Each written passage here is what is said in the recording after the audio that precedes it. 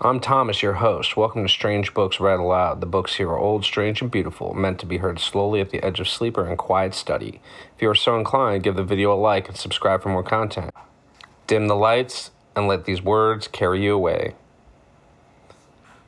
Kenneth Grahame, a banker by profession and author by passion, penned The Wind in the Willows in 1908. This was a time when Edwardian England was experiencing an era of relative peace and prosperity, yet undercurrents of social change were beginning to stir.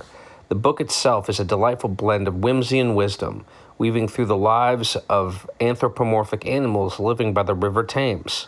The Wind in the Willows still resonates today because it captures the essence of childhood wonder and the comfort found in nature and friendship. It speaks to all ages, offering a gentle reminder that sometimes the simplest adventures can be the most fulfilling. The Wind in the Willows by Kenneth Grahame, published 1908.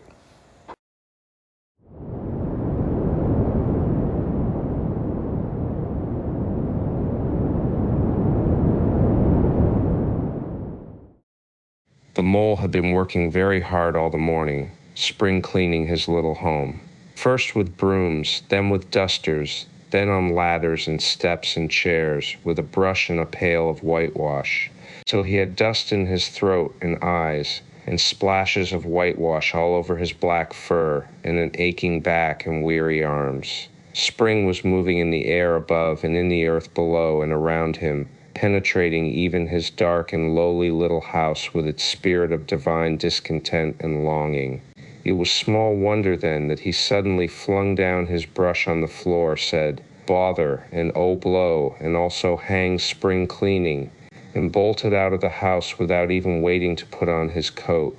Something up above was calling him imperiously, and he made for the steep little tunnel which answered in his case to the graveled carriage drive owned by animals whose residences are nearer to the sun and air. So he scraped and scratched and scrabbled and scrooged, and then he scrooged again and scrabbled and scratched and scraped, working busily with his little paws and muttering to himself, up we go, till at last, pop, his snout came out into the sunlight, and he found himself rolling in the warm grass of a great meadow.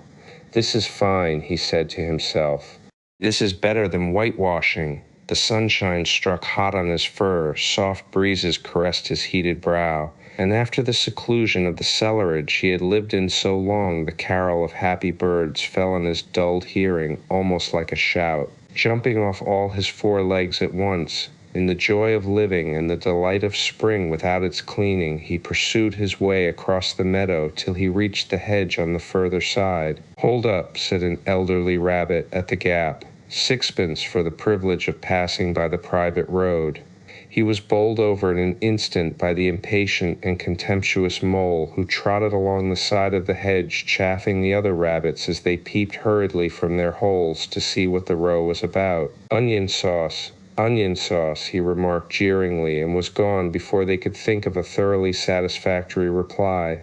Then they all started grumbling at each other. "How stupid you are! Why didn't you tell him? Well, why didn't you say you might have reminded him?" and so on in the usual way, but of course it was then much too late, as is always the case. It all seemed too good to be true. Hither and thither through the meadows he rambled busily, along the hedgerows, across the copses, finding everywhere birds building, flowers budding, leaves thrusting, everything happy and progressive and occupied. And instead of having an uneasy conscience pricking him and whispering whitewash, he somehow could only feel how jolly it was to be the only idle dog among all these busy citizens. After all, the best part of a holiday is perhaps not so much to be resting yourself as to see all the other fellows busy working. He thought his happiness was complete when, as he meandered aimlessly along, suddenly he stood by the edge of a full-fed river. Never in his life had he seen a river before, this sleek, sinuous, full-bodied animal, chasing and chuckling, gripping things with a gurgle and leaving them with a laugh, to fling itself on fresh playmates that shook themselves free, and were caught and held again.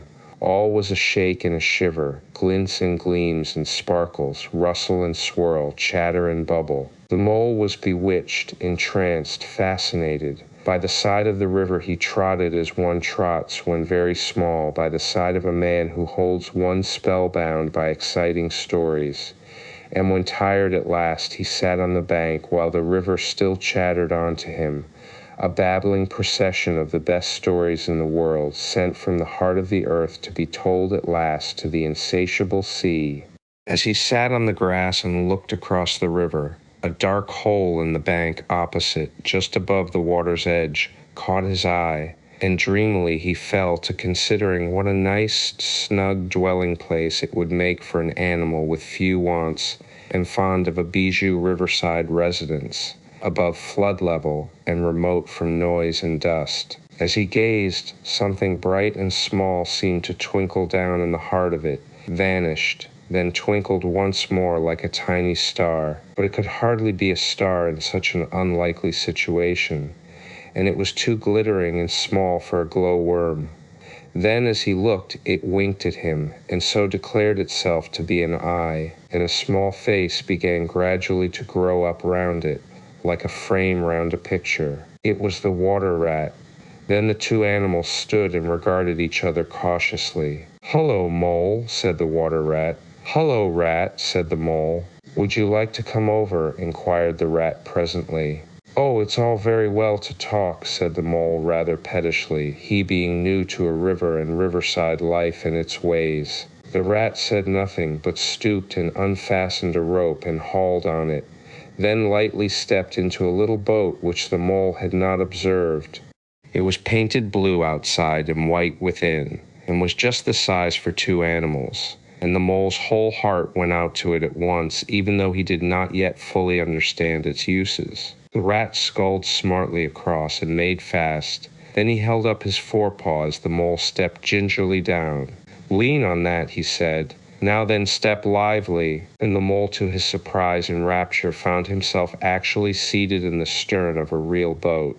"This has been a wonderful day," said he, as the rat shoved off and took to the sculls again. "Do you know, I've never been in a boat before in all my life." "What?" cried the rat, open-mouthed. "Never been in a... You never... Well, What have you been doing, then?" "Is it so nice as all that?" asked the Mole shyly, though he was quite prepared to believe it as he leant back in his seat and surveyed the cushions, the oars, the rowlocks, and all the fascinating fittings, and felt the boat sway lightly under him. "Nice. It's the only thing," said the water rat solemnly as he leant forward for his stroke. "Believe me, my young friend, there is nothing, absolute nothing, half so much worth doing as simply messing about in boats. Simply messing," he went on dreamily. "Messing about in boats, messing." "Look ahead, Rat," cried the Mole suddenly. It was too late. The boat struck the bank full tilt. The dreamer, the joyous oarsman, lay on his back at the bottom of the boat, his heels in the air. "About in boats, or with boats," the rat went on composedly, picking himself up with a pleasant laugh. "In or out of 'em, it doesn't matter. Nothing seems really to matter. That's the charm of it. Whether you get away or whether you don't, whether you arrive at your destination or whether you reach somewhere else, or whether you never get anywhere at all, you're always busy and you never do anything in particular. And when you've done it, there's always something else to do, and you can do it if you like, but you'd much better not. Look here, if you've really nothing else on hand this morning, supposing we drop down the river together and have a long day of it?" The Mole waggled his toes from sheer happiness, spread his chest with a sigh of full contentment, and leant back blissfully into the soft cushions. "What a day I'm having," he said. "Let us start at once." "Hold hard a minute, then," said the rat. He looped the painter through a ring in his landing stage, climbed up into his hole above, and after a short interval reappeared staggering under a fat wicker luncheon basket. "Shove that under your feet," he observed to the Mole, as he passed it down into the boat. Then he untied the painter and took the sculls again. "What's inside it?" asked the Mole, wriggling with curiosity. "There's cold chicken inside it," replied the rat briefly. "Cold tongue, cold ham, cold beef, pickled, gherkins, salad, French rolls, cress, sandwiches, potted meat, ginger beer, lemonade, soda, water." "Oh, stop, stop," cried the mole in ecstasies. "This is too much." "Do you really think so?" inquired the rat seriously. "It's only what I always take on these little excursions, and the other animals are always telling me that I'm a mean beast and cut it very fine." The mole never heard a word he was saying. Absorbed in the new life he was entering upon, intoxicated with the sparkle, the ripple, the scents and the sounds and the sunlight, he trailed a paw in the water and dreamed long waking dreams. The water rat, like the good little fellow he was, sculled steadily on and forbore to disturb him. "I like your clothes awfully, old chap," he remarked after some half an hour or so had passed. "I'm going to get a black velvet smoking suit myself some day as soon as I can afford it." "I beg your pardon," said the mole, pulling himself together with an effort. "You must think me very rude, but all this is so new to me. So this is a river." "The river," corrected the rat, "and you really live by the river." "What a jolly life! By it and with it and on it and in it," said the rat. "It's brother and sister to me, and aunts and company and food and drink and naturally washing. It's my world and I don't want any other. What it hasn't got is not worth having, and what it doesn't know is not worth knowing. Lord, the times we've had together, whether in winter or summer, spring or autumn, it's always got its fun and its excitements. When the floods are on in February and my cellars and basement are brimming with drink that's no good to me and the brown water runs by my best bedroom window, or again when it all drops away and shows patches of mud that smells like plum cake and the rushes and weed clog the channels, and I can potter about dry shod over most of the bed of it and find fresh food to eat and things careless people have dropped out of boats." "But isn't it a bit dull at times?" the mole ventured to ask. "Just you and the river and no one else to pass a word with. No one else to, well, I mustn't be hard on you," said the rat with forbearance. "You're new to it, and of course you don't know the bank is so crowded nowadays that many people are moving away altogether." "Oh no, it isn't what it used to be at all. Otters, kingfishers, dabchicks, moorhens, all of them about all day long and always wanting you to do something, as if a fellow had no business of his own to attend to." "What lies over there?" asked the mole, waving a paw towards a background of woodland that darkly framed the water meadows on one side of the river. "That? Oh, that's just the wild wood," said the rat shortly. "We don't go there very much, we riverbankers." Aren't they very nice people in there?" said the mole a trifle nervously. "Well," replied the rat, "let me see. The squirrels are all right, and the rabbits, some of 'em, but rabbits are a mixed lot. And then there's Badger, of course. He lives right in the heart of it. Wouldn't live anywhere else either if you paid him to do it. Dear old Badger. Nobody interferes with him. They'd better not," he added significantly. "Why, who should interfere with him?" asked the mole.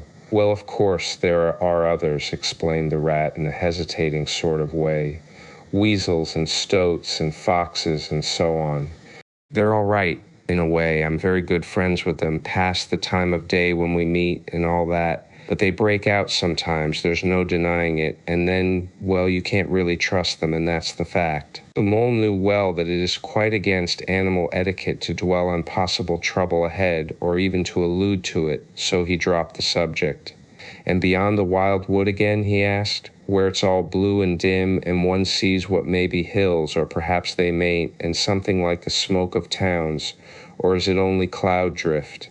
"Beyond the wild wood comes the wide world," said the rat, "and that's something that doesn't matter either to you or me. I've never been there, and I'm never going, nor you either, if you've got any sense at all. Don't ever refer to it again, please. Now then, here's our backwater at last, where we're going to lunch."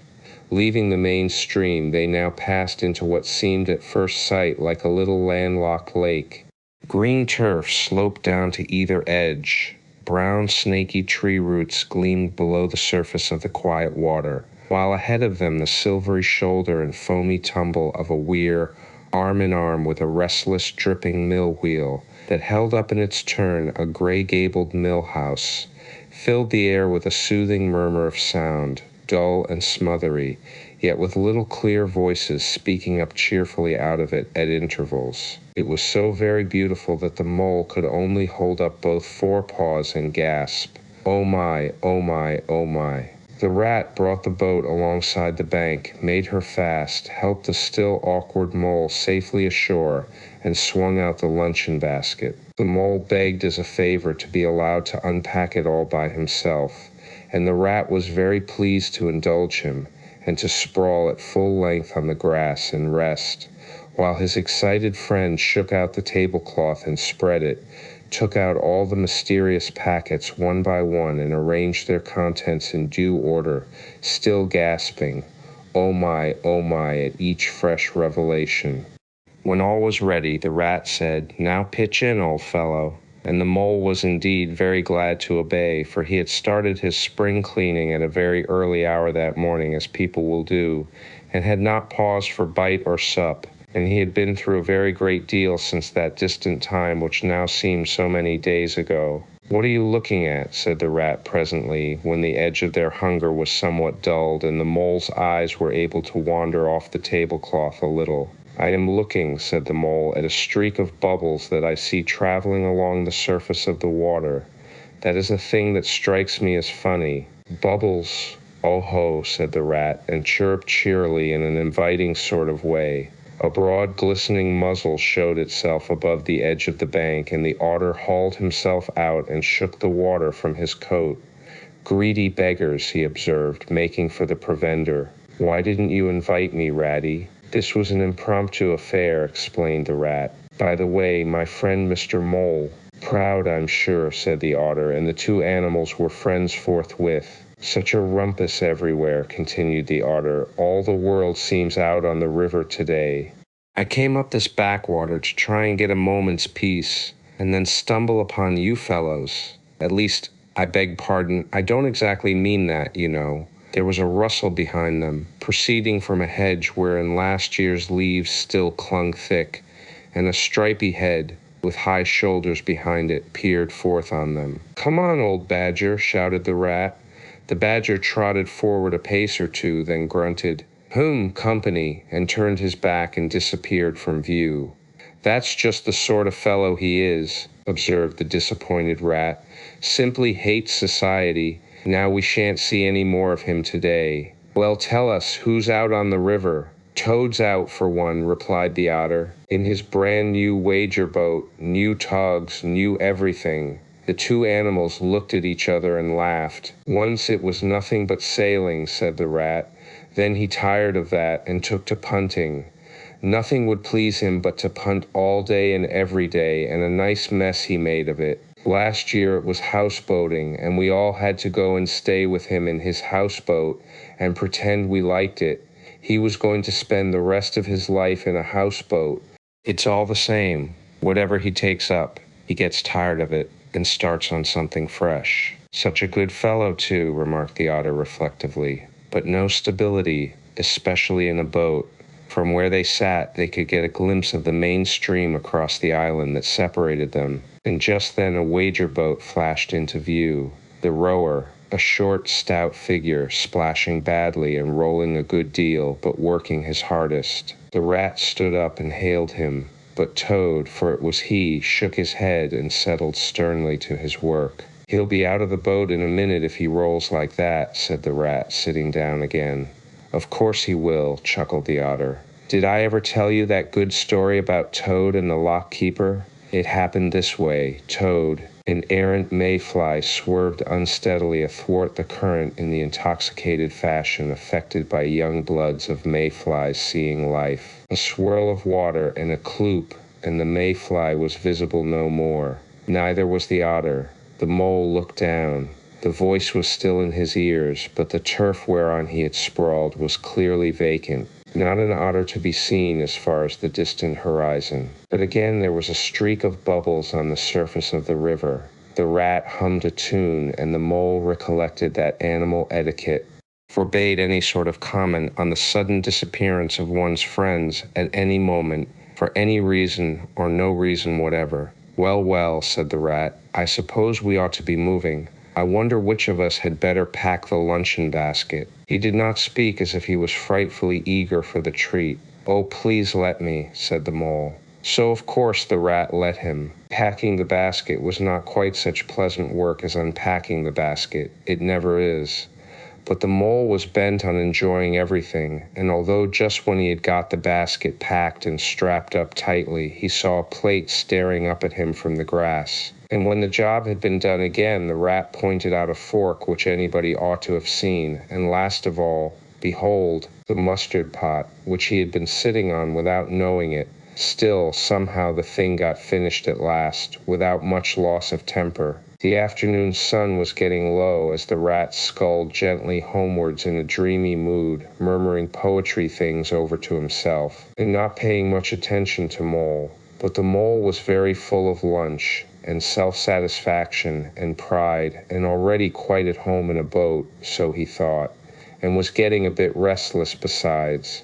And presently he said, "Ratty, please, I want to row, now." The rat shook his head with a smile. "Not yet, my young friend," he said. "Wait till you've had a few lessons. It's not so easy as it looks."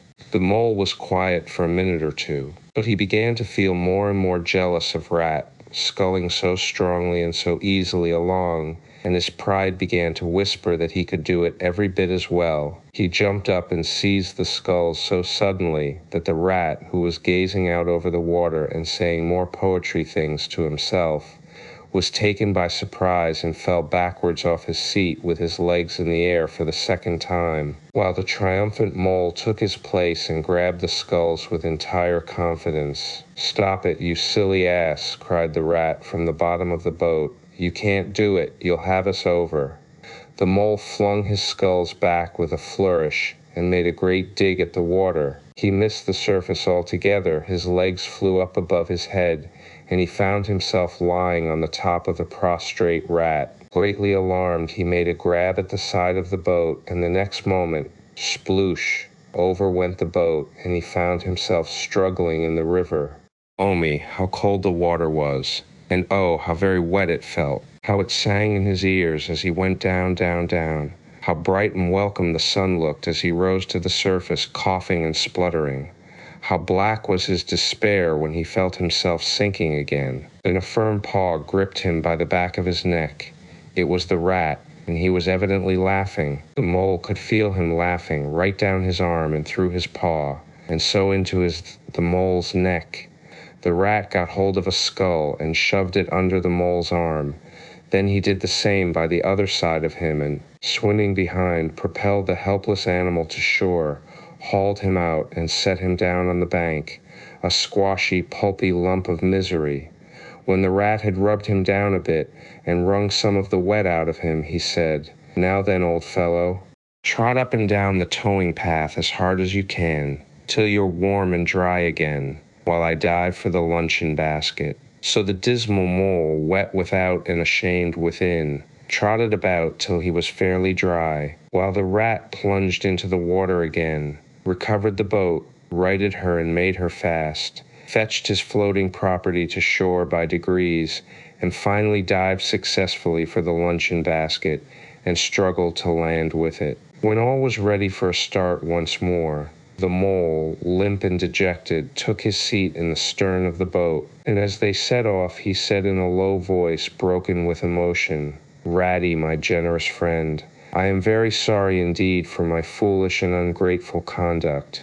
My heart quite fails me when I think how I might have lost that beautiful luncheon basket. Indeed, I have been a complete ass, and I know it. Will you overlook it this once and forgive me and let things go on as before?" "That's all right, bless you," responded the rat cheerily. "What's a little wet to a water rat?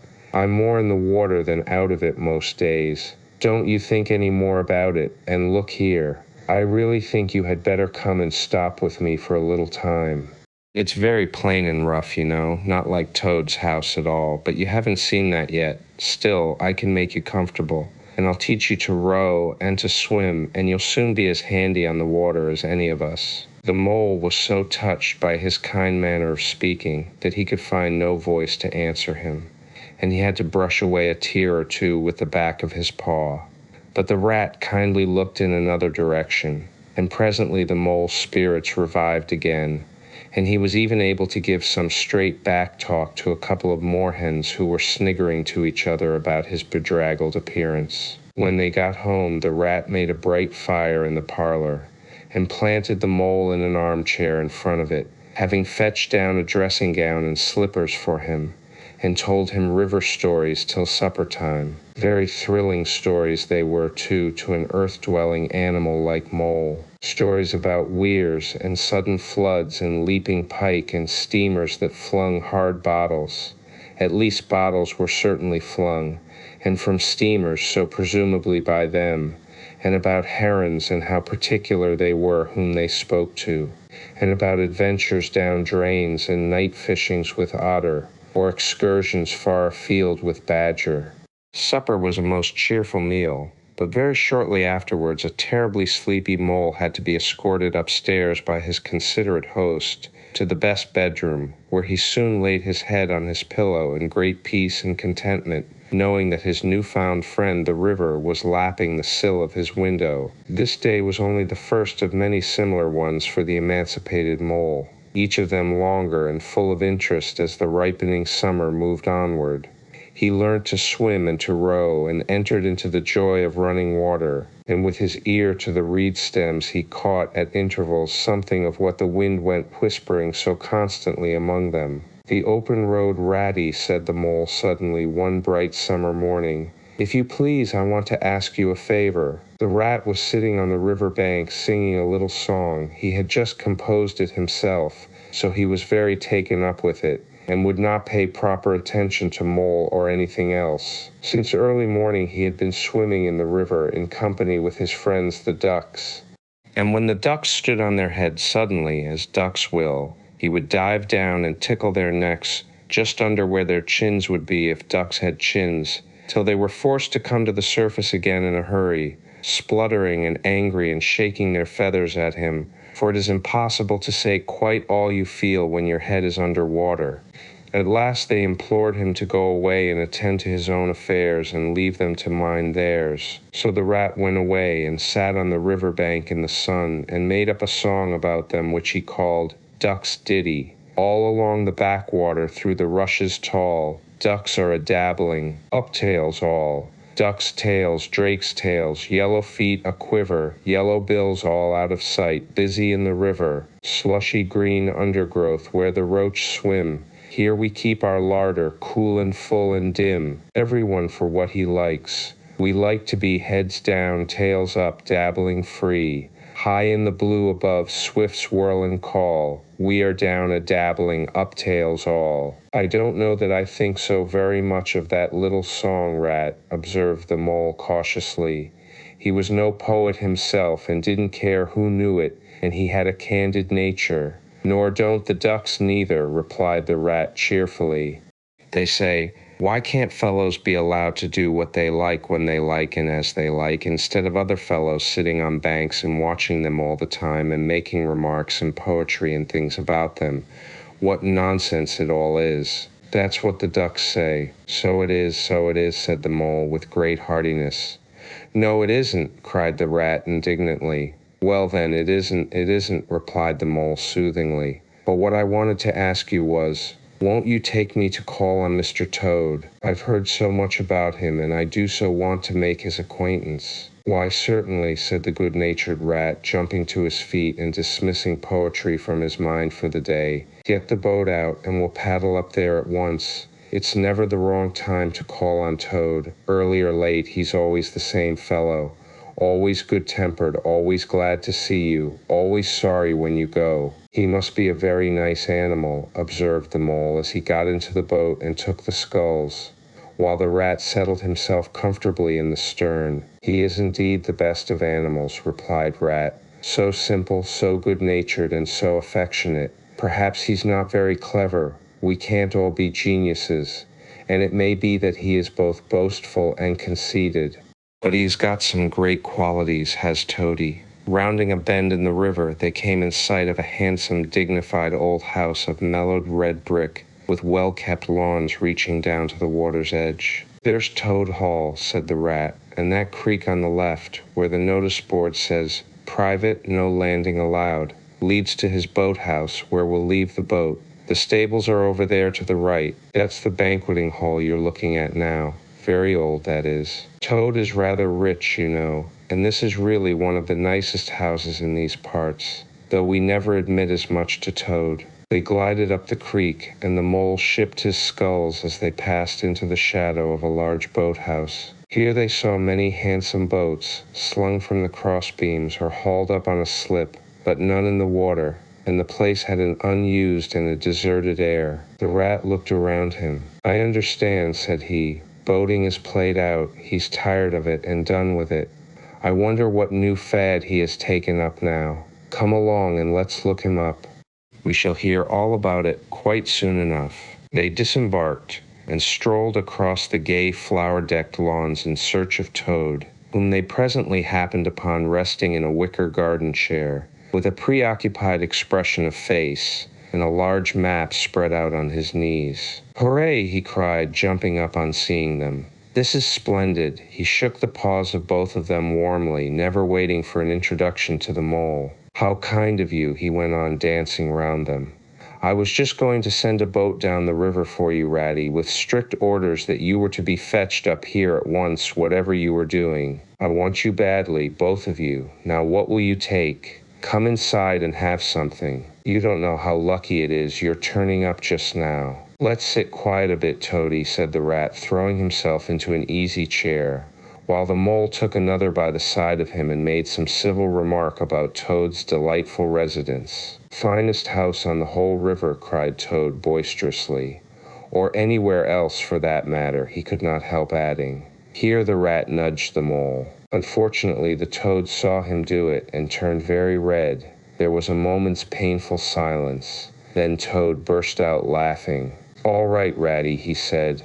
"It's only my way, you know. And it's not such a very bad house, is it? You know you rather like it yourself. Now look here, let's be sensible. You are the very animals I wanted. You've got to help me. It's most important. It's about your rowing, I suppose," said the rat, with an innocent air. "You're getting on fairly well, though you splash a good bit still. With a great deal of patience and any quantity of coaching you may—" "Oh, pooh, boating," interrupted the Toad in great disgust. "Silly boyish amusement. I've given that up long ago. Sheer waste of time, that's what it is. It makes me downright sorry to see you fellows, who ought to know better, spending all your energies in that aimless manner. No, I've discovered the real thing, the only genuine occupation for a lifetime. I propose to devote the remainder of mine to it, and can only regret the wasted years that lie behind me, squandered in trivialities.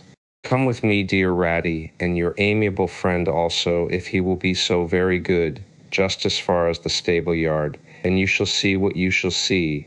He led the way to the stable-yard accordingly, the rat following with a most mistrustful expression, and there, drawn out of the coach-house into the open, they saw a gypsy caravan, shining with newness, painted a canary yellow, picked out with green and red wheels. "There you are," cried the Toad, straddling and expanding himself.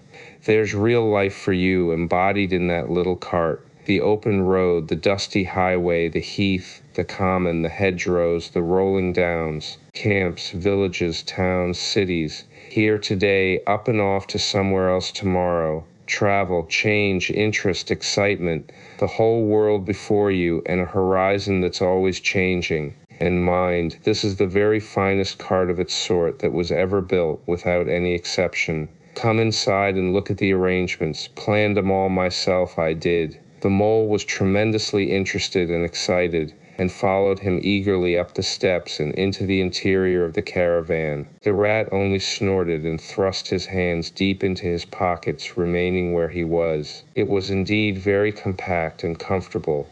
Little sleeping bunks, a little table that folded up against the wall, a cooking stove, lockers, bookshelves, a bird cage with a bird in it, and pots, pans, jugs, and kettles of every size and variety. "All complete," said the Toad triumphantly, pulling open a locker. "You see, biscuits, potted lobster, sardines, everything you can possibly want.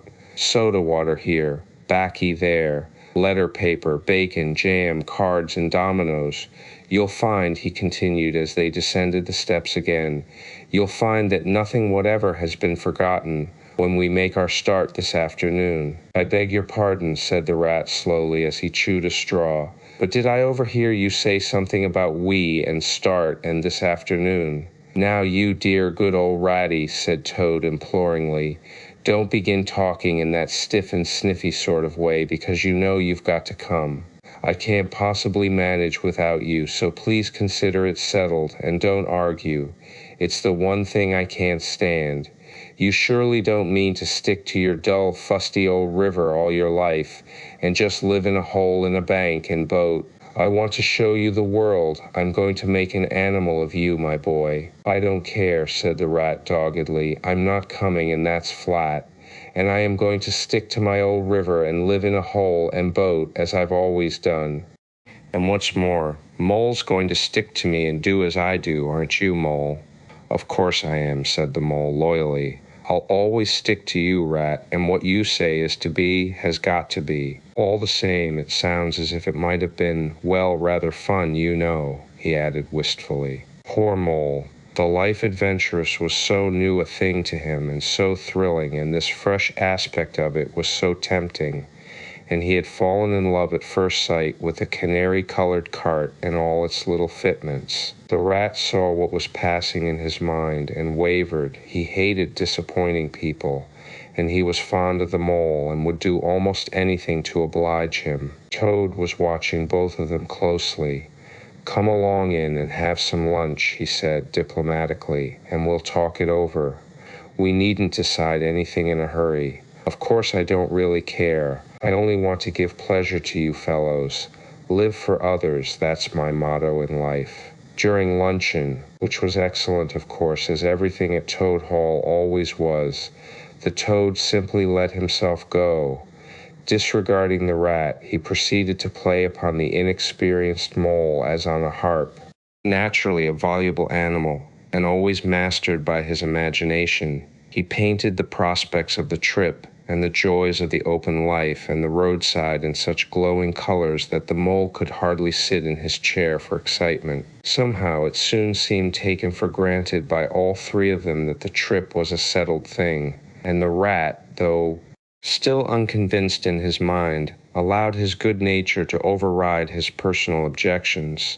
He could not bear to disappoint his two friends, who were already deep in schemes and anticipations, planning out each day's separate occupation for several weeks ahead. When they were quite ready, the now triumphant Toad led his companions to the paddock and set them to capture the old gray horse, who, without having been consulted, and to his own extreme annoyance, had been told off by Toad for the dustiest job in this dusty expedition. He frankly preferred the paddock and took a deal of catching. Meantime, Toad packed the lockers still tighter with necessaries, and hung nose-bags, nets of onions, bundles of hay, and baskets from the bottom of the cart. At last the horse was caught and harnessed, and they set off, all talking at once, each animal either trudging by the side of the cart or sitting on the shaft, as the humor took him. It was a golden afternoon. The smell of the dust they kicked up was rich and satisfying. Out of thick orchards on either side the road, birds called and whistled to them cheerily. Good-natured wayfarers passing them gave them good day or stopped to say nice things about their beautiful cart, and rabbits, sitting at their front doors in the hedgerows, held up their forepaws and said, "Oh my, oh my, oh my." Late in the evening, tired and happy and miles from home, they drew up on a remote common far from habitations, turned the horse loose to graze, and ate their simple supper sitting on the grass by the side of the cart. Toad talked big about all he was going to do in the days to come, while stars grew fuller and larger all around them, and a yellow moon, appearing suddenly and silently from nowhere in particular, came to keep them company and listen to their talk. At last they turned into their little bunks in the cart, and Toad, kicking out his legs, sleepily said, "Well, good night, you fellows. This is the real life for a gentleman. Talk about your old river." "I don't talk about my river," replied the patient rat. "You know I don't, Toad. But I think about it," he added pathetically in a lower tone. "I think about it all the time." The Mole reached out from under his blanket, felt for the rat's paw in the darkness, and gave it a squeeze. "I'll do whatever you like, Ratty," he whispered. "Shall we run away tomorrow morning quite early, very early, and go back to our dear old hole on the river?" "No, no, we'll see it out," whispered back the rat. "Thanks awfully, but I ought to stick by Toad till this trip is ended. It wouldn't be safe for him to be left to himself. It won't take very long. His fads never do. Good night." The end was indeed nearer than even the rat suspected. After so much open air and excitement, the toad slept very soundly, and no amount of shaking could rouse him out of bed next morning. So the mole and rat turned to quietly and manfully, and while the rat saw to the horse and lit a fire and cleaned last night's cups and platters and got things ready for breakfast, the mole trudged off to the nearest village a long way off for milk and eggs and various necessaries the toad had, of course, forgotten to provide. The hard work had all been done, and the two animals were resting, thoroughly exhausted by the time Toad appeared on the scene, fresh and gay, remarking what a pleasant, easy life it was they were all leading now, after the cares and worries and fatigues of housekeeping at home. They had a pleasant ramble that day over grassy downs and along narrow by-lanes, and camped as before on a common, only this time the two guests took care that Toad should do his fair share of work.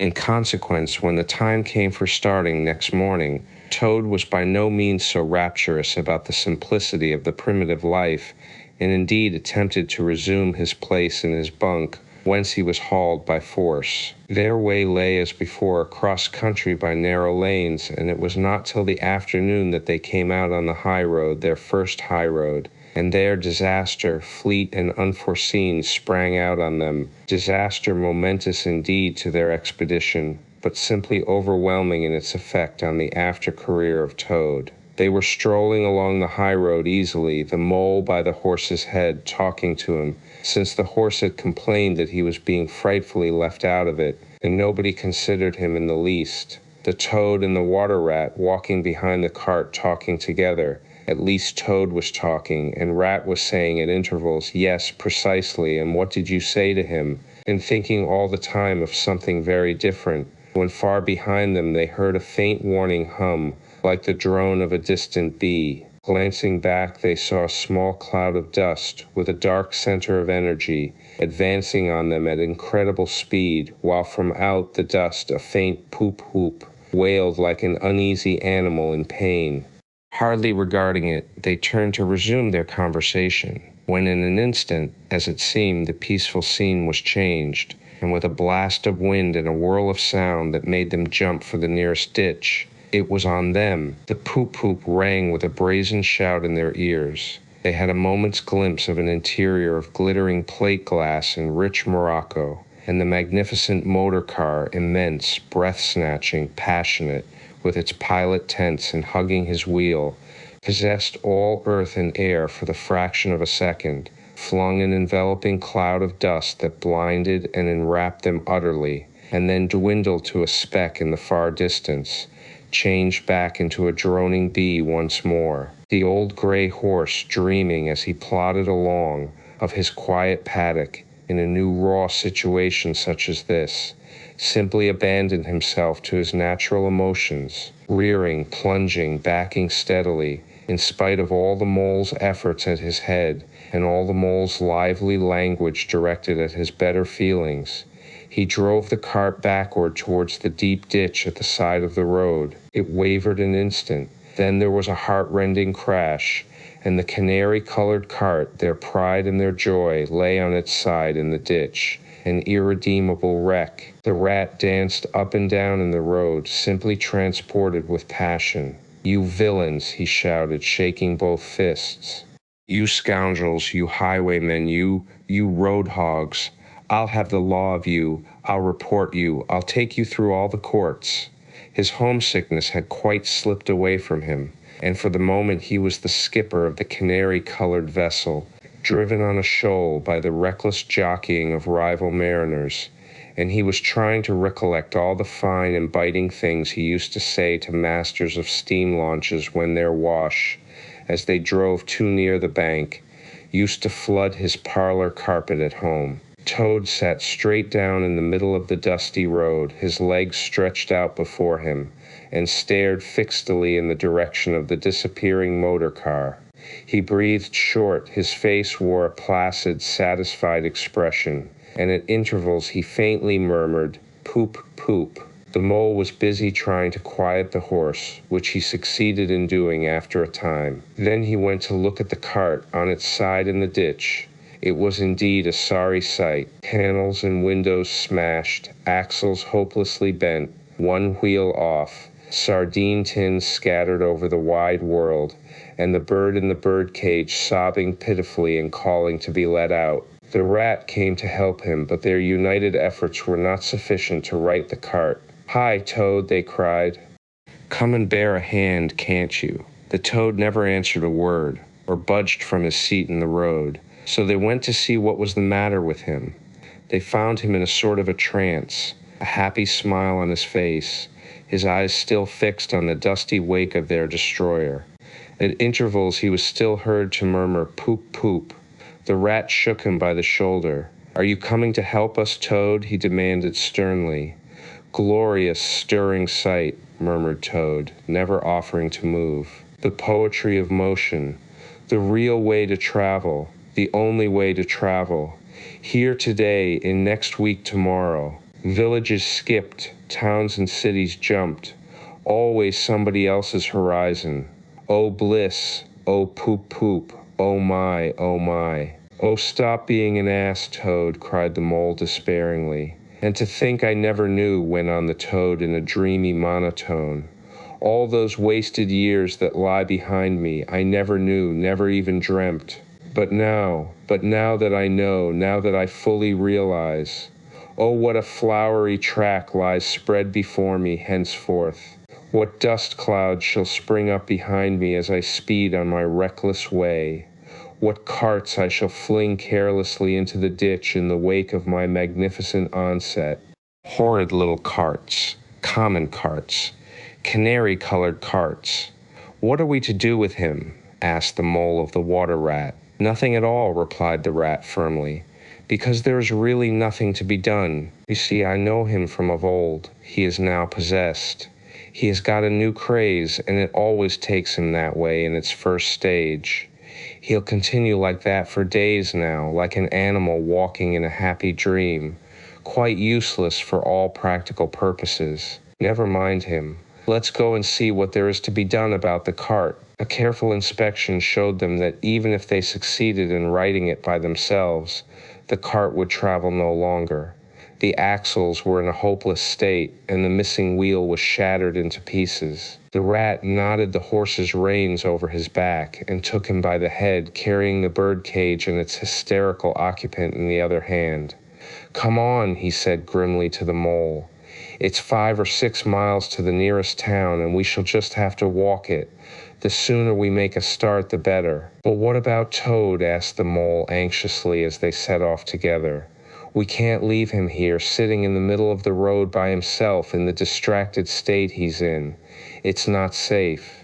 Supposing another thing were to come along." "Oh, bother Toad," said the rat native. "I've done with him." They had not proceeded very far on their way, however, when there was a pattering of feet behind them, and Toad caught them up and thrust a paw inside the elbow of each of them, still breathing short and staring into vacancy. "Now look here, Toad," said the rat sharply. "As soon as we get to the town, you'll have to go straight to the police station and see if they know anything about that motor car and who it belongs to, and lodge a complaint against it. And then you'll have to go to a blacksmith's or a wheelwright's and arrange for the cart to be fetched and mended and put to rights. It'll take time, but it's not quite a hopeless smash. Meanwhile, the mole and I will go to an inn and find comfortable rooms where we can stay till the cart's ready, until your nerves have recovered their shock." "Police station, complaint," murmured Toad dreamily. "Me complain of that beautiful, that heavenly vision that has been vouchsafed me. Mend the cart. I've done with carts forever. I never want to see the cart or to hear of it again. Oh, Ratty, you can't think how obliged I am to you for consenting to come on this trip. I wouldn't have gone without you. And then I might never have seen that swan, that sunbeam, that thunderbolt. I might never have heard that entrancing sound or smelt that bewitching smell. I owe it all to you, my best of friends. Come on, we shall just have to walk it." The rat turned from him in despair. "You see what it is?" he said to the mole, addressing him across Toad's head. "He's quite hopeless. I give it up. When we get to the town, we'll go to the railway station, and with luck we may pick up a train there that'll get us back to Riverbank tonight. And if ever you catch me going a-pleasuring with this provoking animal again—" He snorted, and during the rest of that weary trudge addressed his remarks exclusively to Mole. On reaching the town, they went straight to the station and deposited Toad in the second-class waiting room, giving a porter twopence to keep a strict eye on him. They then left the horse at an inn stable, and gave what directions they could about the cart and its contents. Eventually, a slow train having landed them at a station not very far from Toad Hall, they escorted the spellbound, sleepwalking Toad to his door, put him inside it, and instructed his housekeeper to feed him, undress him, and put him to bed. Then they got out their boat from the boathouse, sculled down the river home, and at a very late hour sat down to supper in their own cozy riverside parlor, to the rat's great joy and contentment. The following evening the mole, who had risen late and taken things very easy all day, was sitting on the bank fishing, when the rat, who had been looking up his friends and gossiping, came strolling along to find him. "Heard the news?" he said. "There's nothing else being talked about all along the river bank. Toad went up to town by an early train this morning, and he has ordered a large and very expensive motor car. The Wild Wood, the mole, had long wanted to make the acquaintance of the badger. He seemed, by all accounts, to be such an important personage, and though rarely visible, to make his unseen influence felt by everybody about the place. But whenever the mole mentioned his wish to the water rat, he always found himself put off. 'It's all right,' the rat would say. 'Badger'll turn up some day or other. He's always turning up, and then I'll introduce you, the best of fellows. But you must not only take him as you find him, but when you find him.' 'Couldn't you ask him here, dinner or something?' said the mole. 'He wouldn't come,' replied the rat simply. Badger hates society, and invitations, and dinner, and all that sort of thing. 'Well then, supposing we go and call on him,' suggested the mole. 'Oh, I'm sure he wouldn't like that at all,' said the rat, quite alarmed. 'He's so very shy, he'd be sure to be offended. I've never even ventured to call on him at his own home myself, though I know him so well. Besides, we can't. It's quite out of the question, because he lives in the very middle of the Wild Wood.' 'Well, supposing he does,' said the mole. 'You told me the Wild Wood was all right, you know.' 'Oh, I know, so it is,' replied the rat evasively. 'But I think we won't go there just now. Not just yet. It's a long way, and he wouldn't be at home at this time of year anyhow. And he'll be coming along some day if you'll wait quietly.' The mole had to be content with this. But the badger never came along, and every day brought its amusements, and it was not till summer was long over, and cold and frost and miry ways kept them much indoors, and the swollen river raced past outside their windows with a speed that mocked at boating of any sort or kind, that he found his thoughts dwelling again with much persistence on the solitary gray badger who lived his own life by himself, in his hole in the middle of the Wild Wood. In the winter-time the rat slept a great deal, retiring early and rising late. During his short day he sometimes scribbled poetry or did other small domestic jobs about the house. And of course there were always animals dropping in for a chat, and consequently there was a good deal of storytelling and comparing notes on the past summer and all its doings. Such a rich chapter it had been when one came to look back on it all, with illustrations so numerous and so very highly colored. The pageant of the riverbank had marched steadily along, unfolding itself in scene pictures that succeeded each other in stately procession. Purple loosestrife arrived early, shaking luxuriant tangled locks along the edge of the mirror whence its own face laughed back at it. Willow herb, tender and wistful like a pink sunset cloud, was not slow to follow. Comfrey, the purple hand in hand with the white, crept forth to take its place in the line, And at last one morning the diffident and delaying dog rose stepped delicately on the stage, and one knew, as if string music had announced it in stately chords that strayed into a gavotte, that June at last was here. One member of the company was still awaited, the shepherd boy for the nymphs to woo, the knight for whom the ladies waited at the window, the prince that was to kiss the sleeping summer back to life and love. But when meadow-sweet, debonair, and odorous in amber jerkin moved graciously to his place in the group, then the play was ready to begin. And what a play it had been! Drowsy animals, snug in their holes while wind and rain were battering at their doors, recalled still keen mornings an hour before sunrise, when the white mist, as yet undispersed, clung closely along the surface of the water. Then the shock of the early plunge, the scamper along the bank, and the radiant transformation of earth, air, and water when suddenly the sun was with them again, and gray was gold, and color was born, and sprang out of the earth once more. They recalled the languorous siesta of hot midday, deep in green undergrowth, the sun striking through in tiny golden shafts and spots, the boating and bathing of the afternoon, the rambles along dusty lanes and through yellow cornfields, and the long, cool evening at last, when so many threads were gathered up, so many friendships rounded, and so many adventures planned for the morrow. There was plenty to talk about on those short winter days when the animals found themselves round the fire.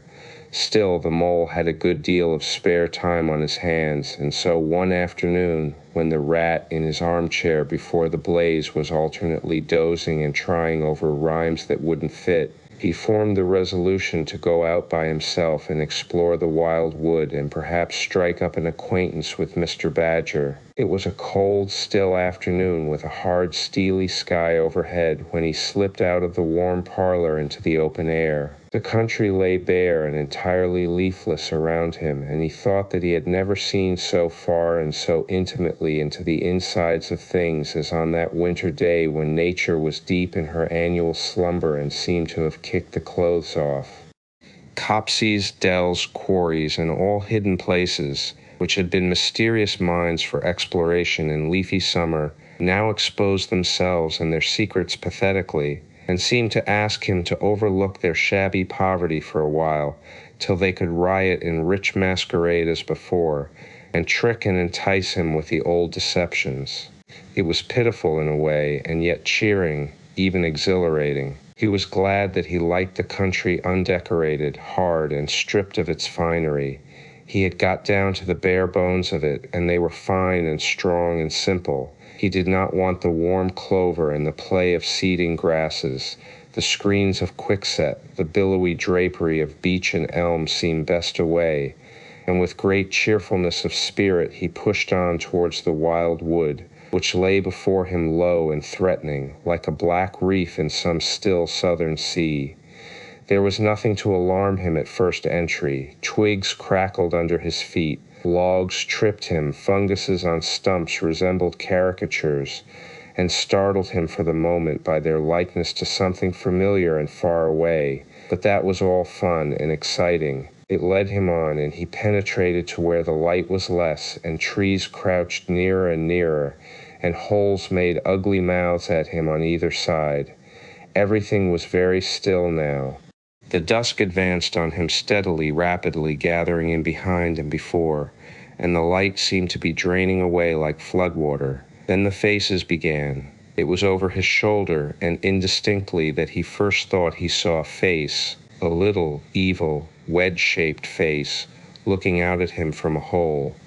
When he turned and confronted it, the thing had vanished. He quickened his pace, telling himself cheerfully not to begin imagining things, or there would be simply no end to it. He passed another hole, and another, and then, yes, no, yes. Certainly a little narrow face with hard eyes had flashed up for an instant from a hole, and was gone. He hesitated, braced himself up for an effort, and strode on.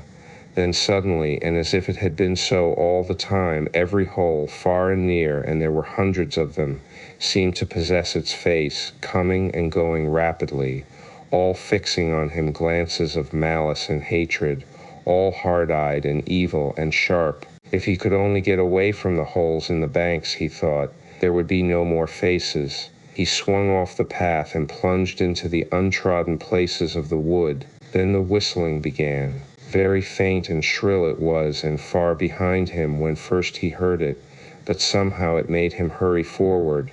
Then, still very faint and shrill, it sounded far ahead of him, and made him hesitate and want to go back. As he halted in indecision, it broke out on either side, and seemed to be caught up and passed on throughout the whole length of the wood to its farthest limit. They were up and alert and ready, evidently, whoever they were, and he was alone and unarmed, and far from any help, and the night was closing in. Then the pattering began. He thought it was only falling leaves at first, so slight and delicate was the sound of it. Then, as it grew, it took a regular rhythm, and he knew it for nothing else but the pat, pat, pat of little feet still a very long way off. Was it in front or behind? It seemed to be first one, and then the other, then both. It grew and it multiplied, till from every quarter as he listened anxiously, leaning this way and that, it seemed to be closing in on him. As he stood still to hearken, a rabbit came running hard towards him through the trees. He waited, expecting it to slacken pace or to swerve from him into a different course. Instead, the animal almost brushed him as it dashed past, his face set and hard, his eyes staring. "Get out of this, you fool, get out!" The mole heard him mutter as he swung round a stump and disappeared down a friendly burrow. The pattering increased till it sounded like sudden hail on the dry leaf carpet spread around him. The whole wood seemed running now, running hard, hunting, chasing, closing in round something or somebody. In panic he began to run too, aimlessly, he knew not whither. He ran up against things, he fell over things and into things, he darted under things and dodged round things. At last he took refuge in the deep dark hollow of an old beech tree, which offered shelter, concealment, perhaps even safety, but who could tell? Anyhow, he was too tired to run any further and could only snuggle down into the dry leaves which had drifted into the hollow and hope he was safe for a time. And as he lay there panting and trembling and listened to the whistlings and the patterings outside, he knew it at last, in all its fullness, that dread thing which other little dwellers in field and hedgerow had encountered here, and known as their darkest moment, that thing which the rat had vainly tried to shield him from, the terror of the wild wood. Meantime the rat, warm and comfortable, dozed by his fireside. His paper of half-finished verses slipped from his knee, his head fell back, his mouth opened, and he wandered by the verdant banks of dream rivers. Then a coal slipped, the fire crackled and sent up a spurt of flame, and he woke with a start. Remembering what he had been engaged upon, he reached down to the floor for his verses, pored over them for a minute, and then looked round for the mole to ask him if he knew a good rhyme for something or other. But the mole was not there. He listened for a time. The house seemed very quiet. Then he called "Moley" several times, and receiving no answer, got up and went out into the hall. The mole's cap was missing from its accustomed peg. His galoshes, which always lay by the umbrella stand, were also gone. The rat left the house and carefully examined the muddy surface of the ground outside, hoping to find the mole's tracks. There they were, sure enough. The galoshes were new, just bought for the winter, and the pimples on their soles were fresh and sharp. He could see the imprints of them in the mud, running along straight and purposeful, leading direct to the wild wood. The rat looked very grave and stood in deep thought for a minute or two. Then he re-entered the house, strapped a belt round his waist, shoved a brace of pistols into it, took up a stout cudgel that stood in a corner of the hall, and set off for the wild wood at a smart pace. It was already getting towards dusk when he reached the first fringe of trees and plunged without hesitation into the wood, looking anxiously on either side for any sign of his friend. Here and there wicked little faces popped out of holes, but vanished immediately at sight of the valorous animal, his pistols, and the great ugly cudgel in his grasp. And the whistling and pattering, which he had heard quite plainly on his first entry, died away and ceased, and all was very still. He made his way manfully through the length of the wood to its furthest edge. Then, forsaking all paths, he set himself to traverse it, laboriously working over the whole ground, and all the time calling out cheerfully, "Moly, moly, moly, where are you? It's me, it's old Rat." He had patiently hunted through the wood for an hour or more, when at last, to his joy, he heard a little answering cry. Guiding himself by the sound, he made his way through the gathering darkness to the foot of an old beech tree, with a hole in it, and from out of the hole came a feeble voice, saying, "Ratty, is that really you?" The rat crept into the hollow, and there he found the mole, exhausted and still trembling. "Oh, Rat," he cried, "I've been so frightened you can't think." "Oh, I quite understand," said the rat soothingly. "You shouldn't really have gone and done it, Mole. I did my best to keep you from it. We Riverbankers, we hardly ever come here by ourselves. If we have to come, we come in couples at least. Then we're generally all right. Besides, there are 100 things one has to know, which we understand all about, and you don't, as yet. I mean passwords and signs and sayings which have power and effect, and plants you carry in your pocket, and verses you repeat, and dodges and tricks you practice. All simple enough when you know them, but they've got to be known if you're small, or you'll find yourself in trouble. Of course, if you were Badger or Otter, it would be quite another matter. Surely the brave Mr. Toad wouldn't mind coming here by himself, would he?" inquired the Mole. "Old Toad," said the Rat, laughing heartily.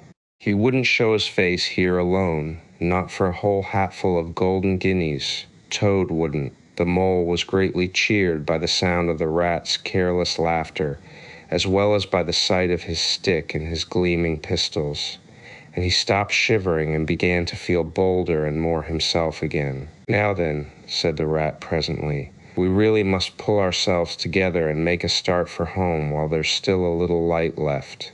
It will never do to spend the night here, you understand. Too cold, for one thing." "Dear Ratty," said the poor Mole, "I'm dreadfully sorry, but I'm simply dead beat, and that's a solid fact. You must let me rest here a while longer and get my strength back if I'm to get home at all." "Oh, all right," said the good-natured Rat. "Rest away. It's pretty nearly pitch dark now anyhow, and there ought to be a bit of a moon later." So the Mole got well into the dry leaves and stretched himself out, and presently dropped off into sleep, though of a broken and troubled sort, while the Rat covered himself up too as best he might for warmth, and lay patiently waiting with a pistol in his paw. When at last the Mole woke up, much refreshed and in his usual spirits, the Rat said, "Now then, I'll just take a look outside and see if everything's quiet, and then we really must be off." He went to the entrance of their retreat and put his head out. Then the Mole heard him saying quietly to himself, "Hullo, hullo, here is a go." "What's up, Ratty?" asked the Mole.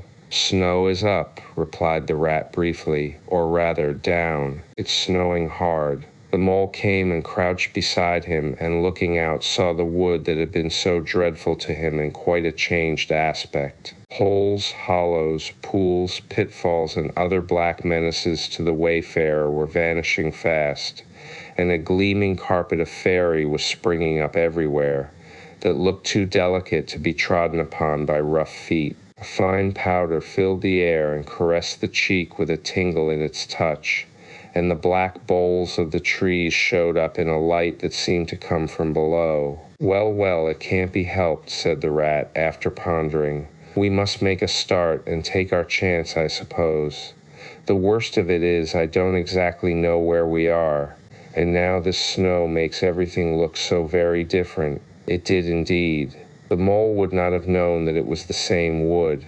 However, they set out bravely and took the line that seemed most promising, holding on to each other and pretending with invincible cheerfulness that they recognized an old friend in every fresh tree that grimly and silently greeted them, or saw openings, gaps, or paths with a familiar turn in them, in the monotony of white space and black tree trunks that refused to vary. An hour or two later, they had lost all count of time. They pulled up dispirited, weary, and hopelessly at sea, and sat down on a fallen tree trunk to recover their breath and consider what was to be done. They were aching with fatigue and bruised with tumbles.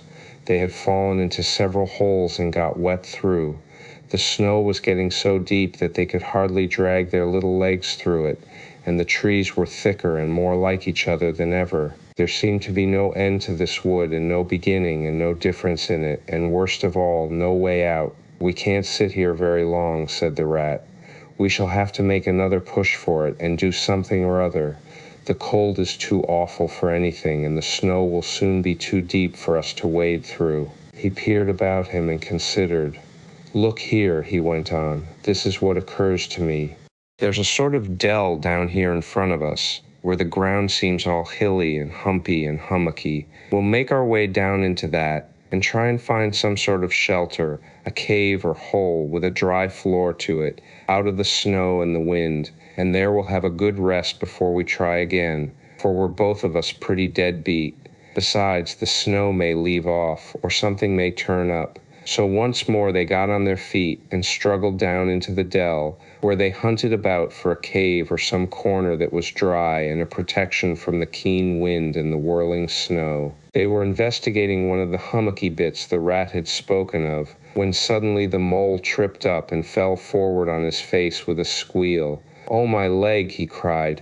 "Oh, my poor shin." And he sat up on the snow and nursed his leg in both his front paws. "Poor old mole," said the rat kindly. "You don't seem to be having much luck today, do you? Let's have a look at the leg. Yes," he went on, going down on his knees to look. "You've cut your shin, sure enough. Wait till I get up my handkerchief, and I'll tie it up for you. I must have tripped over a hidden branch or a stump," said the mole miserably. "Oh my, oh my." "It's a very clean cut," said the rat, examining it again attentively. "That was never done by a branch or a stump. Looks as if it was made by a sharp edge of something in metal. Funny." He pondered a while, and examined the humps and slopes that surrounded them. "Well, never mind what done it," said the mole, forgetting his grammar in his pain.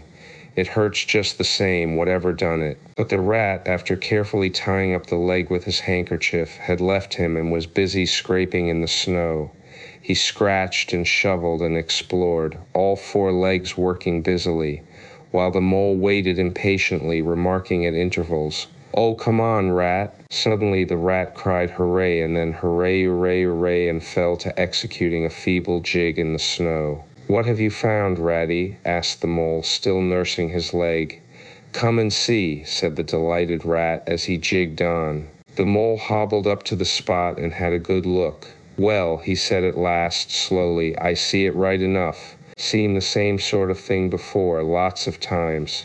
Familiar object, I call it. A door scraper. Well, what of it? Why dance jigs around a door scraper? But don't you see what it means, you dull-witted animal?" cried the rat impatiently. "Of course I see what it means," replied the mole. "It simply means that some very careless and forgetful person has left his door scraper lying about in the middle of the wild wood, just where it's sure to trip everybody up. Very thoughtless of him, I call it. When I get home I shall go and complain about it to somebody or other, see if I don't." "Oh dear, cried the rat in despair at his obtuseness. "Here, stop arguing and come and scrape." And he set to work again and made the snow fly in all directions around him. After some further toil his efforts were rewarded, and a very shabby doormat lay exposed to view. "There, what did I tell you?" exclaimed the rat in great triumph.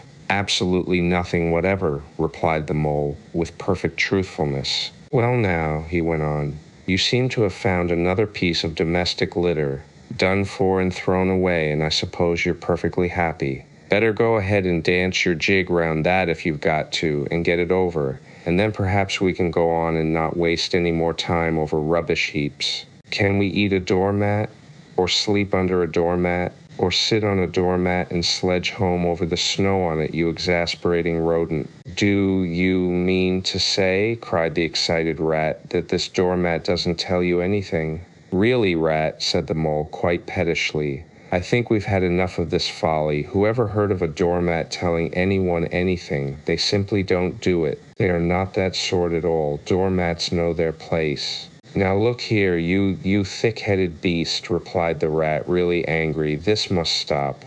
Not another word, but scrape, scrape and scratch and dig and hunt round, especially on the sides of the hummocks, if you want to sleep dry and warm tonight, for it's our last chance. The rat attacked a snowbank beside them with ardor, probing with his cudgel everywhere and then digging with fury. And the mole scraped busily too, more to oblige the rat than for any other reason, for his opinion was that his friend was getting lightheaded. Some 10 minutes' hard work, and the point of the rat's cudgel struck something that sounded hollow. He worked till he could get a paw through and feel, then called the mole to come and help him. Hard at it went the two animals, till at last the result of their labors stood full in view of the astonished and hitherto incredulous mole. In the side of what had seemed to be a snowbank stood a solid-looking little door, painted a dark green. An iron bell pull hung by the side, and below it, on a small brass plate neatly engraved in square capital letters,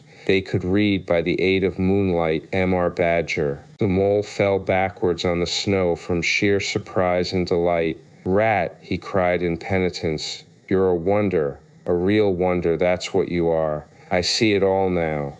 You argued it out step by step in that wise head of yours from the very moment that I fell and cut my shin, and you looked at the cut, and at once your majestic mind said to itself, door scraper, and then you turned to and found the very door scraper that done it.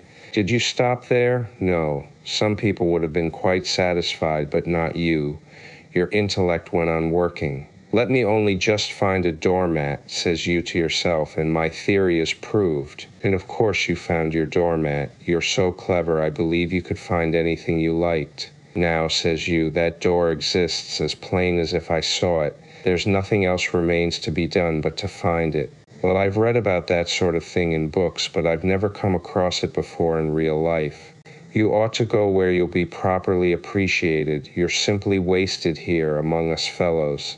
If I only had your head, Ratty, but as you haven't, interrupted the rat rather unkindly, I suppose you're going to sit on the snow all night and talk.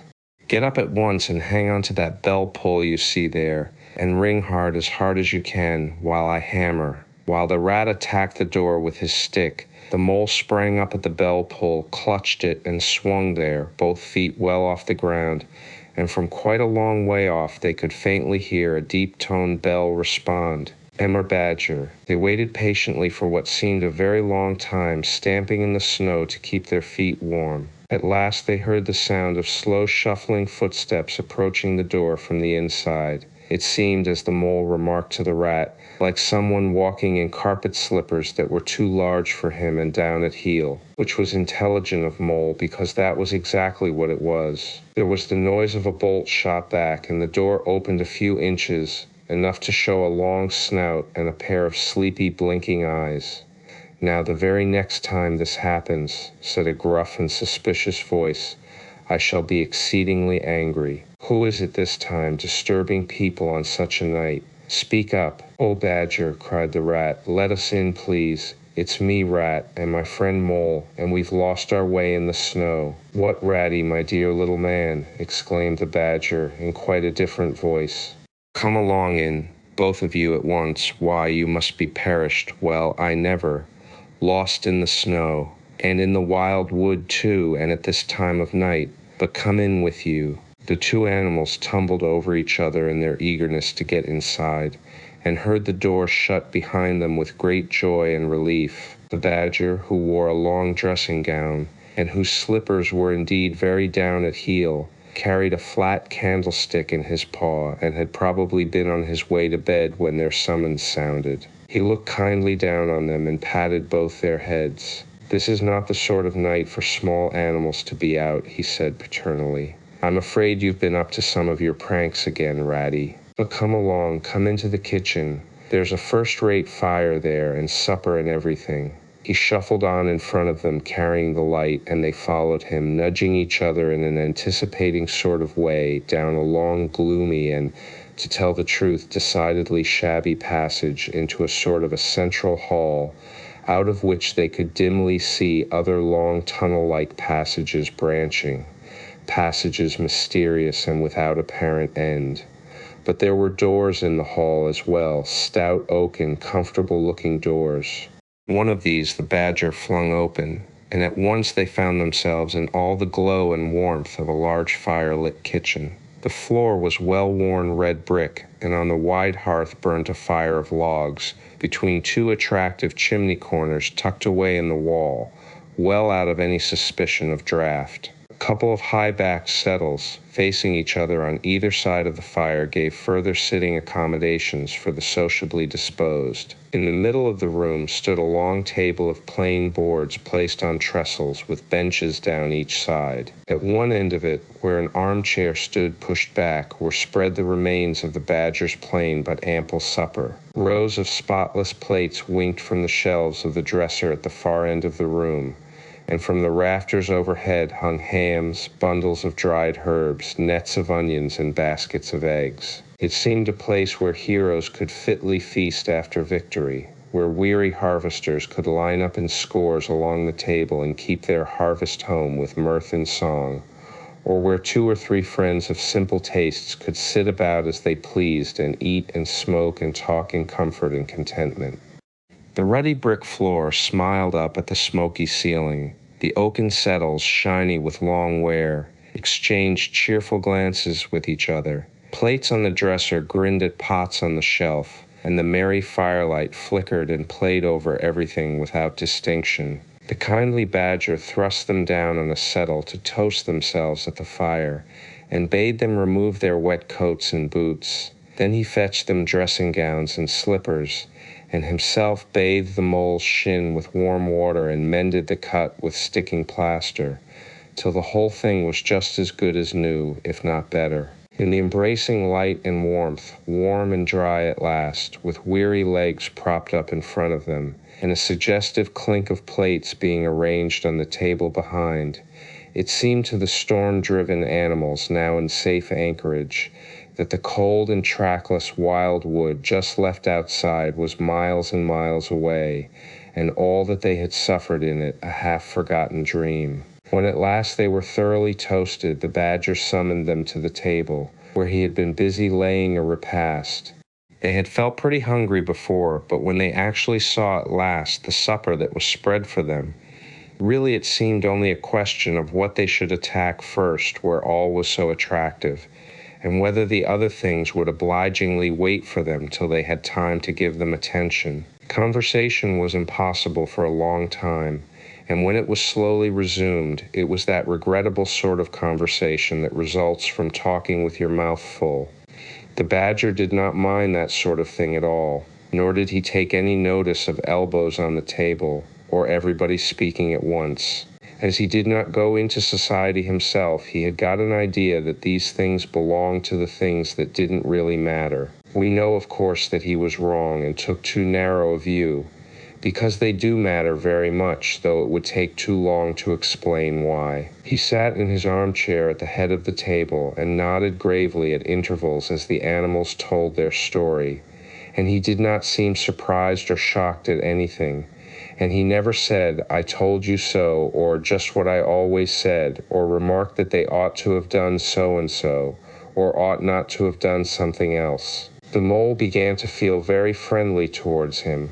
When supper was really finished at last, and each animal felt that his skin was now as tight as was decently safe, and that by this time he didn't care a hang for anybody or anything, they gathered round the glowing embers of the great wood fire, and thought how jolly it was to be sitting up so late, and so independent and so full. And after they had chatted for a time about things in general, the Badger said heartily, "Now then, tell us the news from your part of the world. How's old Toad going on?" "Oh, from bad to worse," said the Rat gravely, while the Mole, cocked up on a settle and basking in the firelight, his heels higher than his head, tried to look properly mournful. "Another smash-up only last week, and a bad one. You see, he will insist on driving himself, and he's hopelessly incapable.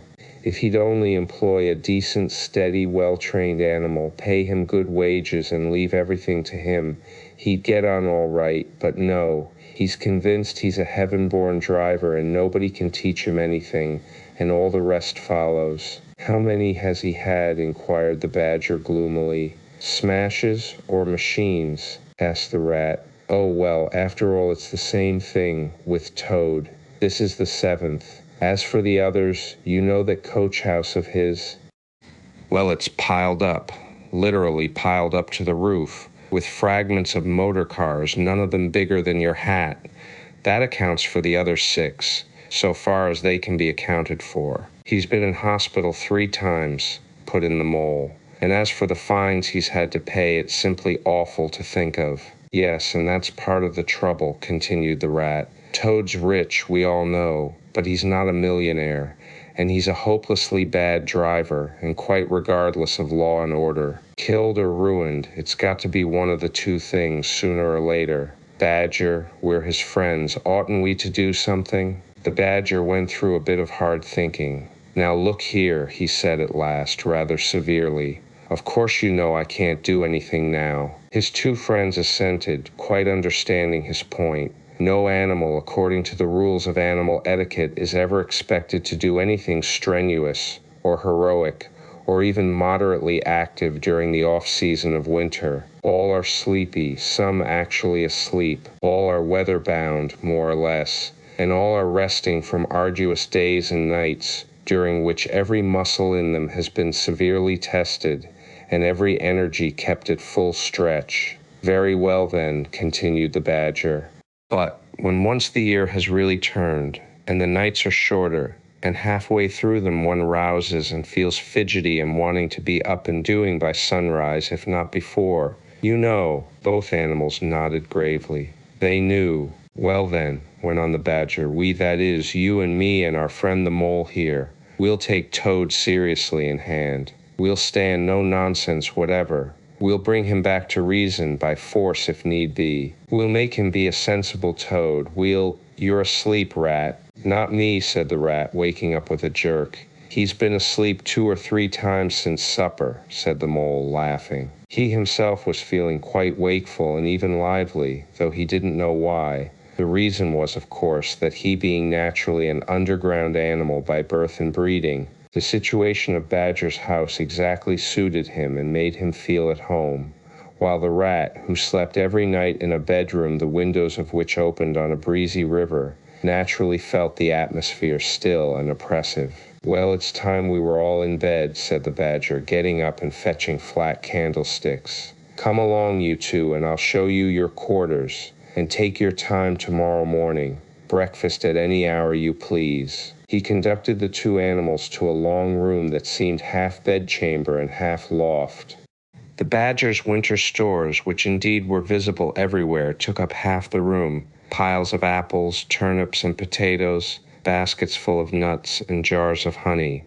But the 2 little white beds on the remainder of the floor looked soft and inviting, and the linen on them, though coarse, was clean and smelt beautifully of lavender, and the mole and the water rat, shaking off their garments in some 30 seconds, tumbled in between the sheets in great joy and contentment. In accordance with the kindly badger's injunctions, the 2 tired animals came down to breakfast very late next morning, and found a bright fire burning in the kitchen, and 2 young hedgehogs sitting on a bench at the table, eating oatmeal porridge out of wooden bowls. The hedgehogs dropped their spoons, rose to their feet, and ducked their heads respectfully as the 2 entered. There, sit down, said the rat pleasantly, and go on with your porridge. Where have you youngsters come from? Lost your way in the snow, I suppose. Yes, please, sir, said the elder of the 2 hedgehogs respectfully. Me and little Billy here, we was trying to find our way to school. Mother would have us go, was the weather ever so. And of course we lost ourselves, sir, and Billy he got frightened and took and cried, being young and faint-hearted. And at last we happened up against Mr. Badger's back door, and made so bold as to knock, sir, for Mr. Badger, he's a kind-hearted gentleman, as everyone knows. I understand, said the rat, cutting himself some rashers from a side of bacon. while the mole dropped some eggs into a saucepan. "And what's the weather like outside? You needn't sir me quite so much," he added. "Oh, terrible bad, sir, terrible deep the snow is," said the hedgehog. "No getting out for the likes of you gentlemen today." "Where's Mr. Badger?" inquired the mole as he warmed the coffee pot before the fire. "The master's gone into his study, sir," replied the hedgehog, "and he said as how he was going to be particular busy this morning, and on no account was he to be disturbed." This explanation, of course, was thoroughly understood by everyone present. The fact is, as already set forth, when you live a life of intense activity for 6 months in the year, and of comparative or actual somnolence for the other 6, during the latter period you cannot be continually pleading sleepiness when there are people about or things to be done. The excuse gets monotonous.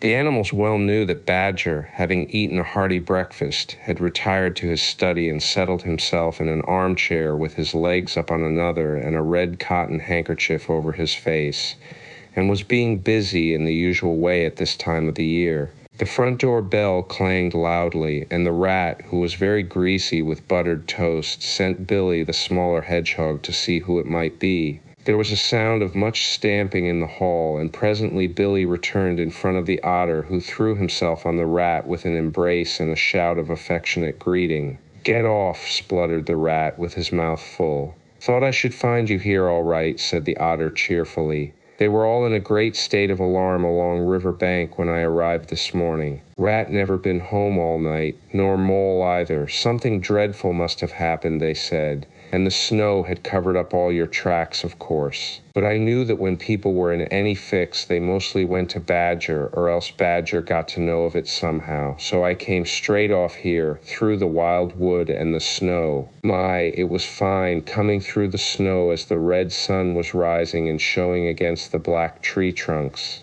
As you went along in the stillness, every now and then masses of snow slid off the branches suddenly with a flop, making you jump and run for cover. Snow castles and snow caverns had sprung up out of nowhere in the night, and snow bridges, terraces, ramparts. I could have stayed and played with them for hours. Here and there great branches had been torn away by the sheer weight of the snow, and robins perched and hopped on them in their perky, conceited way, just as if they had done it themselves. A ragged string of wild geese passed overhead, high on the gray sky, and a few rooks whirled over the trees, inspected and flapped off homewards with a disgusted expression. But I met no sensible being to ask the news of. About halfway across I came on a rabbit sitting on a stump, cleaning his silly face with his paws. He was a pretty scared animal when I crept up behind him and placed a heavy forepaw on his shoulder. I had to cuff his head once or twice to get any sense out of it at all. At last I managed to extract from him that Mole had been seen in the wild wood last night by one of them. It was the talk of the burrows, he said. How Mole, Mr. Rat's particular friend, was in a bad fix. How he had lost his way, and they were up and out hunting and were chivying him round and round. "Then why didn't any of you do something?" I asked. "You mayn't be blessed with brains, but there are hundreds and hundreds of you, big, stout fellows, as fat as butter, and your burrows running in all directions, and you could have taken him in and made him safe and comfortable, or tried to at all events." "What, us?" he merely said. "Do something? Us rabbits?" So I cuffed him again and left him. There was nothing else to be done. At any rate, I had learnt something, and if I had the luck to meet any of them, I'd have learnt something more, or they would. "Weren't you at all, nervous?" asked the mole, some of yesterday's terror coming back to him at the mention of the wild wood. "Nervous?" The otter showed a gleaming set of strong white teeth as he laughed. "I'd give 'em nerves if any of them tried anything on with me. Here, Mole, fry me some slices of ham, like the good little chap you are. I'm frightfully hungry, and I've got any amount to say to Ratty here, haven't seen him for an age." So the good-natured mole, having cut some slices of ham, set the hedgehogs to fry it, and returned to his own breakfast, while the otter and the rat, their heads together, eagerly talked river shop, which is long shop and talk that is endless, running on like the babbling river itself.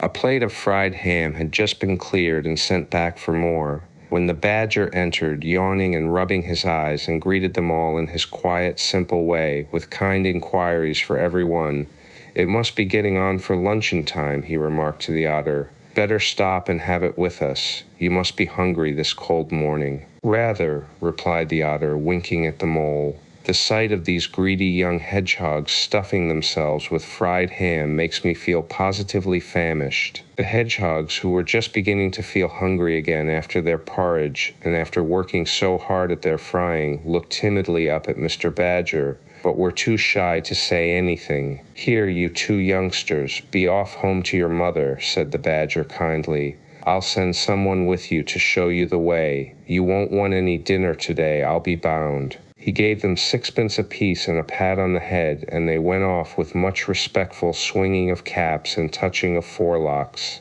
Presently they all sat down to luncheon together. The mole found himself placed next to Mr. Badger, and, as the other two were still deep in river gossip from which nothing could divert them, he took the opportunity to tell Badger how comfortable and homelike it all felt to him. "Once well underground," he said, "you know exactly where you are. Nothing can happen to you, and nothing can get at you. You're entirely your own master, and you don't have to consult anybody or mind what they say. Things go on all the same overhead, and you let 'em, and don't bother about 'em. When you want to, up you go, and there the things are, waiting for you." The badger simply beamed on him. "That's exactly what I say," he replied. "There's no security, or peace and tranquility, except underground. And then, if your ideas get larger and you want to expand, why, a dig and a scrape, and there you are. If you feel your house is a bit too big, you stop up a hole or two, and there you are again. No builders, no tradesmen, no remarks passed on you by fellows looking over your wall, and above all, no weather. Look at Rat, now. A couple of feet of flood water, and he's got to move into hired lodgings. Uncomfortable, inconveniently situated, and horribly expensive. Take Toad. I say nothing against Toad Hall, quite the best house in these parts as a house. But supposing a fire breaks out, where's Toad? Supposing tiles are blown off, or walls sink or crack, or windows get broken, where's Toad? Supposing the rooms are drafty, I hate a draft myself, where's Toad? No, up and out of doors is good enough to roam about and get one's living in, but underground to come back to at last. That's my idea of home." The mole assented heartily, and the badger in consequence got very friendly with him. "When lunch is over," he said, "I'll take you all round this little place of mine. I can see you'll appreciate it. You understand what domestic architecture ought to be, you do." After luncheon, accordingly, when the other two had settled themselves into the chimney corner and had started a heated argument on the subject of eels, the badger lighted a lantern and bade the mole follow him. Crossing the hall, they passed down one of the principal tunnels, and the wavering light of the lantern gave glimpses on either side of rooms both large and small, some mere cupboards, others nearly as broad and imposing as Toad's dining hall. A narrow passage at right angles led them into another corridor, and here the same thing was repeated. The mole was staggered at the size, the extent, the ramifications of it all.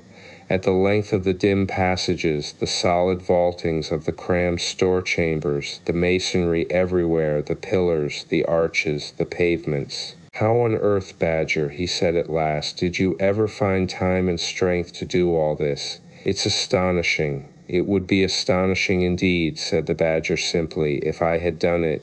But as a matter of fact, I did none of it. Only cleaned out the passages and chambers, as far as I had need of them. There's lots more of it, all round about. I see you don't understand, and I must explain it to you. Well, very long ago, on the spot where the wild wood waves now, before ever it had planted itself and grown up to what it now is, there was a city of people, you know. Here, where we are standing, they lived and walked and talked and slept and carried on their business. Here they stabled their horses and feasted. From here they rode out to fight or drove out to trade. They were a powerful people and rich and great builders. They built to last, for they thought their city would last forever. But what has become of them all?" asked the mole. "Who can tell?" said the badger. People come, they stay for a while, they flourish, they build, and they go. It is their way, but we remain. There were badgers here, I've been told, long before that same city ever came to be. And now there are badgers here again. We are an enduring lot, and we may move out for a time, but we wait and are patient, and back we come. And so it will ever be. Well, and when they went at last, those people, said the mole. When they went, continued the badger, the strong winds and persistent rains took the matter in hand patiently, ceaselessly, year after year. Perhaps we badgers, too, in our small way, helped a little. Who knows? It was all down, down, down, gradually, ruin and leveling and disappearance.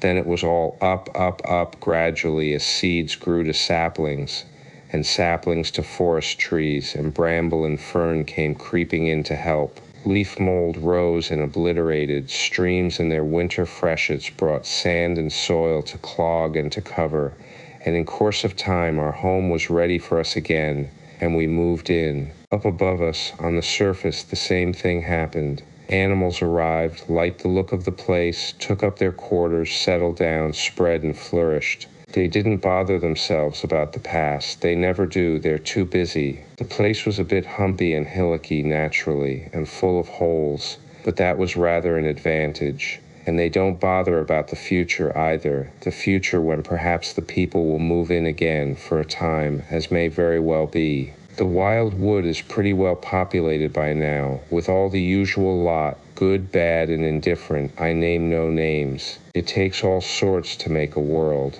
But I fancy you know something about them yourself by this time. I do indeed, said the mole with a slight shiver. Well, well, said the badger, patting him on the shoulder. It was your first experience of them, you see. They're not so bad, really, and we must all live and let live. But I'll pass the word around tomorrow, and I think you'll have no further trouble. Any friend of mine walks where he likes in this country, or I'll know the reason why. When they got back to the kitchen again, they found the rat walking up and down, very restless.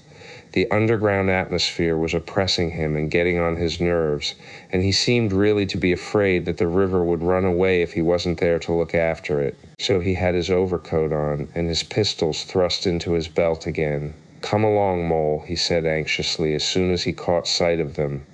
We must get off while it's daylight. Don't want to spend another night in the wild wood again. It'll be all right, my fine fellow, said the otter. I'm coming along with you, and I know every path blindfold, and if there's a head that needs to be punched, you can confidently rely upon me to punch it. You really needn't fret, Ratty, added the badger placidly.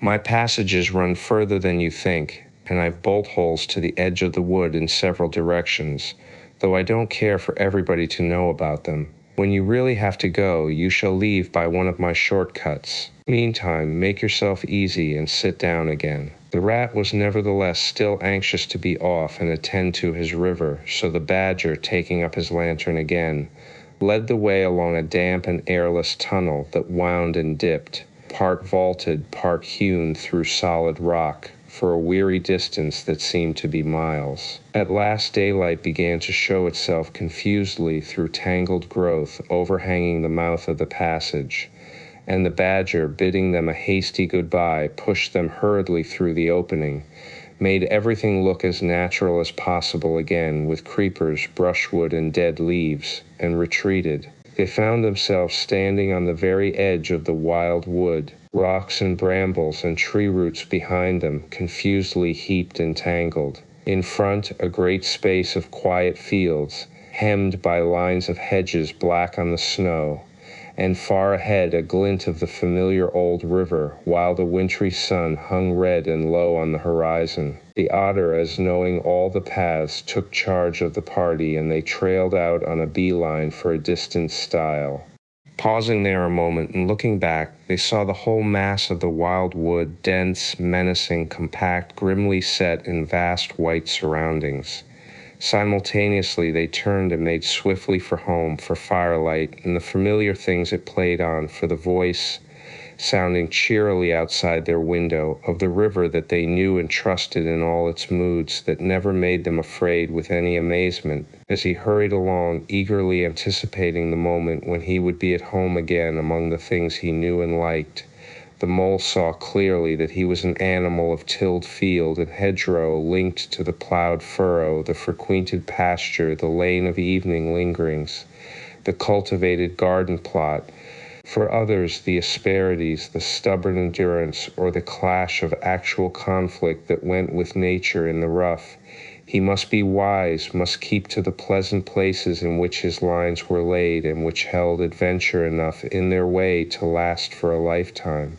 Dulce domum. The sheep ran huddling together against the hurdles, blowing out thin nostrils and stamping with delicate forefeet, their heads thrown back and a light steam rising from the crowded sheep pen into the frosty air, as the two animals hastened by in high spirits, with much chatter and laughter.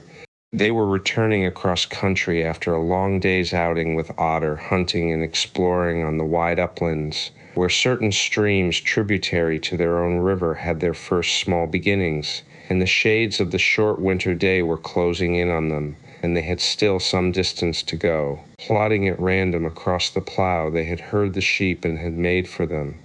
And now, leading from the sheep pen, they found a beaten track that made walking a lighter business, and responded, moreover, to that small inquiring something which all animals carry inside them, saying unmistakably, "Yes, quite right, this leads home." "It looks as if we were coming to a village," said the mole somewhat dubiously, slackening his pace, as the track that had in time become a path and then had developed into a lane now handed them over to the charge of a well-metalled road. The animals did not hold with villages, and their own highways, thickly frequented as they were, took an independent course, regardless of church, post office, or public house. "Oh, never mind," said the rat. "At this season of the year they're all safe indoors by this time, sitting round the fire, men, women, and children, dogs and cats and all.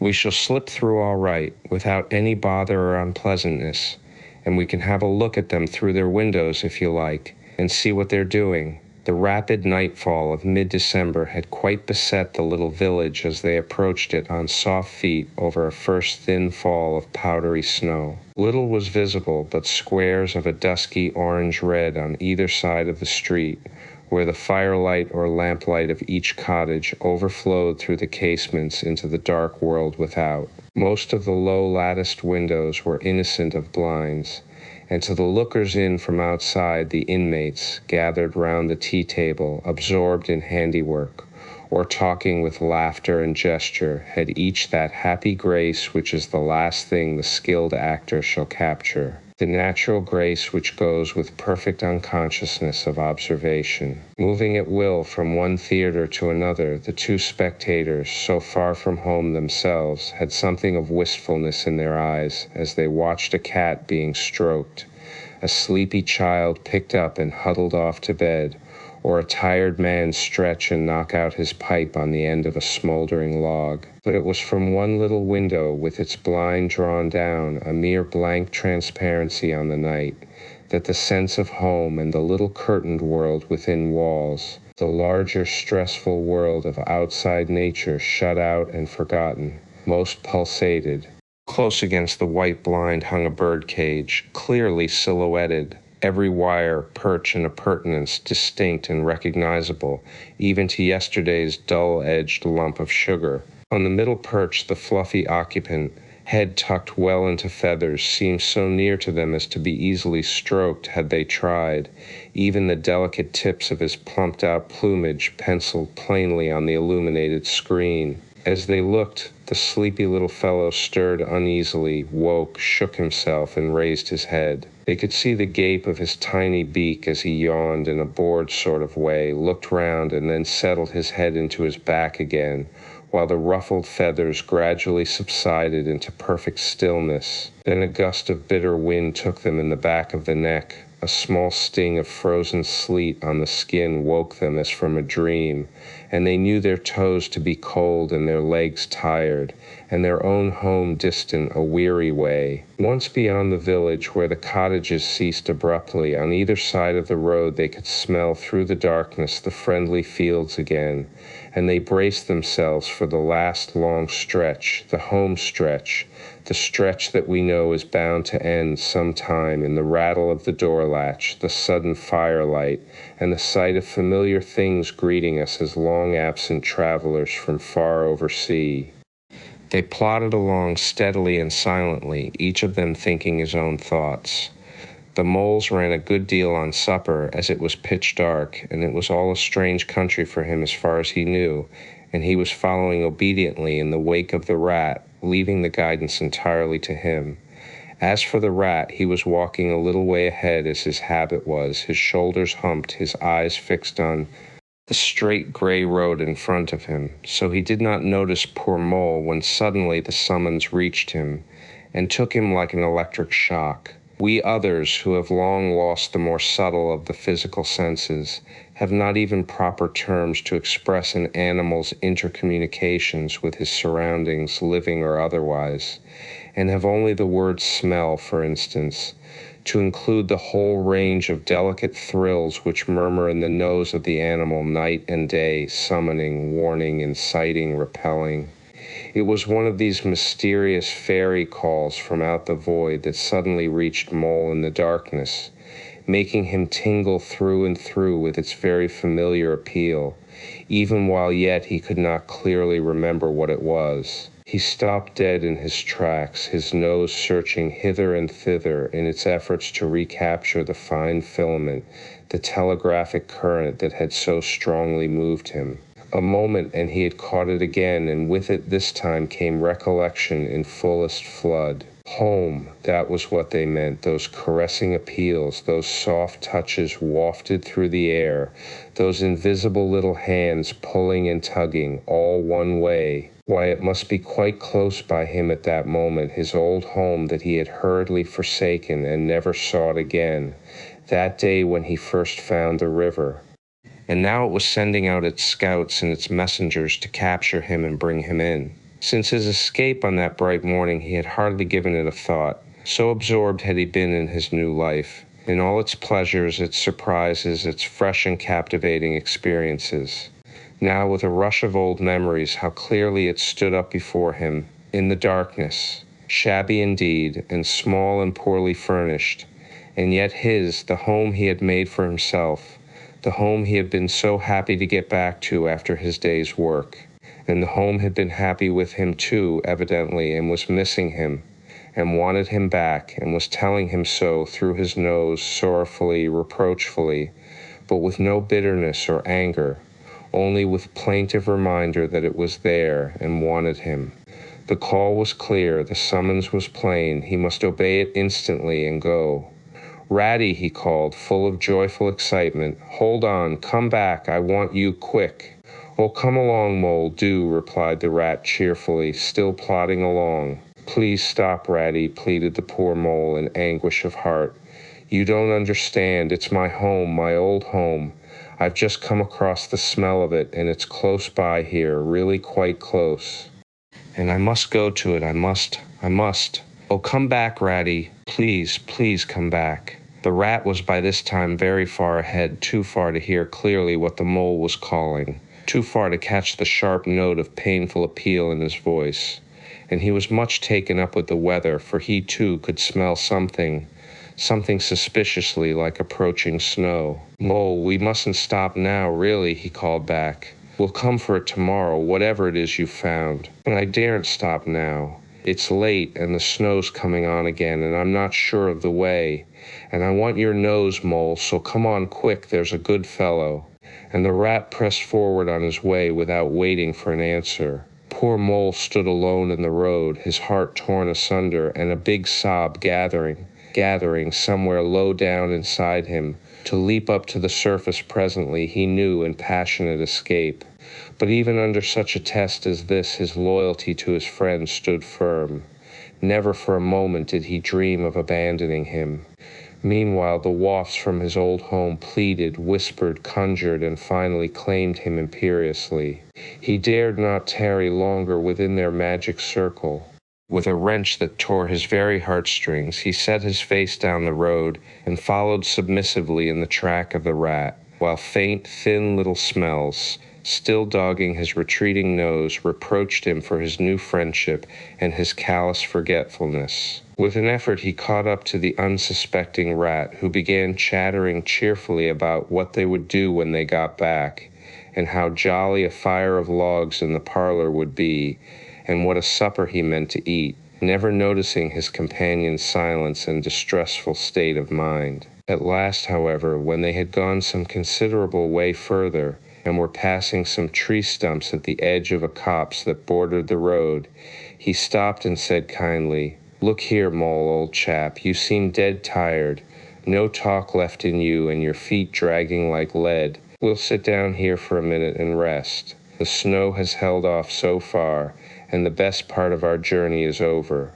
The mole subsided forlornly on a tree stump and tried to control himself, for he felt it surely coming. The sob he had fought with so long refused to be beaten. Up and up it forced its way to the air, and then another, and others thick and fast, till poor Mole at last gave up the struggle and cried freely and helplessly and openly, now that he knew it was all over and he had lost what he could hardly be said to have found. The rat, astonished and dismayed at the violence of Mole's paroxysm of grief, did not dare to speak for a while. At last he said very quietly and sympathetically, "What is it, old fellow? Whatever can be the matter? Tell us your trouble and let me see what I can do." Poor Mole found it difficult to get any words out between the upheavals of his chest that followed one upon another so quickly, and held back speech and choked it as it came. "I know it's a shabby, dingy little place," he sobbed forth at last brokenly. "Not like your cozy quarters, or Toad's beautiful hall, or Badger's great house, but it was my own little home, and I was fond of it, and I went away and forgot all about it. And then I smelt it suddenly, on the road, when I called and you wouldn't listen, rat, and everything came back to me with a rush, and I wanted it. Oh dear, and when you wouldn't turn back, Ratty, and I had to leave it, though I was smelling it all the time, I thought my heart would break. We might have just gone and had one look at it, Ratty, only one look, it was close by, but you wouldn't turn back, Ratty, you wouldn't turn back. Oh dear, oh dear." Recollection brought fresh waves of sorrow, and sobs again took full charge of him, preventing further speech. The rat stared straight in front of him, saying nothing, only patting Mole gently on the shoulder. After a time he muttered gloomily, "I see it all now. What a pig I have been. A pig, that's me, just a pig, a plain pig." He waited till Mole's sobs became gradually less stormy and more rhythmical. He waited till at last sniffs were frequent and sobs only intermittent. Then he rose from his seat and, remarking carelessly, "Well, now we'd really better be getting on, old chap," set off up the road again, over the toilsome way they had come. "Wherever are you going to, Ratty?" cried the tearful Mole, looking up in alarm. "We're going to find that home of yours, old fellow," replied the rat pleasantly. "So you had better come along, for it will take some finding, and we shall want your nose." "Well, come back, Ratty, do," cried the Mole, getting up and hurrying after him. "It's no good, I tell you. It's too late and too dark, and the place is too far off, and the snow's coming. And I never meant to let you know I was feeling that way about it. It was all an accident and a mistake. And think of Riverbank and your supper." "Hang Riverbank and supper too," said the rat heartily. "I tell you I'm going to find this place now if I stay out all night. So cheer up, old chap, and take my arm, and we'll very soon be back there again." Still snuffling, pleading, and reluctant, Mole suffered himself to be dragged back along the road by his imperious companion, who by a flow of cheerful talk and anecdote endeavored to beguile his spirits back and make the weary way seem shorter. When at last it seemed to the rat that they must be nearing that part of the road where the Mole had been held up, he said, "Now no more talking. Business. Use your nose and give your mind to it." They moved on in silence for some little way, when suddenly the rat was conscious, through his arm that was linked in Mole's, of a faint sort of electric thrill that was passing down that animal's body. Instantly he disengaged himself, fell back a pace, and waited, all attention. The signals were coming through. Mole stood a moment rigid, while his uplifted nose, quivering slightly, felt the air. Then a short, quick run forward, a fault, a check, a try back, and then a slow, steady, confident advance. The rat, much excited, kept close to his heels as the mole, with something of the air of a sleepwalker, crossed a dry ditch, scrambled through a hedge, and nosed his way over a field open and trackless and bare in the faint starlight. Suddenly, without giving warning, he dived, but the rat was on the alert and promptly followed him down the tunnel to which his unerring nose had faithfully led him. It was close and airless, and the earthy smell was strong, and it seemed a long time to Rat ere the passage ended and he could stand erect and stretch and shake himself. The mole struck a match, and by its light the rat saw that they were standing in an open space, neatly swept and sanded underfoot, and directly facing them was Mole's little front door, with Mole End painted in Gothic lettering over the bell pull at the side. Mole reached down a lantern from a nail on the wall and lit it, and the rat, looking round him, saw that they were in a sort of forecourt. A garden seat stood on one side of the door, and on the other a roller, for the mole, who was a tidy animal when at home, could not stand having his ground kicked up by other animals into little runs that ended in earth heaps. On the walls hung wire baskets with ferns in them, alternating with brackets carrying plaster statuary, Garibaldi, and the infant Samuel, and Queen Victoria, and other heroes of modern Italy. Down on one side of the forecourt ran a skittle alley with benches along it and little wooden tables marked with rings that hinted at beer mugs. In the middle was a small round pond containing goldfish and surrounded by a cockle-shell border. Out of the center of the pond rose a fanciful erection clothed in more cockle-shells and topped by a large silvered glass ball that reflected everything all wrong and had a very pleasing effect. Mole's face beamed at the sight of all these objects so dear to him, and he hurried Rat through the door, lit a lamp in the hall, and took one glance round his old home. He saw the dust lying thick on everything, saw the cheerless, deserted look of the long-neglected house and its narrow, meager dimensions, its worn and shabby contents, and collapsed again on a hall chair, his nose to his paws. "Oh, Ratty," he cried dismally, "why ever did I do it? Why did I bring you to this poor, cold little place on a night like this, when you might have been at Riverbank by this time, toasting your toes before a blazing fire, with all your own nice things about you?" The rat paid no heed to his doleful self-reproaches. He was running here and there, opening doors, inspecting rooms and cupboards, and lighting lamps and candles and sticking them up everywhere. "What a capital little house this is," he called out cheerily. "So compact, so well planned, everything here and everything in its place. We'll make a jolly night of it. The first thing we want is a good fire. I'll see to that. I always know where to find things. So this is the parlor. Splendid. Your own idea, those little sleeping bunks in the wall. Capital. Now, I'll fetch the wood and the coals, and you get a duster, Mole. You'll find one in the drawer of the kitchen table, and try and smarten things up a bit. Bustle about, old chap." Encouraged by his inspiriting companion, the mole roused himself and dusted and polished with energy and heartiness, while the rat, running to and fro with armfuls of fuel, soon had a cheerful blaze roaring up the chimney. He hailed the mole to come and warm himself, but Mole promptly had another fit of the blues, dropping down on a couch in dark despair and burying his face in his duster. "Rat," he moaned, "how about your supper, you poor, cold, hungry, weary animal? I've nothing to give you, nothing, not a crumb." "What a fellow you are for giving in," said the rat reproachfully. "Why, only just now I saw a sardine opener on the kitchen dresser quite distinctly, and everybody knows that means there are sardines about somewhere in the neighborhood. Rouse yourself, pull yourself together, and come with me and forage." They went and foraged accordingly, hunting through every cupboard and turning out every drawer. The result was not so very depressing after all, though of course it might have been better: a tin of sardines, a box of Captain's biscuits nearly full, and a German sausage encased in silver paper. "There's a banquet for you," observed the rat as he arranged the table. I know some animals who would give their ears to be sitting down to supper with us tonight. No bread, groaned the mole dolorously. No butter, no pâté de foie gras, no champagne, continued the rat, grinning. And that reminds me, what's that little door at the end of the passage? Your cellar, of course. Every luxury in this house. Just you wait a minute. He made for the cellar door, and presently reappeared, somewhat dusty, with a bottle of beer in each paw and another under each arm.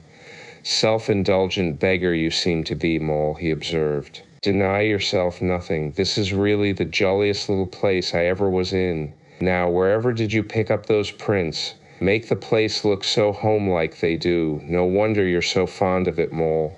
Tell us all about it, and how you came to make it what it is. Then, while the rat busied himself fetching plates and knives and forks and mustard which he mixed in an egg cup, the mole, his bosom still heaving with the stress of his recent emotion, related, somewhat shyly at first, but with more freedom as he warmed to his subject, how this was planned and how that was thought out, and how this was got through a windfall from an aunt, and that was a wonderful find and a bargain, and this other thing was bought out of laborious savings and a certain amount of going without. His spirits finally quite restored, he must needs go and caress his possessions, and take a lamp and show off their points to his visitor and expatiate on them, quite forgetful of the supper they both so much needed. Rat, who was desperately hungry but strove to conceal it, nodding seriously, examining with a puckered brow and saying "wonderful" and "most remarkable" at intervals, when the chance for an observation was given him.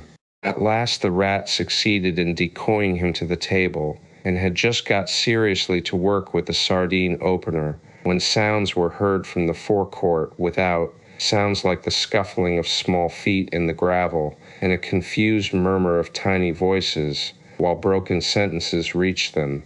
Now all in a line. Hold the lantern up a bit, Tommy. Clear your throats first. No coughing after I say 1, 2, 3. Where's young Bill? Here, come on, do. We're all awaiting. What's up? Inquired the rat, pausing in his labors. I think it must be the field mice, replied the mole, with a touch of pride in his manner.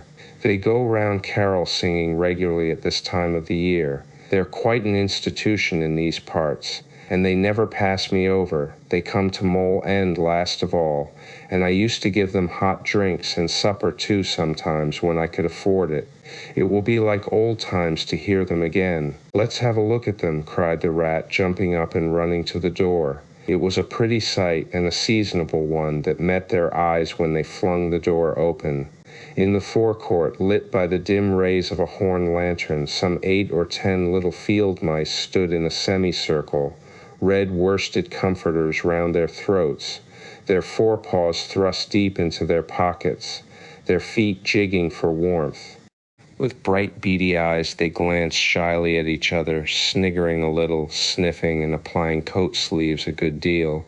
As the door opened, one of the elder ones that carried the lantern was just saying, "Now then, 1, 2, 3, and forthwith their shrill little voices uprose on the air, singing one of the old-time carols that their forefathers composed in fields that were fallow and held by frost, or when snowbound in chimney corners, and handed down to be sung in the miry street to lamp-lit windows at Yule-time. Carol, villagers all, this frosty tide, let your doors swing open wide, though wind may follow and snow beside, yet draw us in by your fire to bide, joy shall be yours in the morning. Here we stand in the cold and the sleet, blowing fingers and stamping feet, come from far away you to greet, you by the fire and we in the street, bidding you joy in the morning, for ere one half of the night was gone, sudden a star has led us on, raining bliss and benison, bliss tomorrow and more anon, joy for every morning. Goodman Joseph toiled through the snow, saw the star o'er a stable low. Mary she might not further go, welcome thatch and litter below. Joy was hers in the morning. And then they heard the angels tell, who were the first to cry Nowell. Animals all, as it befell, in the stable where they did dwell. Joy shall be theirs in the morning. The voices ceased, the singers, bashful but smiling, exchanged sidelong glances, and silence succeeded, but for a moment only. Then from up above and far away, down the tunnel they had so lately traveled, was borne to their ears in a faint musical hum, the sound of distant bells ringing a joyful and clangorous peal. "Very well sung, boys," cried the rat heartily. "And now come along in, all of you, and warm yourselves by the fire, and have something hot." "Yes, come along, field mice," cried the mole eagerly. "This is quite like old times. Shut the door after you, pull up that settle to the fire. Now you just wait a minute while oh Ratty," he cried in despair, plumping down on a seat, with tears impending. "Whatever are we doing? We've nothing to give them." "You leave all that to me," said the masterful rat. "Here, you with the lantern, come over this way. I want to talk to you. Now tell me, are there any shops open at this hour of the night?" "Why, certainly, sir," replied the field mouse respectfully. "At this time of the year our shops keep open to all sorts of hours." "Then look here," said the rat. "You go off at once, you and your lantern, and you get me—" Here much muttered conversation ensued, and the mole only heard bits of it, such as, "Fresh, mind, no, a pound of that will do. See you get Bugginses, for I won't have any other, no, only the best. If you can't get it there, try somewhere else. Yes, of course, homemade, no tinned stuff. Well then, do the best you can." Finally there was a coin passing from paw to paw. The field mouse was provided with an ample basket for his purchases, and off he hurried, he and his lantern.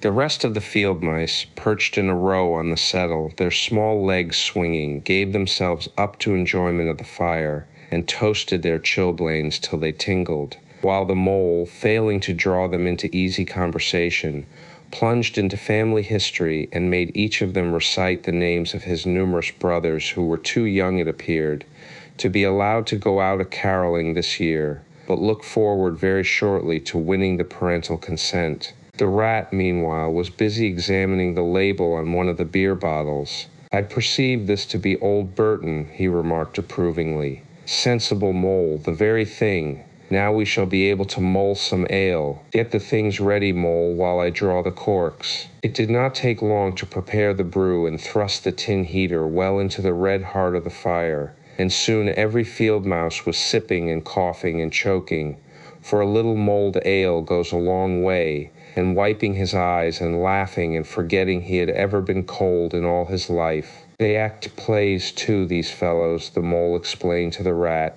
"Make them up all by themselves and act them afterwards. And very well they do it too. They gave us a capital one last year, about a field mouse who was captured at sea by a Barbary corsair and made to row in a galley, and when he escaped and got home again, his lady love had gone into a convent. Here you were in it, I remember. Get up and recite a bit." The field mouse addressed got up on his legs, giggled shyly, looked round the room, and remained absolutely tongue-tied. His comrades cheered him on, Mole coaxed and encouraged him, and the rat went so far as to take him by the shoulders and shake him, but nothing could overcome his stage fright. They were all busily engaged on him like watermen applying the Royal Humane Society's regulations to a case of long submersion, when the latch clicked, the door opened, and the field mouse with the lantern reappeared, staggering under the weight of his basket. There was no more talk of play-acting once the very real and solid contents of the basket had been tumbled out on the table. Under the generalship of Rat, everybody was set to do something, or to fetch something. In a very few minutes supper was ready, and Mole, as he took the head of the table in a sort of a dream, saw a lately barren board set thick with savory comforts, saw his little friends' faces brighten and beam as they fell to without delay, and then let himself loose, for he was famished indeed, on the provender so magically provided, thinking what a happy homecoming this had turned out, after all. As they ate, they talked of old times, and the field mice gave him the local gossip up to date, and answered as well as they could the 100 questions he had to ask them. The rat said little or nothing, only taking care that each guest had what he wanted, and plenty of it, and that Mole had no trouble or anxiety about anything. They clattered off at last, very grateful and showering wishes of the season, with their jacket pockets stuffed with remembrances for the small brothers and sisters at home. When the door had closed on the last of them and the lanterns had died away, Mole and Rat kicked the fire up, drew their chairs in, brewed themselves a last nightcap of mulled ale, and discussed the events of the long day. At last the Rat, with a tremendous yawn, said, "Mole, old chap, I'm ready to drop. Sleepy is simply not the word. That your own bunk over on that side." "Very well then, I'll take this. What a ripping little house this is. Everything's so handy." He clambered into his bunk and rolled himself well up in the blankets, and slumber gathered him forthwith, as a swathe of barley is folded into the arms of the reaping machine. The weary Mole also was glad to turn in without delay, and soon had his head on his pillow, in great joy and contentment. But ere he closed his eyes, he let them wander round his old room, mellow in the glow of the firelight that played or rested on familiar and friendly things which had long been unconsciously a part of him, and now smilingly received him back without rancor. He was now in just the frame of mind that the tactful Rat had quietly worked to bring about in him. He saw clearly how plain and simple, how narrow even, it all was, but clearly, too, how much it all meant to him, and the special value of some such anchorage in one's existence. He did not at all want to abandon the new life and its splendid spaces, to turn his back on sun and air and all they offered him, and creep home and stay there. The upper world was all too strong, it called to him still, even down there, and he knew he must return to the larger stage. But it was good to think he had this to come back to, this place which was all his own, these things which were so glad to see him again, and could always be counted upon for the same simple welcome.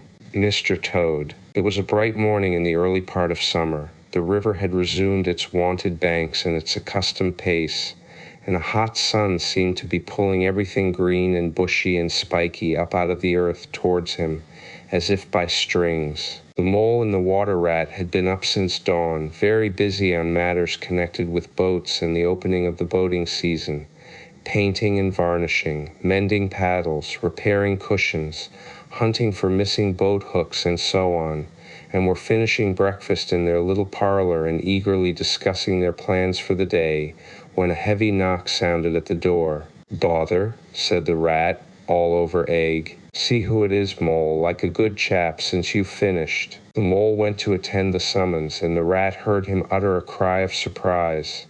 Then he flung the parlor door open and announced with much importance, "Mr. Badger." This was a wonderful thing indeed, that the Badger should pay a formal call on them, or indeed on anybody.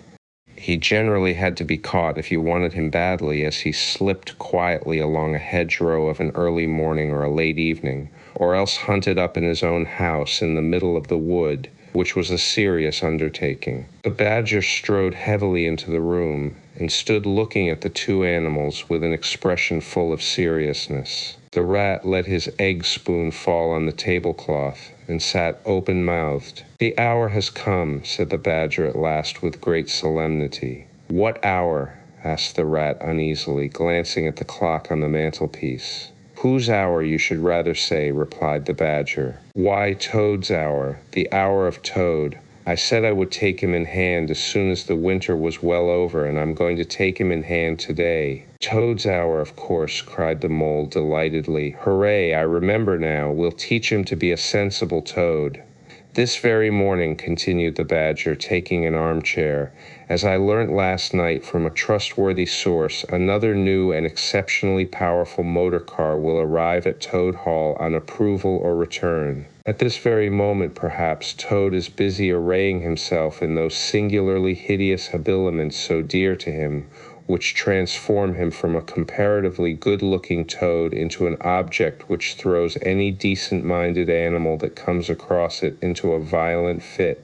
We must be up and doing, ere it is too late. You two animals will accompany me instantly to Toad Hall, and the work of rescue shall be accomplished." "Right you are," cried the Rat, starting up. We'll rescue the poor, unhappy animal. We'll convert him. He'll be the most converted toad that ever was before we've done with him." They set off up the road on their mission of mercy, Badger leading the way. Animals, when in company, walk in a proper and sensible manner in single file, instead of sprawling all across the road and being of no use or support to each other in case of sudden trouble or danger. They reached the carriage drive of Toad Hall to find, as Badger had anticipated, a shiny new motor car of great size, painted a bright red, Toad's favorite color, standing in front of the house.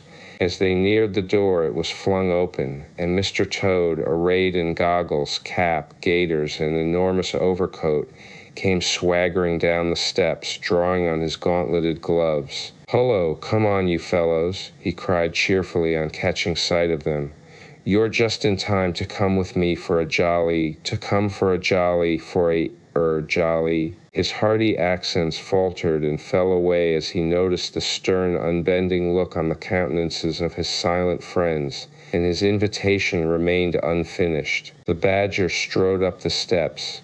"Take him inside," he said sternly to his companions. Then, as Toad was hustled through the door, struggling and protesting, he turned to the chauffeur in charge of the new motor car. "I'm afraid you won't be wanted today," he said. "Mr. Toad has changed his mind. He will not require the car. Please understand that this is final. You needn't wait."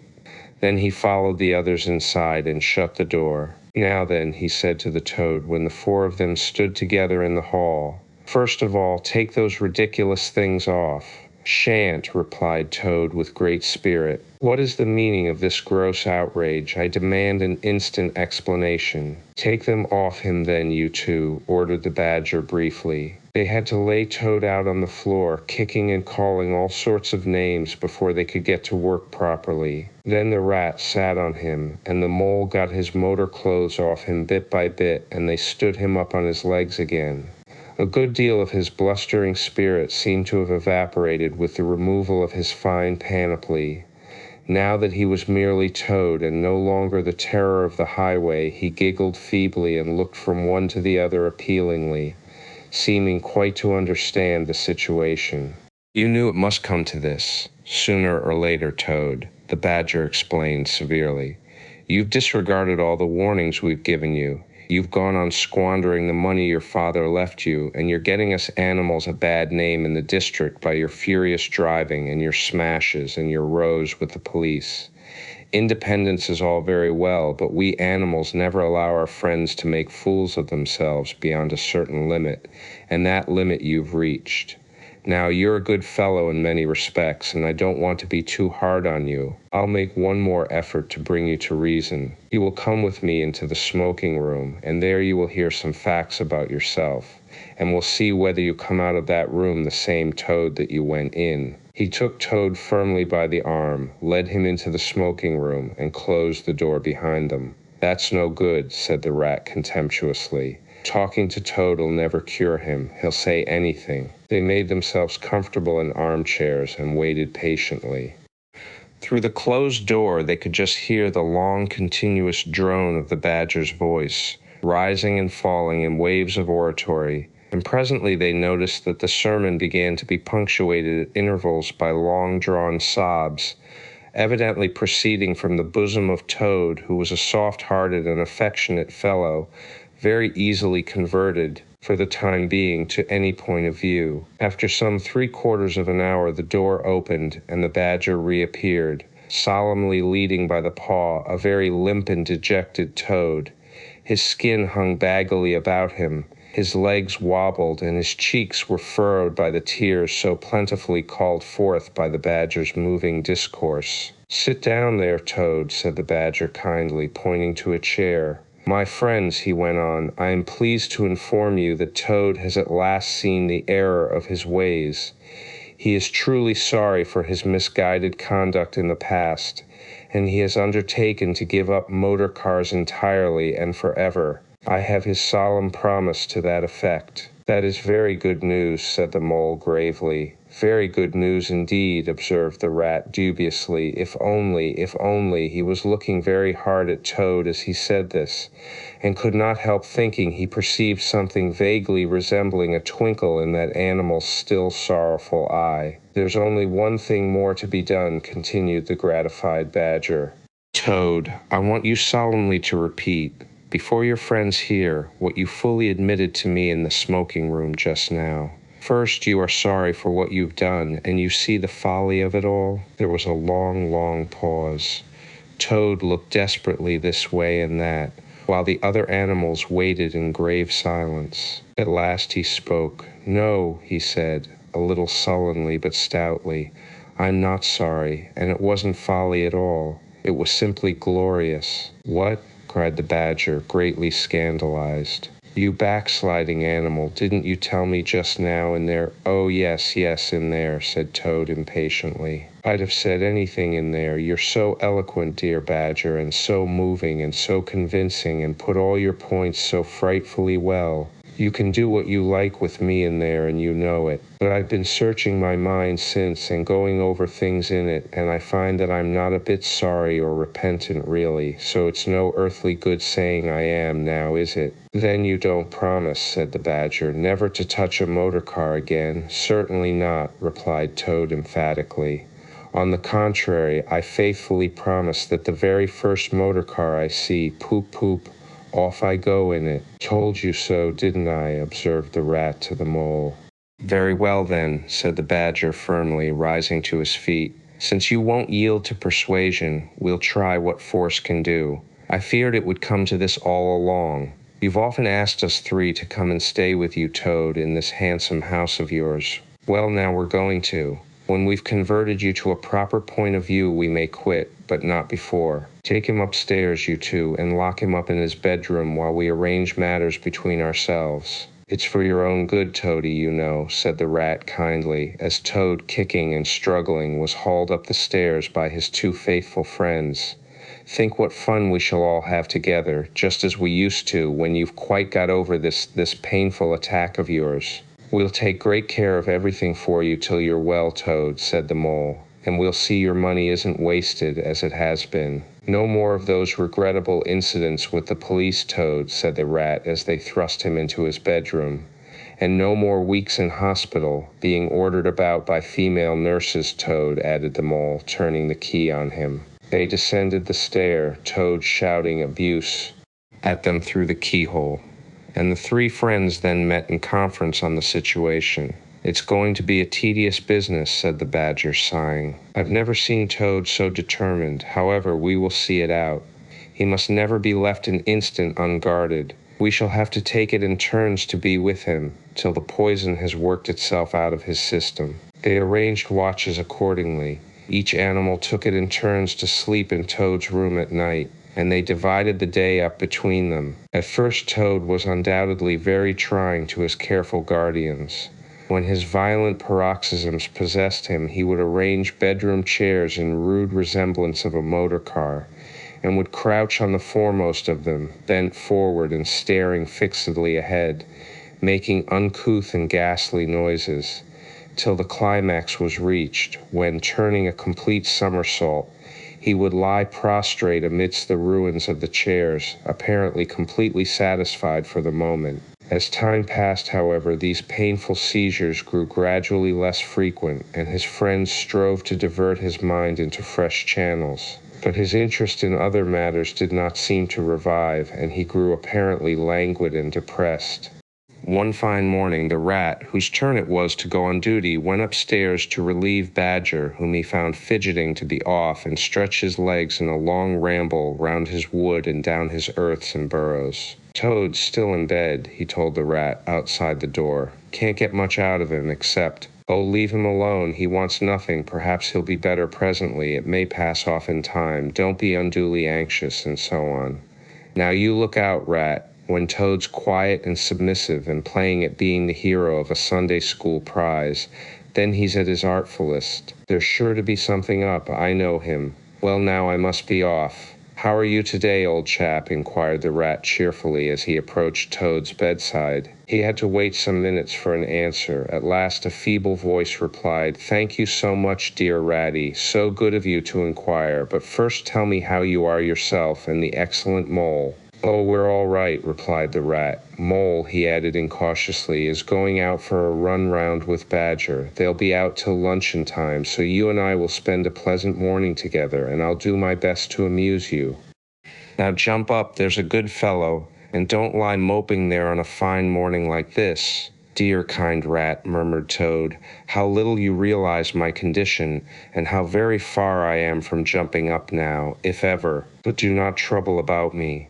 I hate being a burden to my friends, and I do not expect to be one much longer. Indeed, I almost hope not." "Well, I hope not too," said the rat heartily. "You've been a fine bother to us all this time, and I'm glad to hear it's going to stop. And in weather like this, and the boating season just beginning, it's too bad of you, Toad. It isn't the trouble we mind, but you're making us miss such an awful lot." "I'm afraid it is the trouble you mind, though," replied the Toad languidly. "I can quite understand it. It's natural enough. You're tired of bothering about me. I mustn't ask you to do anything further. I'm a nuisance, I know." "You are indeed," said the rat. "But I tell you I'd take any trouble on earth for you, if only you'd be a sensible animal." "If I thought that, Ratty," murmured Toad more feebly than ever, "then I would beg you, for the last time probably, to step round to the village as quickly as possible, even now it may be too late, and fetch the doctor. But don't you bother. It's only a trouble, and perhaps we may as well let things take their course." "Why, what do you want a doctor for?" inquired the rat, coming closer and examining him. He certainly lay very still and flat, and his voice was weaker and his manner much changed. "Surely you have noticed of late," murmured Toad. "But no, why should you? Noticing things is only a trouble. Tomorrow, indeed, you may be saying to yourself, 'Oh, if only I had noticed sooner. If only I had done something.' But no, it's a trouble. Never mind, forget that I asked." "Look here, old man," said the rat, beginning to get rather alarmed. "Of course I'll fetch a doctor to you if you really think you want him. But you can hardly be bad enough for that yet. Let's talk about something else." "I fear, dear friend," said Toad with a sad smile, "that talk can do little in a case like this. Or doctors either, for that matter. Still, one must grasp at the slightest straw. And by the way, while you are about it, I hate to give you additional trouble, but I happen to remember that you will pass the door. Would you mind at the same time asking the lawyer to step up? It would be a convenience to me, and there are moments, perhaps I should say there is a moment, when one must face disagreeable tasks, at whatever cost to exhausted nature." "A lawyer! Oh, he must be really bad," the affrighted rat said to himself, as he hurried from the room, not forgetting, however, to lock the door carefully behind him. Outside, he stopped to consider. The other two were far away, and he had no one to consult. "It's best to be on the safe side," he said, on reflection. "I've known Toad fancy himself frightfully bad before, without the slightest reason. But I've never heard him ask for a lawyer. If there's nothing really the matter, the doctor will tell him he's an old ass, and cheer him up, and that will be something gained. I'd better humor him and go. It won't take very long." So he ran off to the village on his errand of mercy. The Toad, who had hopped lightly out of bed as soon as he heard the key turned in the lock, watched him eagerly from the window till he disappeared down the carriage drive. Then, laughing heartily, he dressed as quickly as possible in the smartest suit he could lay hands on at the moment, filled his pockets with cash, which he took from a small drawer in the dressing table, and next, knotting the sheets from his bed together and tying one end of the improvised rope round the central mullion of the handsome Tudor window which formed such a feature of his bedroom, he scrambled out, slid lightly to the ground, and taking the opposite direction to the rat, marched off light-heartedly, whistling a merry tune. It was a gloomy luncheon for Rat when the Badger and the Mole at length returned, and he had to face them at table with his pitiful and unconvincing story. The Badger's caustic, not to say brutal, remarks may be imagined, and therefore passed over, but it was painful to the rat that even the mole, though he took his friend's side as far as possible, could not help saying, "You've been a bit of a duffer this time, Ratty." Toad, too, of all animals. "He did it awfully well," said the crestfallen rat. "He did you awfully well," rejoined the badger hotly. "However, talking won't mend matters. He's got clear away for the time, that's certain, and the worst of it is he'll be so conceited with what he'll think is his cleverness that he may commit any folly. One comfort is, we're free now, and needn't waste any more of our precious time doing sentry go. But we better continue to sleep at Toad Hall for a while longer. Toad may be brought back at any moment, on a stretcher, or between two policemen." So spoke the badger, not knowing what the future held in store, or how much water, and of how turbid a character, was to run under bridges before Toad should sit at ease again in his ancestral hall. Meanwhile, Toad, gay and irresponsible, was walking briskly along the high road, some miles from home. At first he had taken bypaths, and crossed many fields, and changed his course several times, in case of pursuit. But now, feeling by this time safe from recapture, and the sun smiling brightly on him, and all nature joining in a chorus of approval to the song of self-praise that his own heart was singing to him, he almost danced along the road in his satisfaction and conceit.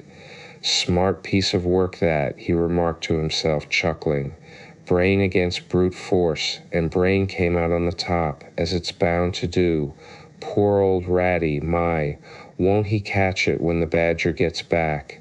A worthy fellow, Ratty, with many good qualities, but very little intelligence, and absolutely no education. I must take him in hand some day, and see if I can make something of him." Filled full of conceited thoughts such as these, he strode along, his head in the air, till he reached a little town where the sign of the Red Lion swinging across the road halfway down the main street reminded him that he had not breakfasted that day and that he was exceedingly hungry after his long walk.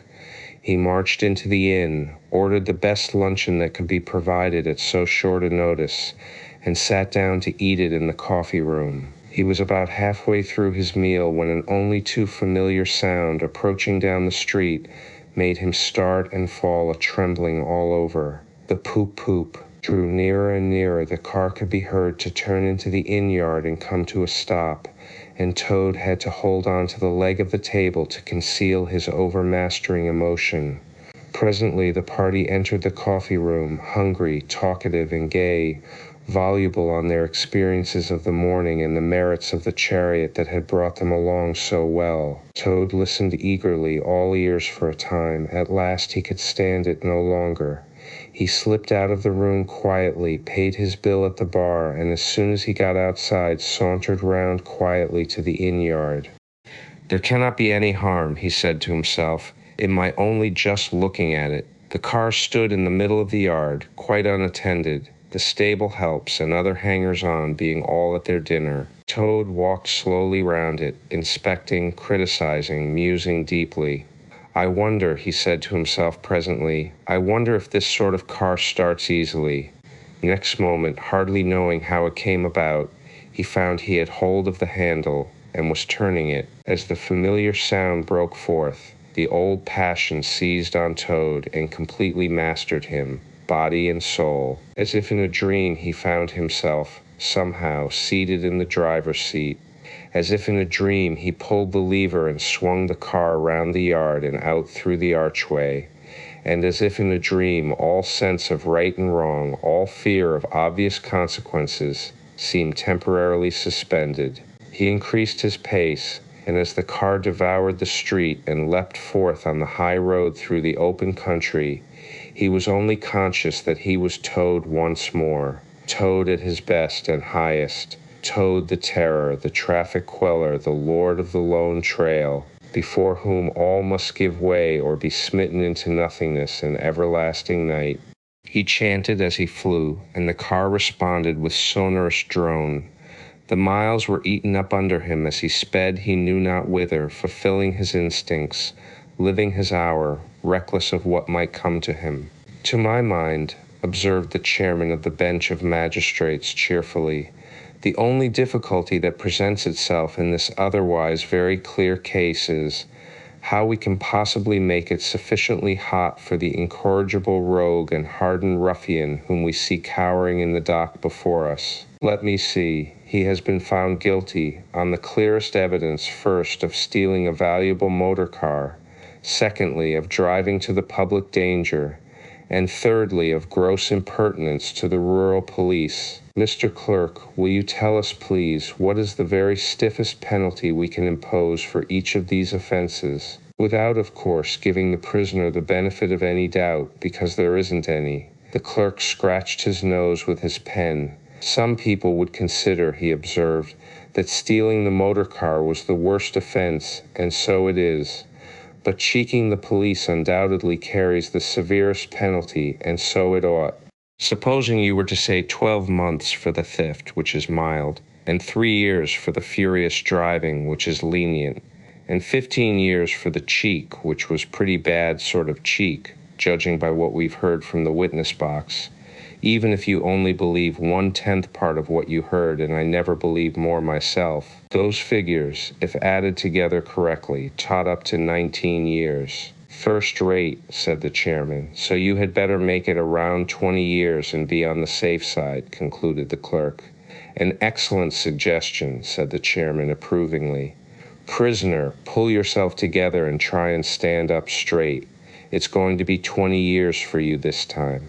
And mind, if you appear before us again, upon any charge whatever, we shall have to deal with you very seriously. Then the brutal minions of the law fell upon the hapless Toad, loaded him with chains, and dragged him from the courthouse, shrieking, praying, protesting, across the marketplace, where the playful populace, always as severe upon detected crime as they are sympathetic and helpful when one is merely wanted, assailed him with jeers, carrots, and popular catchwords, past hooting school children, their innocent faces lit up with the pleasure they ever derive from the sight of a gentleman in difficulties, across the hollow-sounding drawbridge, below the spiky portcullis, under the frowning archway of the grim old castle, whose ancient towers soared high overhead, past guard-rooms full of grinning soldiery off duty, past sentries who coughed in a horrid, sarcastic way, because that is as much as a sentry on his post dare do to show his contempt and abhorrence of crime,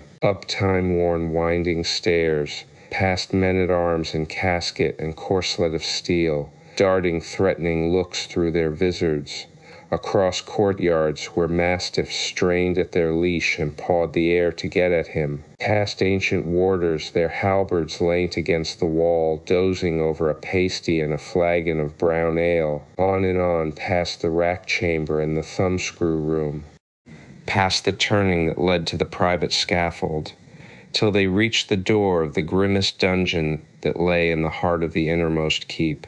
There at last they paused, where an ancient gaoler sat fingering a bunch of mighty keys. Toad was a helpless prisoner in the remotest dungeon.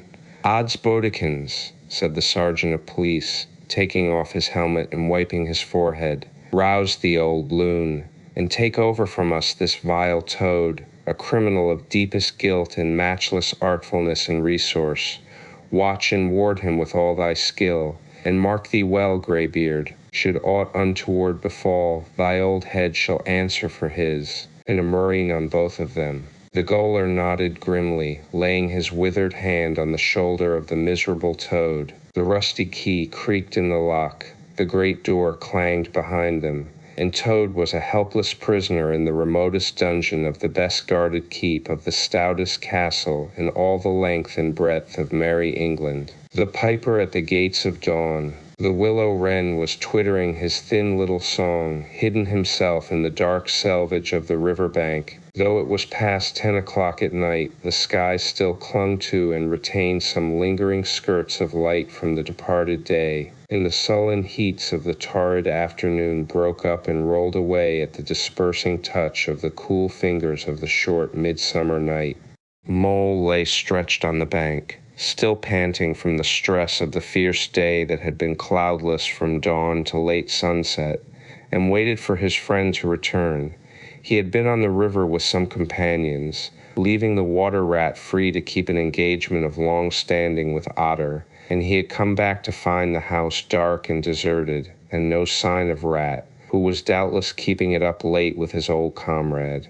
It was still too hot to think of staying indoors, so he lay on some cool dock leaves and thought over the past day and its doings, and how very good they all had been. The rat's light footfall was presently heard approaching over the parched grass.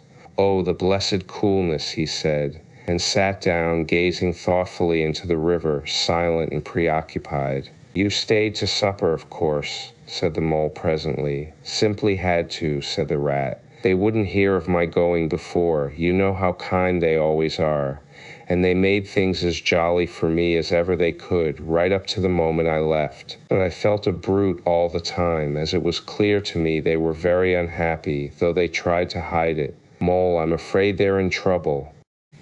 Little Portly is missing again, and you know what a lot his father thinks of him, though he never says much about it. "What, that child?" said the mole lightly. "Well, suppose he is. Why worry about it? He's always straying off and getting lost, and turning up again. He's so adventurous. But no harm ever happens to him. Everybody hereabouts knows him and likes him, just as they do old Otter, and you may be sure some animal or other will come across him and bring him back again all right. Why, we found him ourselves, miles from home, and quite self-possessed and cheerful. Yes, but this time it's more serious," said the rat gravely. "He's been missing for some days now, and the otters have hunted everywhere, high and low, without finding the slightest trace. And they've asked every animal, too, for miles around, and no one knows anything about him. Otter's evidently more anxious than he'll admit. I got out of him that young Portly hasn't learned to swim very well yet, and I can see he's thinking of the weir. There's a lot of water coming down still, considering the time of the year, and the place always had a fascination for the child. And then there are, well, traps and things, you know. Otter's not the fellow to be nervous about any son of his before it's time. And now he is nervous. When I left, he came out with me, said he wanted some air, and talked about stretching his legs. But I could see it wasn't that, so I drew him out and pumped him, and got it all from him at last. He was going to spend the night watching by the ford. You know the place where the old ford used to be in bygone days before they built the bridge? I know it well, said the mole. But why should Otter choose to watch there? Well, it seems that it was there he gave Portly his first swimming lesson, continued the rat, from that shallow, gravelly spit near the bank. And it was there he used to teach him fishing, and there young Portly caught his first fish, of which he was so very proud. The child loved the spot, and Otter thinks that if he came wandering back from wherever he is, if he is anywhere by this time, poor little chap, he might make for the ford he was so fond of. Or if he came across it, he'd remember it well, and stop there and play, perhaps. So Otter goes there every night and watches. On the chance, you know, just on the chance. They were silent for a time, both thinking of the same thing. The lonely, heart-sore animal crouched by the ford, watching and waiting the long night through, on the chance. Well, well, said the rat presently, I suppose we ought to be thinking about turning in. But he never offered to move. Rat, said the mole, I simply can't go and turn in and go to sleep and do nothing, even though there doesn't seem to be anything to be done. We'll get the boat out and paddle upstream. The moon will be up in an hour or so, and then we will search as well as we can. Anyhow, it will be better than going to bed and doing nothing. Just what I was thinking myself, said the rat. It's not the sort of night for bed anyhow, and daybreak is not so very far off. And then we may pick up some news of him from early risers as we go along. They got the boat out, and the rat took the sculls, paddling with caution. Out in midstream there was a clear, narrow track that faintly reflected the sky, but wherever shadows fell on the water from bank, bush, or tree, they were as solid to all appearance as the banks themselves, and the mole had to steer with judgment accordingly. Dark and deserted as it was, the night was full of small noises, song and chatter and rustling, telling of the busy little population who were up and about, plying their trades and vocations through the night till sunshine should fall on them at last and send them off to their well-earned repose. The water's own noises, too, were more apparent than by day, its gurglings and cloops more unexpected and near at hand, and constantly they started at what seemed a sudden clear call from an actual articulate voice. The line of the horizon was clear and hard against the sky, and in one particular quarter it showed black against a silvery climbing phosphorescence that grew and grew. At last, over the rim of the waiting earth, the moon lifted with slow majesty till it swung clear of the horizon and rode off, free of moorings. And once more they began to see surfaces, meadows widespread, and quiet gardens, and the river itself from bank to bank, all softly disclosed, all washed clean of mystery and terror, all radiant again as by day, but with a difference that was tremendous.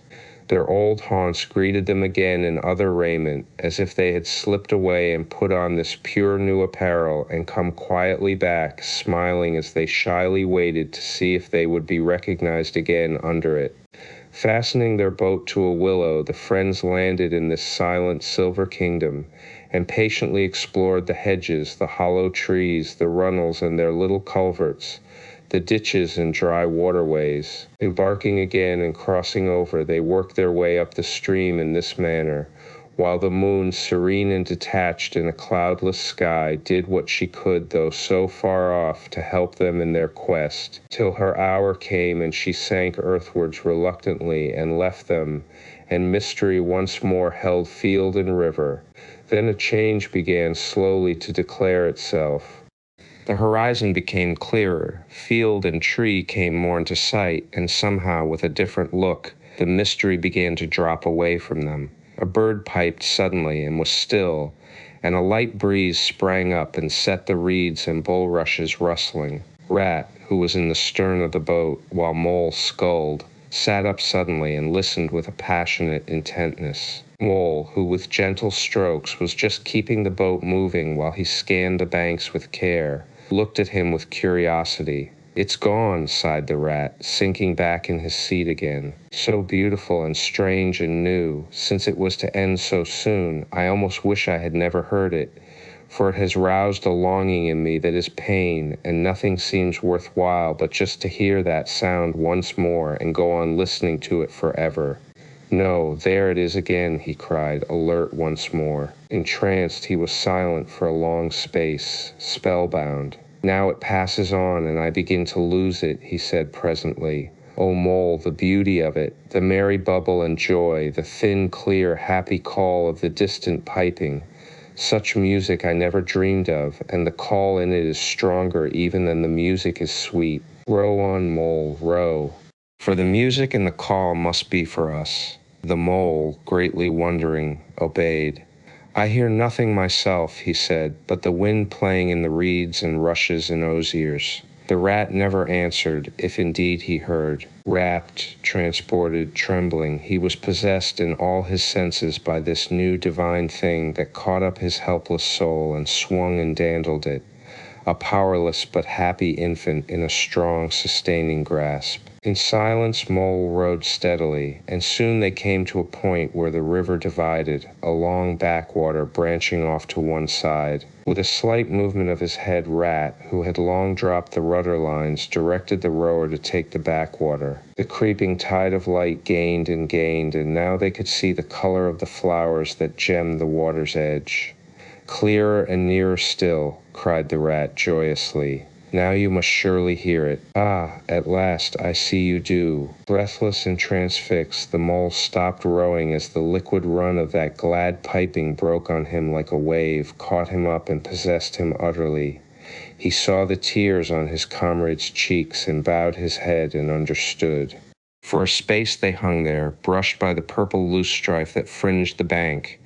Then the clear, imperious summons that marched hand in hand with the intoxicating melody imposed its will on Mole, and mechanically he bent to his oars again. And the light grew steadily stronger, but no birds sang as they were wont to do at the approach of dawn, and but for the heavenly music all was marvelously still. On either side of them as they glided onwards, the rich meadow grass seemed that morning of a freshness and a greenness unsurpassable. Never had they noticed the roses so vivid, the willow herb so riotous, the meadow sweet so odorous and pervading. Then the murmur of the approaching weir began to hold the air, and they felt a consciousness that they were nearing the end, whatever it might be, that surely awaited their expedition. A wide half-circle of foam and glinting lights and shining shoulders of green water. The great weir closed the backwater from bank to bank, troubled all the quiet surface with twirling eddies and floating foam streaks,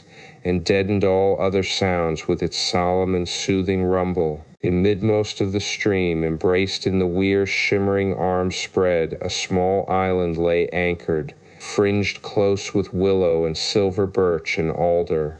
Reserved, shy, but full of significance, it hid whatever it might hold behind a veil, keeping it till the hour should come, and with the hour those who were called and chosen. Slowly, but with no doubt or hesitation whatever, and in something of a solemn expectancy, the two animals passed through the broken, tumultuous water and moored their boat at the flowery margin of the island. In silence they landed, and pushed through the blossom and scented herbage and undergrowth that led up to the level ground, till they stood on a little lawn of a marvelous green, set round with nature's own orchard trees, crab-apple, wild cherry, and sloe. "This is the place of my song-dream, the place the music played to me," whispered the rat, as if in a trance.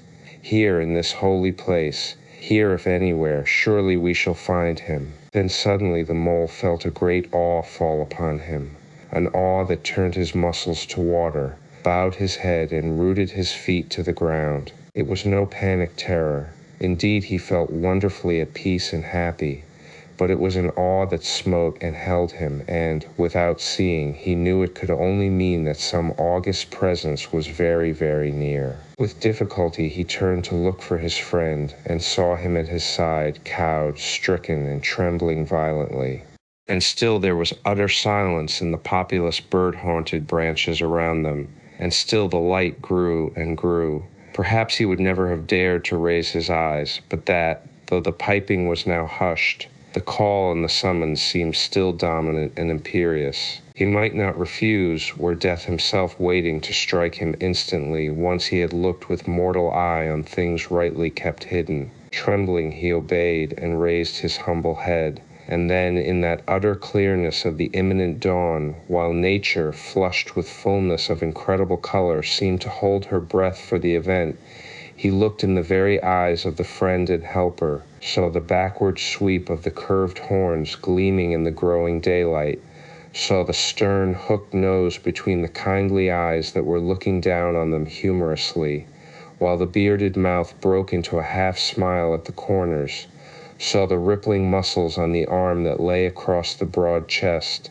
the long supple hand still holding the panpipes only just fallen away from the parted lips, saw the splendid curves of the shaggy limbs disposed in majestic ease on the sward, saw last of all nestling between his very hooves, sleeping soundly in entire peace and contentment, the little round, podgy, childish form of the baby otter. All this he saw, for one moment breathless and intense, vivid on the morning sky, and still as he looked he lived, and still as he lived he wondered. "Rat," he found breath to whisper, shaking. "Are you afraid?" "Afraid?" murmured the rat, his eyes shining with unutterable love. "Afraid of him? Oh, never, never, and yet, oh, mole, I am afraid." Then the two animals, crouching to the earth, bowed their heads and did worship. Sudden and magnificent, the sun's broad golden disk showed itself over the horizon facing them, and the first rays shooting across the level water meadows took the animals full in the eyes and dazzled them. When they were able to look once more, the vision had vanished, and the air was full of the carol of birds that hailed the dawn. As they stared blankly, in dumb misery deepening as they slowly realized all they had seen and all they had lost, a capricious little breeze, dancing up from the surface of the water, tossed the aspens, shook the dewy roses, and blew lightly and caressingly in their faces. And with its soft touch came instant oblivion, for this is the last best gift that the kindly demigod is careful to bestow on those to whom he has revealed himself in their helping, the gift of forgetfulness, lest the awful remembrance should remain and grow, and overshadow mirth and pleasure, and the great haunting memory should spoil all the afterlives of little animals helped out of difficulties, in order that they should be happy and light-hearted as before. Mole rubbed his eyes and stared at Rat, who was looking about him in a puzzled sort of way. "I beg your pardon, what did you say, Rat?" he asked. "I think I was only remarking," said Rat slowly, "that this was the right sort of place, and that here, if anywhere, we should find him. And look, why, there he is, the little fellow." And with a cry of delight he ran towards the slumbering Portly. But Mole stood still a moment, held in thought, as one wakened suddenly from a beautiful dream who struggles to recall it and can recapture nothing but a dim sense of the beauty of it, the beauty, till that too fades away in its turn, and the dreamer bitterly accepts the hard, cold waking and all its penalties. So Mole, after struggling with his memory for a brief space, shook his head sadly and followed the Rat. Portly woke up with a joyous squeak and wriggled with pleasure at the sight of his father's friends who had played with him so often in past days. In a moment, however, his face grew blank, and he fell to hunting round in a circle with pleading whine, as a child that has fallen happily asleep in its nurse's arms, and wakes to find itself alone and laid in a strange place, and searches corners and cupboards, and runs from room to room, despair growing silently in its heart. Even so Portly searched the island, and searched, dogged and unwearying, till at last the black moment came for giving it up, and sitting down and crying bitterly. The Mole ran quickly to comfort the little animal, but Rat, lingering, looked long and doubtfully at certain hoof marks deep in the sward. "Some great animal has been here," he murmured slowly and thoughtfully, and stood musing, his mind strangely stirred. "Come along, Rat," called the Mole. "Think of poor Otter waiting up there by the ford." Portly had soon been comforted by the promise of a treat, a jaunt on the river in Mr. Rat's real boat, and the two animals conducted him to the water's side, placed him securely between them in the bottom of the boat, and paddled off down the backwater. The sun was fully up by now, and hot on them birds sang lustily and without restraint, and flowers smiled and nodded from either bank. But somehow, so thought the animals, with less of richness and blaze of color than they seemed to remember seeing quite recently somewhere, they wondered where. The main river reached again, they turned the boat's head upstream, towards the point where they knew their friend was keeping his lonely vigil. As they drew near the familiar ford, the Mole took the boat in to the bank, and they lifted Portly out and set him on his legs on the tow-path, gave him his marching orders and a friendly farewell pat on the back, and shoved out into midstream. They watched the little animal as he waddled along the path contentedly and with importance, watched him till they saw his muzzle suddenly lift and his waddle break into a clumsy amble as he quickened his pace with shrill whines and wriggles of recognition.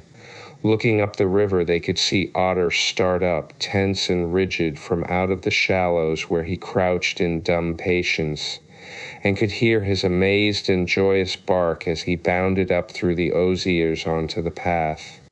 Then the Mole, with a strong pull on one oar, swung the boat round and let the full stream bear them down again whither it would, their quest now happily ended. "I feel strangely tired, Rat," said the Mole, leaning wearily over his oars as the boat drifted. "It's being up all night, you'll say, perhaps, but that's nothing. We do as much half the nights of the week at this time of the year." "No. I feel as if I had been through something very exciting and rather terrible, and it was just over, and yet nothing particular has happened, or something very surprising and splendid and beautiful," murmured the Rat, leaning back and closing his eyes. "I feel just as you do, Mole, simply dead tired, though not body tired. It's lucky we've got the stream with us to take us home. Isn't it jolly to feel the sun again soaking into one's bones? And hark to the wind playing in the reeds. It's like music, far-away music, said the mole, nodding drowsily. So I was thinking, murmured the rat, dreamful and languid. Dance music, the lilting sort that runs on without a stop, but with words in it too. It passes into words and out of them again. I catch them at intervals. Then it is dance music once more, and then nothing but the reeds, soft, thin whispering. You hear better than I, said the mole sadly. I cannot catch the words. Let me try and give you them, said the rat softly, his eyes still closed. Now it is turning into words again, faint but clear, lest the awe should dwell, and turn your frolic to fret. You shall look on my power at the helping hour, but then you shall forget. Now the reeds take it up. Forget, forget, they sigh, and it dies away in a rustle and a whisper. Then the voice returns, lest limbs be reddened and rent. I spring the trap that is set. As I loose the snare, you may glimpse me there. For surely you shall forget. Row nearer, mole, nearer to the reeds. It is hard to catch, and grows each minute fainter. Helper and healer I cheer, small waifs in the woodland wet. Strays I find in it, wounds I bind in it, bidding them all forget. Nearer, mole, nearer. No, it is no good. The song has died away into reed talk. But what do the words mean? Asked the wondering mole. That I do not know, said the rat simply. I passed them on to you as they reached me. Ah, now they return again, and this time full and clear. This time, at last, it is the real, the unmistakable thing, simple, passionate, perfect. Well, let's have it then, said the mole, after he had waited patiently for a few minutes, half dozing in the hot sun. But no answer came. He looked and understood the silence. With a smile of much happiness on his face, and something of a listening look still lingering there, the weary rat was fast asleep. Toad's Adventures. When Toad found himself immured in a dank and noisome dungeon, and knew that all the grim darkness of a medieval fortress lay between him and the outer world of sunshine and well-metalled high roads, where he had lately been so happy, disporting himself as if he had bought up every road in England, he flung himself at full length on the floor, and shed bitter tears, and abandoned himself to dark despair. This is the end of everything, he said. At least it is the end of the career of Toad, which is the same thing. The popular and handsome Toad, the rich and hospitable Toad, the Toad so free and careless and debonair. How can I hope to be ever set at large again, he said, who have been imprisoned so justly for stealing so handsome a motor car in such an audacious manner, and for such lurid and imaginative cheek bestowed upon such a number of fat, red-faced policemen. Here his sobs choked him. Stupid animal that I was. Now I must languish in this dungeon, till people who were proud to say they knew me have forgotten the very name of Toad. O wise old badger, O clever, intelligent rat and sensible mole, what sound judgments, what a knowledge of men and matters you possess. O unhappy and forsaken Toad. With lamentations such as these he passed his days and nights for several weeks, refusing his meals or intermediate light refreshments, though the grim and ancient gaoler, knowing that Toad's pockets were well lined, frequently pointed out that many comforts and indeed luxuries could by arrangement be sent in, at a price, from outside. Now the gaoler had a daughter, a pleasant wench and good-hearted, who assisted her father in the lighter duties of his post. She was particularly fond of animals, and, besides her canary, whose cage hung on a nail in the massive wall of the keep by day, to the great annoyance of prisoners who relished an after-dinner nap, and was shrouded in an antimacassar on the parlor table at night, she kept several piebald mice and a restless revolving squirrel. This kind-hearted girl, pitying the misery of Toad, said to her father one day, "Father, I can't bear to see that poor beast so unhappy, and getting so thin. You let me have the managing of him. You know how fond of animals I am. I'll make him eat from my hand and sit up and do all sorts of things." Her father replied that she could do what she liked with him. He was tired of Toad and his sulks and his airs and his meanness. So that day she went on her errand of mercy and knocked at the door of Toad's cell. "Now cheer up, Toad," she said coaxingly on entering, "and sit up and dry your eyes and be a sensible animal. And do try and eat a bit of dinner. See, I've brought you some of mine hot from the oven." It was bubble and squeak between two plates, and its fragrance filled the narrow cell. The penetrating smell of cabbage reached the nose of Toad as he lay prostrate in his misery on the floor, and gave him the idea for a moment that perhaps life was not such a blank and desperate thing as he had imagined. But still he wailed and kicked with his legs and refused to be comforted. So the wise girl retired for the time, but of course a good deal of the smell of hot cabbage remained behind, as it will do, and Toad, between his sobs, sniffed and reflected, and gradually began to think new and inspiring thoughts, of chivalry and poetry and deeds still to be done, of broad meadows and cattle browsing in them raked by sun and wind, of kitchen gardens and straight herb borders and warm snapdragon beset by bees, and of the comforting clink of dishes set down on the table at Toad Hall, and the scrape of chair legs on the floor as everyone pulled himself close up to his work. The air of the narrow cell took a rosy tinge. He began to think of his friends and how they would surely be able to do something, of lawyers and how they would have enjoyed his case, and what an ass he had been not to get in a few. And lastly, he thought of his own great cleverness and resource, and all that he was capable of if he only gave his great mind to it, and the cure was almost complete.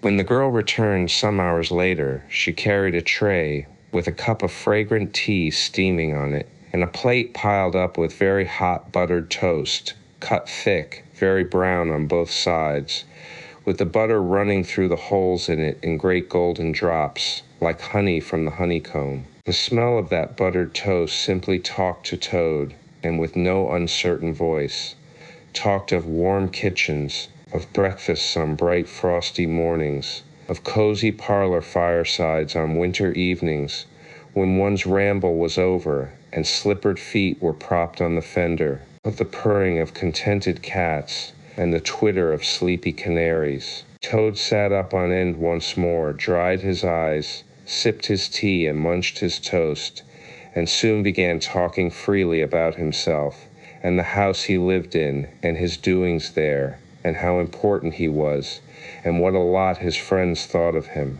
The gaoler's daughter saw that the topic was doing him as much good as the tea, as indeed it was, and encouraged him to go on. "Tell me about Toad Hall," said she. "It sounds beautiful."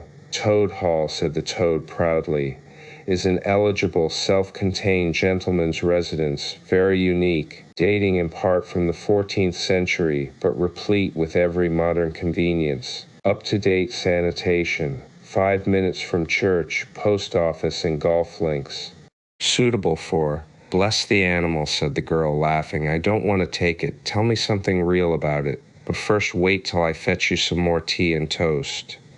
She tripped away and presently returned with a fresh trayful, and Toad, pitching into the toast with avidity, his spirits quite restored to their usual level, told her about the boathouse and the fish pond and the old walled kitchen garden, and about the pigsties and the stables and the pigeon house and the hen house, and about the dairy and the wash house and the china cupboards and the linen presses. She liked that bit especially, and about the banqueting hall and the fun they had there when the other animals were gathered round the table and Toad was at his best, singing songs, telling stories, carrying on generally. Then she wanted to know about his animal friends, and was very interested in all he had to tell her about them and how they lived, and what they did to pass their time.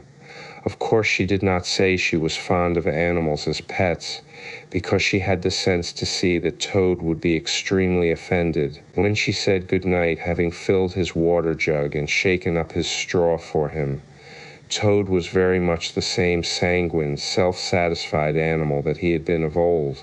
He sang a little song or two, of the sort he used to sing at his dinner parties, curled himself up in the straw, and had an excellent night's rest and the pleasantest of dreams. They had many interesting talks together, after that, as the dreary days went on, and the gaoler's daughter grew very sorry for Toad, and thought it a great shame that a poor little animal should be locked up in prison for what seemed to her a very trivial offense. Toad, of course, in his vanity, thought that her interest in him proceeded from a growing tenderness, and he could not help half regretting that the social gulf between them was so very wide, for she was a comely lass, and evidently admired him very much. One morning the girl was very thoughtful, and answered at random, and did not seem to Toad to be paying proper attention to his witty sayings and sparkling comments. "Toad," she said presently, "just listen, please. I have an aunt who is a washerwoman." "There, there," said Toad, graciously and affably. "Never mind, think no more about it. I have several aunts who ought to be washerwomen." "Do be quiet a minute, Toad," said the girl. "You talk too much, that's your chief fault, and I'm trying to think, and you hurt my head. As I said, I have an aunt who is a washerwoman. She does the washing for all the prisoners in this castle.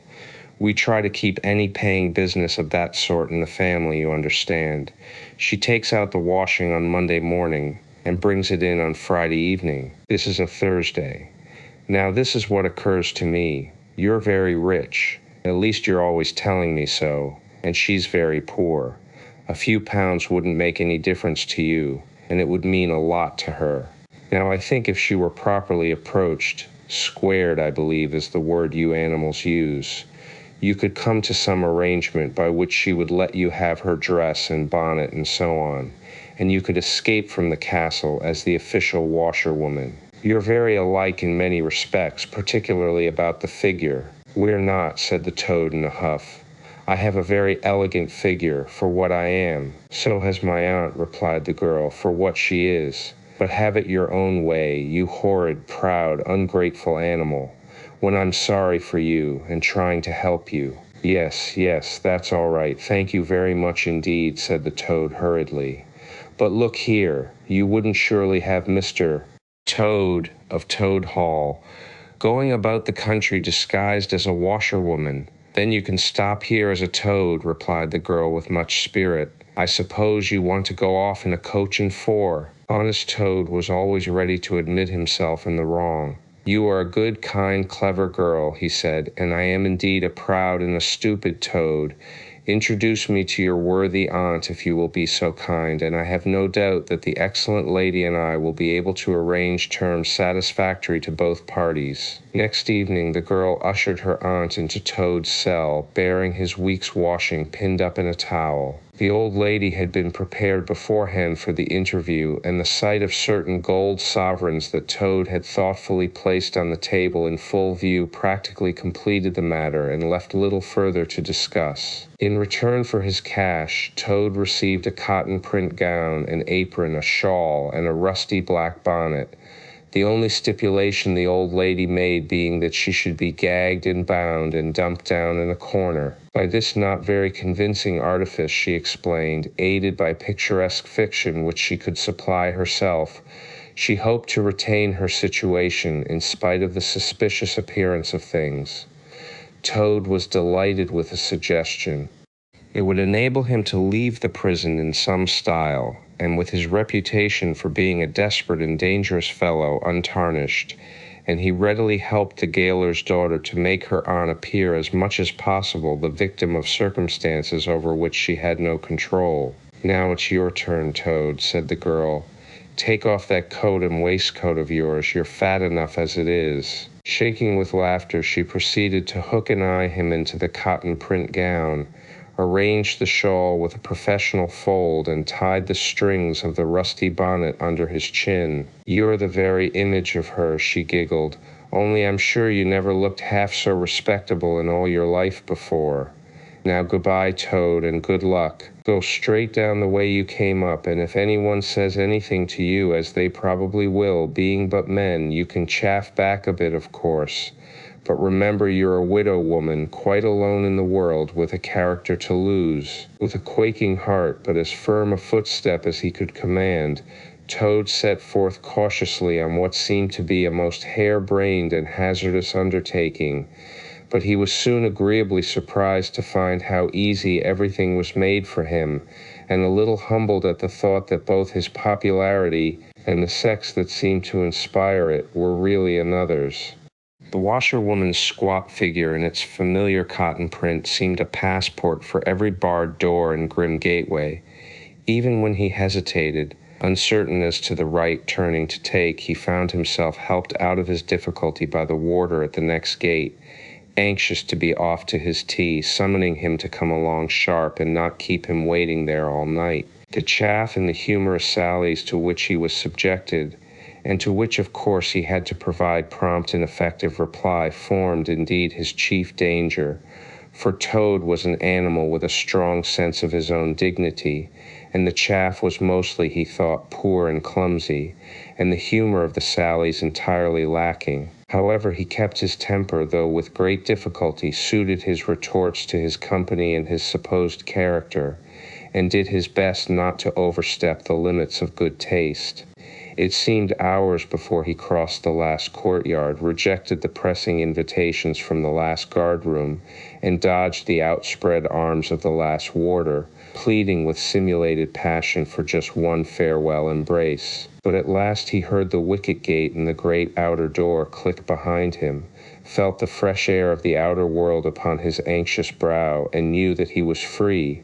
Dizzy with the easy success of his daring exploit, he walked quickly towards the lights of the town, not knowing in the least what he should do next, only quite certain of one thing, that he must remove himself as quickly as possible from the neighborhood where the lady he was forced to represent was so well known and so popular a character. As he walked along considering, his attention was caught by some red and green lights a little way off to one side of the town, and the sound of the puffing and snorting of engines and the banging of shunted trucks fell on his ear. Aha, he thought, this is a piece of luck. A railway station is the thing I want most in the whole world at this moment, and what's more, I needn't go through the town to get it, and shan't have to support this humiliating character by repartees which, though thoroughly effective, do not assist one's sense of self-respect. He made his way to the station accordingly, consulted a timetable, and found that a train bound more or less in the direction of his home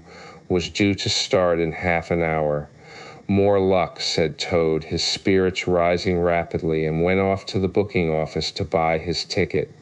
He gave the name of the station that he knew to be nearest to the village of which Toad Hall was the principal feature, and mechanically put his fingers in search of the necessary money where his waistcoat pocket should have been. But here the cotton gown which had nobly stood by him so far, and which he had basely forgotten, intervened and frustrated his efforts. In a sort of nightmare he struggled with the strange, uncanny thing that seemed to hold his hands, turn all muscular strivings to water, and laugh at him all the time, while other travelers, forming up in a line behind, waited with impatience, making suggestions of more or less value and comments of more or less stringency and point. At last, somehow, he never rightly understood how, he burst the barriers, attained the goal, arrived at where all waistcoat pockets are eternally situated, and found not only no money but no pocket to hold it, and no waistcoat to hold the pocket. To his horror he recollected that he had left both coat and waistcoat behind him in his cell, and with them his pocketbook, money, keys, watch, matches, pencil case, all that makes life worth living, all that distinguishes the many-pocketed animal, the lord of creation, from the inferior one-pocketed or no-pocketed productions that hop or trip about permissively, unequipped for the real contest. In his misery he made one desperate effort to carry the thing off, and, with a return to his fine old manner, a blend of the squire and the college don, he said, "Look here, I find I've left my purse behind. Just give me that ticket, will you, and I'll send the money on tomorrow. I'm well known in these parts." The clerk stared at him and the rusty black bonnet a moment, and then laughed. "I should think you were pretty well known in these parts," he said, "if you've tried this game on often. Here, stand away from the window, please, madam. You're obstructing the other passengers." An old gentleman who had been prodding him in the back for some moments here thrust him away and, what was worse, addressed him as his good woman, which angered Toad more than anything that had occurred that evening. Baffled and full of despair, he wandered blindly down the platform where the train was standing, and tears trickled down each side of his nose. It was hard, he thought, to be within sight of safety and almost of home, and to be balked by the want of a few wretched shillings and by the pettifogging mistrustfulness of paid officials. Very soon his escape would be discovered, the hunt would be up, he would be caught, reviled, loaded with chains, dragged back again to prison and bread and water and straw. His guards and penalties would be doubled, and oh, what sarcastic remarks the girl would make. What was to be done? He was not swift of foot. His figure was unfortunately recognizable. Could he not squeeze under the seat of a carriage? He had seen this method adopted by schoolboys when the journey money provided by thoughtful parents had been diverted to other and better ends. As he pondered, he found himself opposite the engine, which was being oiled, wiped, and generally caressed by its affectionate driver, a burly man with an oil can in one hand and a lump of cotton waste in the other. "Hello, Mother," said the engine driver. "What's the trouble? You don't look particularly cheerful." "Oh, sir," said Toad, crying afresh, "I am a poor, unhappy washerwoman, and I've lost all my money and can't pay for a ticket, and I must get home tonight somehow, and whatever I am to do I don't know. Oh dear, oh dear." "That's a bad business indeed," said the engine driver reflectively. "Lost your money and can't get home, and got some kids, too, waiting for you, I dare say." "Any amount of 'em," sobbed Toad, "and they'll be hungry and playing with matches and upsetting lamps, the little innocents, and quarreling and going on generally." "Oh dear, oh dear." "Well, I'll tell you what I'll do," said the good engine driver. "You're a washerwoman to your trade, says you. Very well, that's that, and I'm an engine driver, as you well may see, and there's no denying it's terribly dirty work. Uses up a power of shirts, it does, till my missus is fair tired of washing of 'em. If you'll wash a few shirts for me when you get home, and send 'em along, I'll give you a ride on my engine. It's against the company's regulations, but we're not so very particular in these out-of-the-way parts." The Toad's misery turned into rapture as he eagerly scrambled up into the cab of the engine. Of course he had never washed a shirt in his life, and couldn't if he tried, and anyhow he wasn't going to begin. But he thought, when I get safely home to Toad Hall, and have money again and pockets to put it in, I will send the engine driver enough to pay for quite a quantity of washing, and that will be the same thing, or better. The guard waved his welcome flag, the engine driver whistled in cheerful response, and the train moved out of the station. As the speed increased, and the Toad could see on either side of him real fields, and trees and hedges and cows and horses, all flying past him, and as he thought how every minute was bringing him nearer to Toad Hall, and sympathetic friends and money in his pocket, and a soft bed to sleep in, and good things to eat, and praise and admiration at the recital of his adventures and his surpassing cleverness, he began to skip up and down and shout and sing snatches of song, to the great astonishment of the engine driver, who had come across washerwomen before, at long intervals, but never one at all like this. They had covered many and many a mile, and Toad was already considering what he would have for supper as soon as he got home, when he noticed that the engine driver, with a puzzled expression on his face, was leaning over the side of the engine and listening hard. Then he saw him climb onto the coals and gaze out over the top of the train. Then he returned and said to Toad, "It's very strange. We're the last train running in this direction tonight, yet I could be sworn that I heard another following us." Toad ceased his frivolous antics at once. He became grave and depressed, and a dull pain in the lower part of his spine, communicating itself to his legs, made him want to sit down and try desperately not to think of all the possibilities. By this time the moon was shining brightly, and the engine driver, steadying himself on the coal, could command a view of the line behind them for a long distance. Presently he called out, I can see it clearly now. It is an engine on our rails coming along at a great pace. It looks as if we were being pursued. The miserable toad, crouching in the coal dust, tried hard to think of something to do, with dismal want of success. "They are gaining on us fast," cried the engine driver, "and the engine is crowded with the queerest lot of people, men like ancient warders, waving halberds, policemen in their helmets, waving truncheons, and shabbily dressed men in pot hats, obvious and unmistakable plain-clothes detectives even at this distance, waving revolvers and walking sticks, all waving and all shouting the same thing. Stop, stop, stop." Then Toad fell on his knees among the coals, and raising his clasped paws in supplication, cried, "Save me, only save me, dear kind Mr. Engine Driver, and I will confess everything. I am not the simple washerwoman I seem to be. I have no children waiting for me, innocent or otherwise. I am a toad, the well-known and popular Mr. Toad, a landed proprietor. I have just escaped, by my great daring and cleverness, from a loathsome dungeon into which my enemies had flung me, and if those fellows on that engine recapture me, it will be chains and bread and water and straw and misery once more for poor, unhappy, innocent Toad." The engine driver looked down upon him very sternly and said, "Now tell the truth. What were you put in prison for?" "It was nothing very much," said poor Toad, coloring deeply. "I only borrowed a motor car while the owners were at lunch. They had no need of it at the time. I didn't mean to steal it really, but people, especially magistrates, take such harsh views of thoughtless and high-spirited actions." The engine driver looked very grave and said, "I fear that you have been indeed a wicked Toad, and by rights I ought to give you up to offended justice. But you are evidently in sore trouble and distress, so I will not desert you. I don't hold with motor cars, for one thing, and I don't hold with being ordered about by policemen when I'm on my own engine, for another. And the sight of an animal in tears always makes me feel queer and soft-hearted. So cheer up, Toad. I'll do my best, and we may beat them yet." They piled on more coals, shoveling furiously. The furnace roared, the sparks flew, the engine leapt and swung, but still their pursuers slowly gained.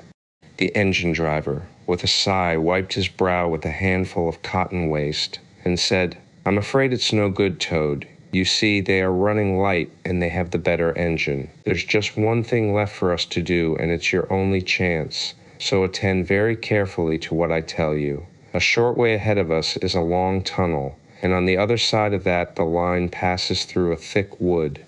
Now, I will put on all the speed I can while we are running through the tunnel, but the other fellows will slow down a bit, naturally, for fear of an accident.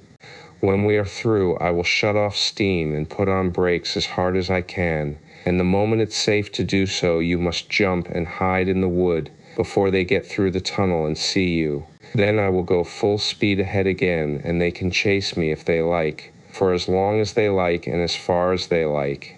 Now mind and be ready to jump when I tell you." They piled on more coals, and the train shot into the tunnel, and the engine rushed and roared and rattled, till at last they shot out at the other end into fresh air and the peaceful moonlight, and saw the wood lying dark and helpful upon either side of the line. The driver shut off steam and put on brakes. The Toad got down on the step, and as the train slowed down to almost a walking pace, he heard the driver call out, "Now jump." Toad jumped, rolled down a short embankment, picked himself up unhurt, scrambled into the wood, and hid. Peeping out, he saw his train get up speed again and disappear at a great pace. Then out of the tunnel burst the pursuing engine, roaring and whistling, her motley crew waving their various weapons and shouting, "Stop, stop, stop."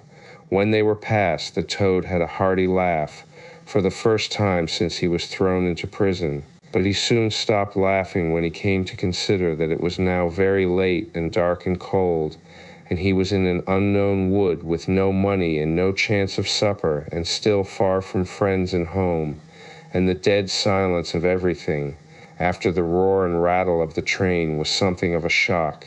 He dared not leave the shelter of the trees, so he struck into the wood, with the idea of leaving the railway as far as possible behind him. After so many weeks within walls, he found the woods strange and unfriendly and inclined, he thought, to make fun of him. Night jars, sounding their mechanical rattle, made him think that the wood was full of searching warders, closing in on him. An owl swooping noiselessly towards him brushed his shoulder with its wing, making him jump with the horrid certainty that it was a hand, then flitted off moth-like, laughing its low ho, ho, ho, which Toad thought in very poor taste. Once he met a fox who stopped, looked him up and down in a sarcastic sort of way, and said, "Hullo, washerwoman, half a pair of socks and a pillowcase short this week. Mind it doesn't occur again," and swaggered off, sniggering. Toad looked about for a stone to throw at him, but could not succeed in finding one, which vexed him more than anything. At last, cold, hungry, and tired out, he sought the shelter of a hollow tree, where with branches and dead leaves he made himself as comfortable a bed as he could, and slept soundly till the morning. Wayfarers, all the water-rat was restless, and he did not exactly know why.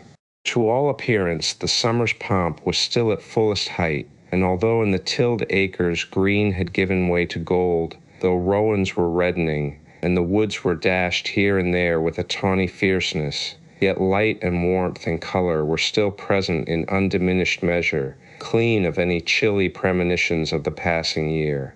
But the constant chorus of the orchards and hedges had shrunk to a casual evensong from a few yet unwearied performers.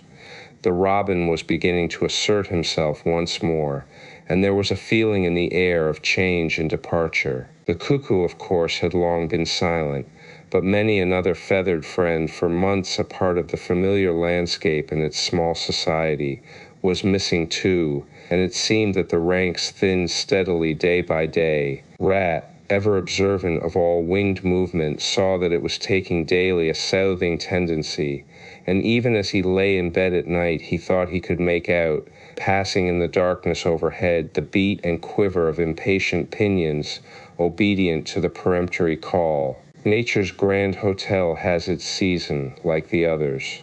As the guests, one by one, pack, pay, and depart, and the seats at the table d'hôte shrink pitifully at each succeeding meal, as suites of rooms are closed, carpets taken up, and waiters sent away, those boarders who are staying on in pension until the next year's full reopening cannot help being somewhat affected by all these flittings and farewells, this eager discussion of plans, routes, and fresh quarters, this daily shrinkage in the stream of comradeship. One gets unsettled, depressed, and inclined to be querulous.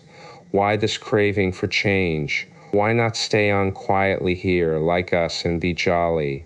You don't know this hotel out of the season, and what fun we have among ourselves, we fellows who remain and see the whole interesting year out. All very true, no doubt, the others always reply. We quite envy you, in some other year perhaps, but just now we have engagements, and there's the bus at the door. Our time is up. So they depart with a smile and a nod, and we miss them and feel resentful. The rat was a self-sufficing sort of animal, rooted to the land, and whoever went he stayed. Still he could not help noticing what was in the air, and feeling some of its influence in his bones. It was difficult to settle down to anything seriously, with all this flitting going on. Leaving the waterside, where rushes stood thick and tall in a stream that was becoming sluggish and low, he wandered countrywards, crossed a field or two of pasturage already looking dusty and parched, and thrust into the great sea of wheat, yellow, wavy, and murmurous, full of quiet motion and small whisperings. Here he often loved to wander, through the forest of stiff, strong stalks that carried their own golden sky away over his head, a sky that was always dancing, shimmering, softly talking, or swaying strongly to the passing wind and recovering itself with a toss and a merry laugh. Here, too, he had many small friends, a society complete in itself, leading full and busy lives, but always with a spare moment to gossip and exchange news with a visitor. Today, however, though they were civil enough, the field mice and harvest mice seemed preoccupied. Many were digging and tunneling busily. Others, gathered together in small groups, examined plans and drawings of small flats, stated to be desirable and compact, and situated conveniently near the stores. Some were hauling out dusty trunks and dress baskets. Others were already elbow-deep packing their belongings, while everywhere piles and bundles of wheat, oats, barley, beech mast, and nuts lay about ready for transport. "Here's old Ratty," they cried as soon as they saw him. "Come and bear a hand, Rat, and don't stand about idle." "What sort of games are you up to?" said the Water Rat severely. "You know it isn't time to be thinking of winter quarters yet by a long way." "Oh yes, we know that," explained a field mouse rather shamefacedly. "But it's always as well to be in good time, isn't it? We really must get all the furniture and baggage and stores moved out of this before those horrid machines begin clicking round the fields.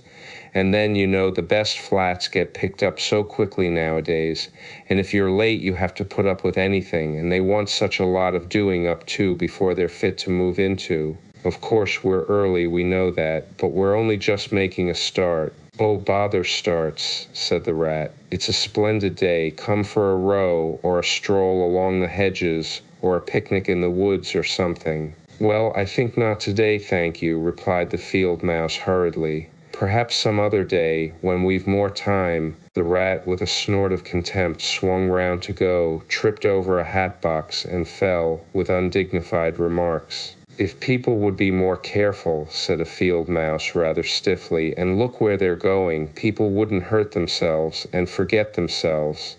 Mind that hold-all, Rat, you'd better sit down somewhere. In an hour or two we may be more free to attend to you." "You won't be free, as you call it, much this side of Christmas, I can see that," retorted the Rat grumpily, as he picked his way out of the field. He returned somewhat despondently to his river again, his faithful, steady-going old river, which never packed up, flitted, or went into winter quarters. In the osiers which fringed the bank he spied a swallow sitting. Presently it was joined by another, and then by a third, and the birds, fidgeting restlessly on their bough, talked together earnestly and low. "What, already?" said the Rat, strolling up to them. "What's the hurry? I call it simply ridiculous." "Oh, we're not off yet, if that's what you mean," replied the first swallow. "We're only making plans and arranging things, talking it over, you know, what route we're taking this year and where we'll stop and so on. That's half the fun." "Fun," said the Rat. "Now that's just what I don't understand. If you've got to leave this pleasant place, and your friends who will miss you, and your snug homes that you've just settled into, why, when the hour strikes, I've no doubt you'll go bravely, and face all the trouble and discomfort and change and newness, and make believe that you're not very unhappy, but to want to talk about it, or even think about it till you really need—" "No, you don't understand, naturally," said the second swallow. "First we feel it stirring within us, a sweet unrest. Then back come the recollections one by one, like homing pigeons. They flutter through our dreams at night. They fly with us in our wheelings and circlings by day. We hunger to inquire of each other, to compare notes and assure ourselves that it was all really true, as one by one the scents and sounds and names of long-forgotten places come gradually back and beckon to us." "Couldn't you stop on for just this year?" suggested the Water Rat wistfully. "We'll all do our best to make you feel at home. You've no idea what good times we have here, while you are far away." "I tried stopping on 1 year," said the third swallow. "I had grown so fond of the place that when the time came I hung back and let the others go on without me. For a few weeks it was all well enough, but afterwards, oh, the weary length of the nights, the shivering sunless days, the air so clammy and chill, and not an insect in an acre of it. No, it was no good. My courage broke down, and one cold, stormy night I took wing, flying well inland on account of the strong easterly gales. It was snowing hard as I beat through the passes of the great mountains, and I had a stiff fight to win through. But never shall I forget the blissful feeling of the hot sun again on my back, as I sped down to the lakes that lay so blue and placid below me, and the taste of my first fat insect. The past was like a bad dream. The future was all happy holiday as I moved southwards week by week, easily, lazily, lingering as long as I dared, but always heeding the call. No, I had my warning. Never again did I think of disobedience. Ah, yes, the call of the South, twittered the other two dreamily. Its songs, its hues, its radiant air. Oh, do you remember? And, forgetting the rat, they slid into passionate reminiscence, while he listened fascinated, and his heart burned within him. In himself, too, he knew that it was vibrating at last, that chord hitherto dormant and unsuspected.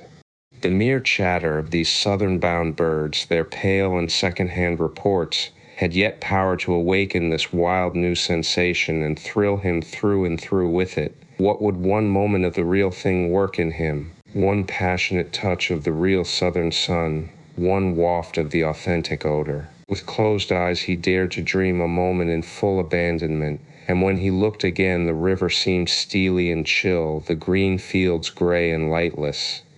Then his loyal heart seemed to cry out on his weaker self for its treachery. "Why do you ever come back then at all?" he demanded of the swallows justly. "What do you find to attract you in this poor drab little country? And do you think," said the first swallow, "that the other call is not for us too in its due season? The call of lush meadow grass, wet orchards, warm insect-haunted ponds, of browsing cattle, of haymaking, and all the farm buildings clustering round the house of the perfect eaves. Do you suppose," asked the second one, "that you are the only living thing that craves with a hungry longing to hear the cuckoo's note again?"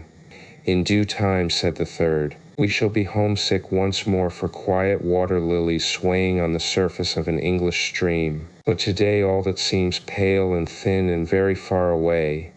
Just now our blood dances to other music." They fell a-twittering among themselves once more, and this time their intoxicating babble was of violet seas, tawny sands, and lizard-haunted walls. Restlessly the rat wandered off once more, climbed the slope that rose gently from the north bank of the river, and lay looking out towards the great ring of downs that barred his vision further southwards, his simple horizon hitherto, his mountains of the moon, his limit behind which lay nothing he had cared to see or to know. Today, to him gazing south with a newborn need stirring in his heart, the clear sky over their long, low outlines seemed to pulsate with promise.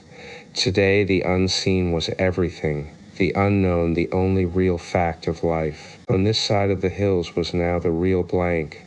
On the other lay the crowded and colored panorama that his inner eye was seeing so clearly.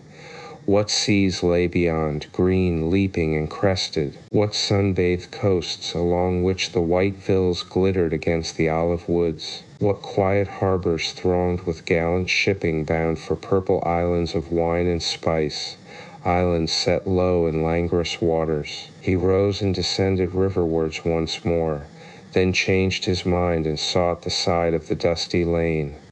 There, lying half-buried in the thick, cool underhedge tangle that bordered it, he could muse on the metalled road and all the wondrous world that it led to, on all the wayfarers, too, that might have trodden it, and the fortunes and adventures they had gone to seek or found unseeking.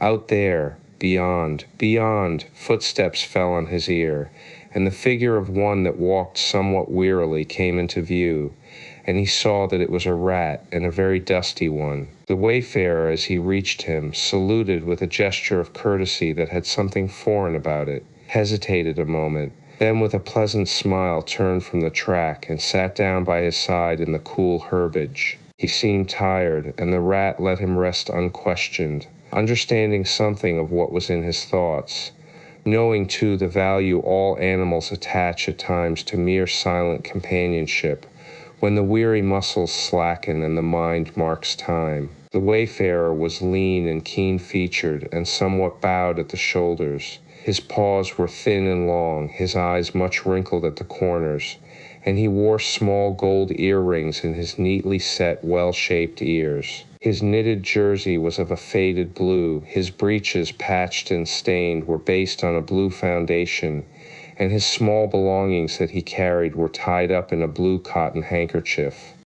When he had rested a while, the stranger sighed, snuffed the air, and looked about him. "That was clover, that warm whiff on the breeze," he remarked, "and those are cows we hear cropping the grass behind us, and blowing softly between mouthfuls. There is a sound of distant reapers, and yonder rises a blue line of cottage smoke against the woodland. The river runs somewhere close by, for I hear the call of a moorhen, and I see by your build that you're a freshwater mariner. Everything seems asleep and yet going on all the time. It is a goodly life that you lead, friend, no doubt the best in the world, if only you are strong enough to lead it. Yes, it's the life, the only life to live," responded the water rat dreamily and without his usual wholehearted conviction. "I did not say exactly that," replied the stranger cautiously, "but no doubt it's the best. I've tried it and I know. And because I've just tried it, 6 months of it, and know it's the best, here am I, footsore and hungry, tramping away from it, tramping southwards, following the old call, back to the old life, the life which is mine and which will not let me go." "Is this then yet another of them?" mused the rat. "And where have you just come from?" he asked. He hardly dared to ask where he was bound for. He seemed to know the answer only too well. "Nice little farm," replied the wayfarer briefly. "Up along in that direction," he nodded northwards. "Never mind about it. I had everything I could want, everything I had any right to expect of life, and more, and here I am. Glad to be here all the same, though, glad to be here. So many miles further on the road, so many hours nearer to my heart's desire." His shining eyes held fast to the horizon, and he seemed to be listening for some sound that was wanting from that inland acreage, vocal as it was with the cheerful music of pasturage and farmyard. "You are not one of us," said the water rat, "nor yet a farmer, nor even, I should judge, of this country." "Right," replied the stranger. "I'm a seafaring rat, I am, and the port I originally hail from is Constantinople, though I'm a sort of a foreigner there, too, in a manner of speaking. You will have heard of Constantinople, friend. A fair city and an ancient and glorious one. And you may have heard, too, of Sigurd, king of Norway, and how he sailed thither with 60 ships, and how he and his men rode up through streets all canopied in their honor with purple and gold, and how the emperor and empress came down and banqueted with him on board his ship. When Sigurd returned home, many of his Northmen remained behind and entered the emperor's bodyguard, and my ancestor, a Norwegian-born, stayed behind too with the ships that Sigurd gave the emperor. Seafarers we have ever been, and no wonder. As for me, the city of my birth is no more my home than any pleasant port between there and the London River. I know them all, and they know me. Set me down on any of their quays or foreshores, and I am home again." "I suppose you go great voyages," said the water rat with growing interest. "Months and months out of sight of land, and provisions running short, and allowanced as to water, and your mind communing with the mighty ocean, and all that sort of thing?" "By no means," said the sea rat frankly. "Such a life as you describe would not suit me at all. I'm in the coasting trade and rarely out of sight of land. It's the jolly times on shore that appeal to me as much as any seafaring. Oh, those southern seaports! The smell of them, the riding lights at night, the glamour." "Well, perhaps you have chosen the better way," said the water rat, but rather doubtfully. "Tell me something of your coasting, then, if you have a mind to, and what sort of harvest an animal of spirit might hope to bring home from it to warm his latter days with gallant memories by the fireside, for my life, I confess to you, feels to me today somewhat narrow and circumscribed. My last voyage," began the sea rat, "that landed me eventually in this country bound with high hopes for my inland farm, will serve as a good example of any of them, and, indeed, as an epitome of my highly colored life. Family troubles, as usual, began it. The domestic storm cone was hoisted, and I shipped myself on board a small trading vessel bound from Constantinople by classic seas whose every wave throbs with a deathless memory, to the Grecian islands in the Levant. Those were golden days and balmy nights. In and out of harbor all the time, old friends everywhere, sleeping in some cool temple or ruined cistern during the heat of the day, feasting in song after sundown, under great stars set in a velvet sky. Thence we turned and coasted up the Adriatic, its shores swimming in an atmosphere of amber, rose, and aquamarine. We lay in wide landlocked harbors. We roamed through ancient and noble cities, until at last one morning, as the sun rose royally behind us, we rode into Venice down a path of gold. Oh, Venice is a fine city, wherein a rat can wander at his ease and take his pleasure, or, when weary of wandering, can sit at the edge of the Grand Canal at night, feasting with his friends, when the air is full of music and the sky full of stars, and the lights flash and shimmer on the polished steel prows of the swaying gondolas, packed so that you could walk across the canal on them from side to side. And then the food. Do you like shellfish? Well, we won't linger over that now. He was silent for a time, and the water rat, silent too and enthralled, floated on dream canals and heard a phantom song pealing high between vaporous gray wave-lapped walls. Southwards we sailed again at last, continued the sea rat, coasting down the Italian shore till finally we made Palermo. And there I quitted for a long, happy spell on shore. I never stick too long to one ship. One gets narrow-minded and prejudiced. Besides, Sicily is one of my happy hunting grounds. I know everybody there, and their ways just suit me. I spent many jolly weeks in the island, staying with friends up country. When I grew restless again, I took advantage of a ship that was trading to Sardinia and Corsica, and very glad I was to feel the fresh breeze and the sea spray in my face once more. But isn't it very hot and stuffy down in the hold, I think you call it? Asked the water rat. The seafarer looked at him with a suspicion of a wink. I'm an old hand, he remarked with much simplicity. The captain's cabin's good enough for me. It's a hard life by all accounts, murmured the rat, sunk in deep thought. For the crew it is, replied the seafarer gravely, again with the ghost of a wink. From Corsica, he went on, I made use of a ship that was taking wine to the mainland. We made a lascio in the evening, hauled up our wine casks and hove them overboard, tied one to the other by a long line. Then the crew took to the boats and rowed shorewards, singing as they went, and drawing after them the long bobbing procession of casks, like a mile of porpoises. On the sands they had horses waiting, which dragged the casks up the steep street of the little town with a fine rush and clatter and scramble.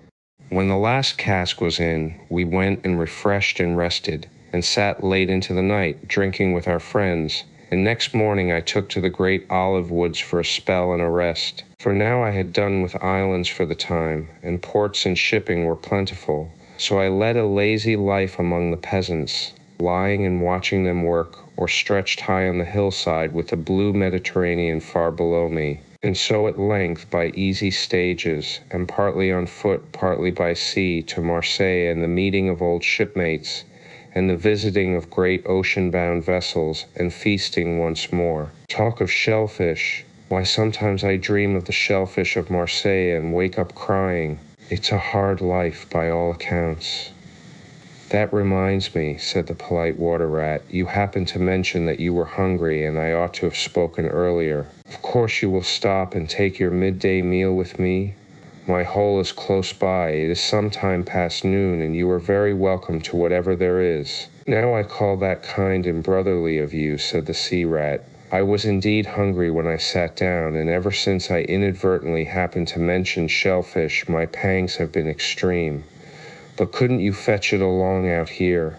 I am none too fond of going under hatches, unless I'm obliged to. And then, while we eat, I could tell you more concerning my voyages and the pleasant life I lead. At least, it is very pleasant to me, and by your attention I judge it commends itself to you. whereas if we go indoors, it is 100 to 1 that I shall presently fall asleep." "That is indeed an excellent suggestion," said the water rat, and hurried off home. There he got out the luncheon basket and packed a simple meal in which, remembering the stranger's origin and preferences, he took care to include a yard of long French bread, a sausage out of which the garlic sang, some cheese which lay down and cried, and a long-necked straw-covered flask wherein lay bottled sunshine shed and garnered on far southern slopes. Thus laden, he returned with all speed, and blushed for pleasure at the old seaman's commendations of his taste and judgment, as together they unpacked the basket and laid out the contents on the grass by the roadside.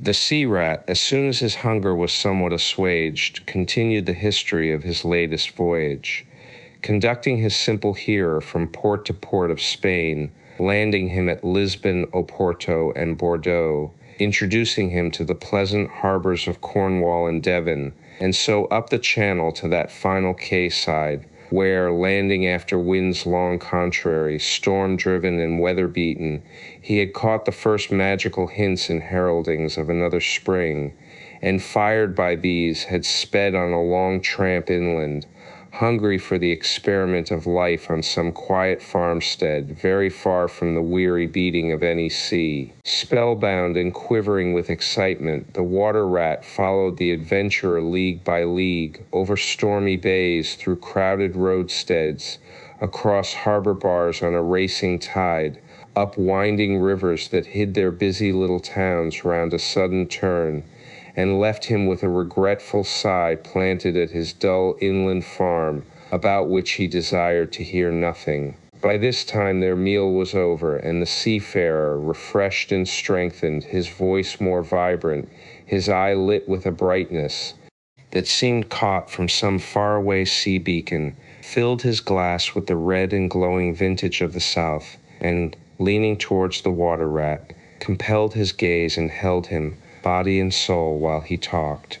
Those eyes were of the changing foam-streaked gray-green of leaping northern seas. In the glass shone a hot ruby that seemed the very heart of the south, beating for him who had courage to respond to its pulsation. The twin lights, the shifting gray and the steadfast red, mastered the water rat and held him bound, fascinated, powerless. The quiet world outside their rays receded far away and ceased to be. And the talk, the wonderful talk, flowed on, or was it speech entirely, or did it pass at times into song? Chanty of the sailors weighing the dripping anchor, sonorous hum of the shrouds in a tearing northeaster, ballad of the fisherman hauling his nets at sundown against an apricot sky, chords of guitar and mandolin from gondola or kike. Did it change into the cry of the wind, plaintive at first, angrily shrill as it freshened, rising to a tearing whistle, sinking to a musical trickle of air from the leach of the bellying sail? All these sounds the spellbound listener seemed to hear, and with them the hungry complaint of the gulls and the sea-mews, the soft thunder of the breaking wave, the cry of the protesting shingle. Back into speech again it passed, and with beating heart he was following the adventures of a dozen seaports, the fights, the escapes, the rallies, the comradeships, the gallant undertakings, or he searched islands for treasure, fished in still lagoons, and dozed day-long on warm white sand. Of deep-sea fishings he heard tell, and mighty silver gatherings of the mile-long net, of sudden perils, noise of breakers on a moonless night, or the tall bows of the great liner taking shape overhead through the fog, of the merry homecoming, the headland rounded, the harbor lights opened out, the group seen dimly on the quay, the cheery hail, the splash of the hawser, the trudge up the steep little street towards the comforting glow of red-curtained windows. Lastly, in his waking dream, it seemed to him that the adventurer had risen to his feet, but was still speaking, still holding him fast with his sea-gray eyes. And now he was softly saying, "I take to the road again, holding on southwestwards for many a long and dusty day, till at last I reach the little gray sea town I know so well, that clings along one steep side of the harbor, There, through dark doorways, you look down flights of stone steps, overhung by great pink tufts of valerian and ending in a patch of sparkling blue water.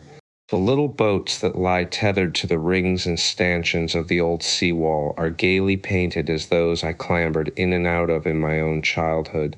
The salmon leap on the flood tide, schools of mackerel flash and play past quaysides and foreshores, and by the windows the great vessels glide night and day up to their moorings or forth to the open sea. There, sooner or later, the ships of all seafaring nations arrive, and there, at its destined hour, the ship of my choice will let go its anchor. I shall take my time, I shall tarry and bide, till at last the right one lies waiting for me, warped out into midstream, loaded low, her bowsprit pointing down harbor. I shall slip on board by boat or a long hawser, and then one morning I shall wake to the song and tramp of the sailors, the clink of the capstan, and the rattle of the anchor chain coming merrily in. We shall break out the jib and the foresail, the white houses on the harbor side will glide slowly past us as she gathers steering way, and the voyage will have begun. As she forges towards the headland, she will clothe herself with canvas, and then, once outside, the sounding slap of great green seas as she heels to the wind, pointing south. And you will come too, young brother, for the days pass and never return, and the south still waits for you. Take the adventure, heed the call, now ere the irrevocable moment passes. 'Tis but a banging of the door behind you, a blithesome step forward, and you are out of the old life and into the new. Then some day long hence, jog home here if you will, when the cup has been drained and the play has been played, and sit down by your quiet river with a store of goodly memories for company. You can easily overtake me on the road, for you are young and I am aging and go softly. I will linger and look back, and at last I will surely see you coming, eager and light-hearted, with all the south in your face. The voice died away and ceased as an insect's tiny trumpet dwindles swiftly into silence, and the water rat, paralyzed and staring, saw at last but a distant speck on the white surface of the road. Mechanically he rose and proceeded to repack the luncheon basket, carefully and without haste. Mechanically he returned home, gathered together a few small necessaries and special treasures he was fond of, and put them in a satchel, acting with slow deliberation, moving about the room like a sleepwalker, listening ever with parted lips.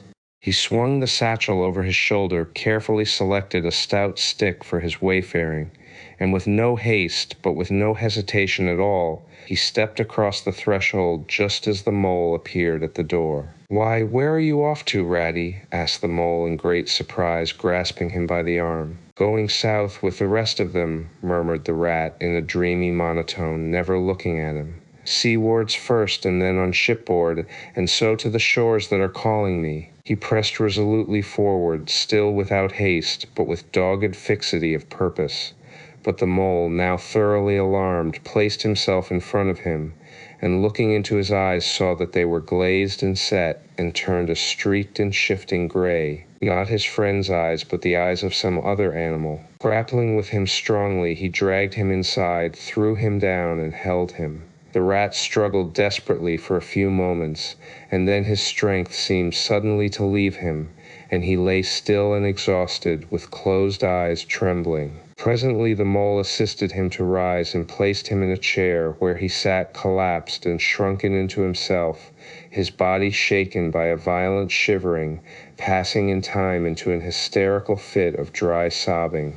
Mole made the door fast, threw the satchel into a drawer and locked it, and sat down quietly on the table by his friend, waiting for the strange seizure to pass. Gradually the rat sank into a troubled doze, broken by starts and confused murmurings of things strange and wild and foreign to the unenlightened mole, and from that he passed into a deep slumber. Very anxious in mind, the mole left him for a time and busied himself with household matters, and it was getting dark when he returned to the parlor and found the rat where he had left him, wide awake indeed, but listless, silent, and dejected. He took one hasty glance at his eyes, found them, to his great gratification, clear and dark and brown again as before, and then sat down and tried to cheer him up and help him to relate what had happened to him. Poor Ratty did his best by degrees to explain things, but how could he put into cold words what had mostly been suggestion? How recall for another's benefit the haunting sea voices that had sung to him? How reproduce at second hand the magic of the seafarer's 100 reminiscences? Even to himself, now the spell was broken and the glamour gone, he found it difficult to account for what had seemed, some hours ago, the inevitable and only thing.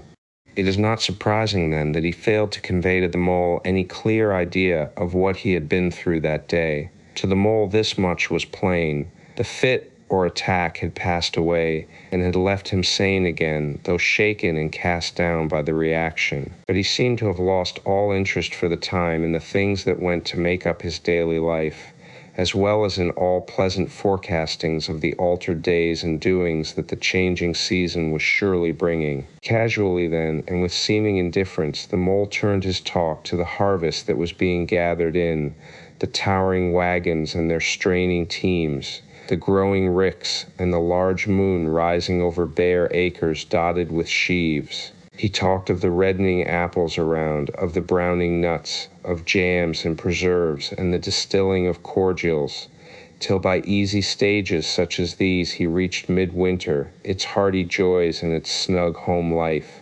And then he became simply lyrical. By degrees the rat began to sit up and to join in. His dull eye brightened, and he lost some of his listening air. Presently the tactful mole slipped away and returned with a pencil and a few half-sheets of paper, which he placed on the table at his friend's elbow. "It's quite a long time since you did any poetry," he remarked.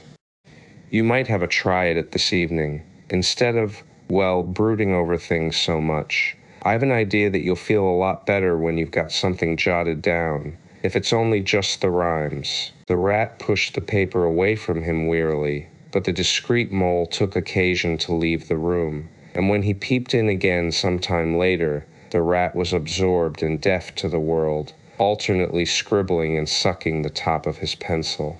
It is true that he sucked a good deal more than he scribbled, but it was joy to the mole to know that the cure had at least begun. The further adventures of Toad. The front door of the hollow tree faced eastwards, so Toad was called at an early hour, partly by the bright sunlight streaming in on him, partly by the exceeding coldness of his toes, which made him dream that he was at home in bed in his own handsome room with the Tudor window, on a cold winter's night, and his bedclothes had got up, grumbling and protesting they couldn't stand the cold any longer, and had run downstairs to the kitchen fire to warm themselves. And he had followed on bare feet along miles and miles of icy stone-paved passages, arguing and beseeching them to be reasonable.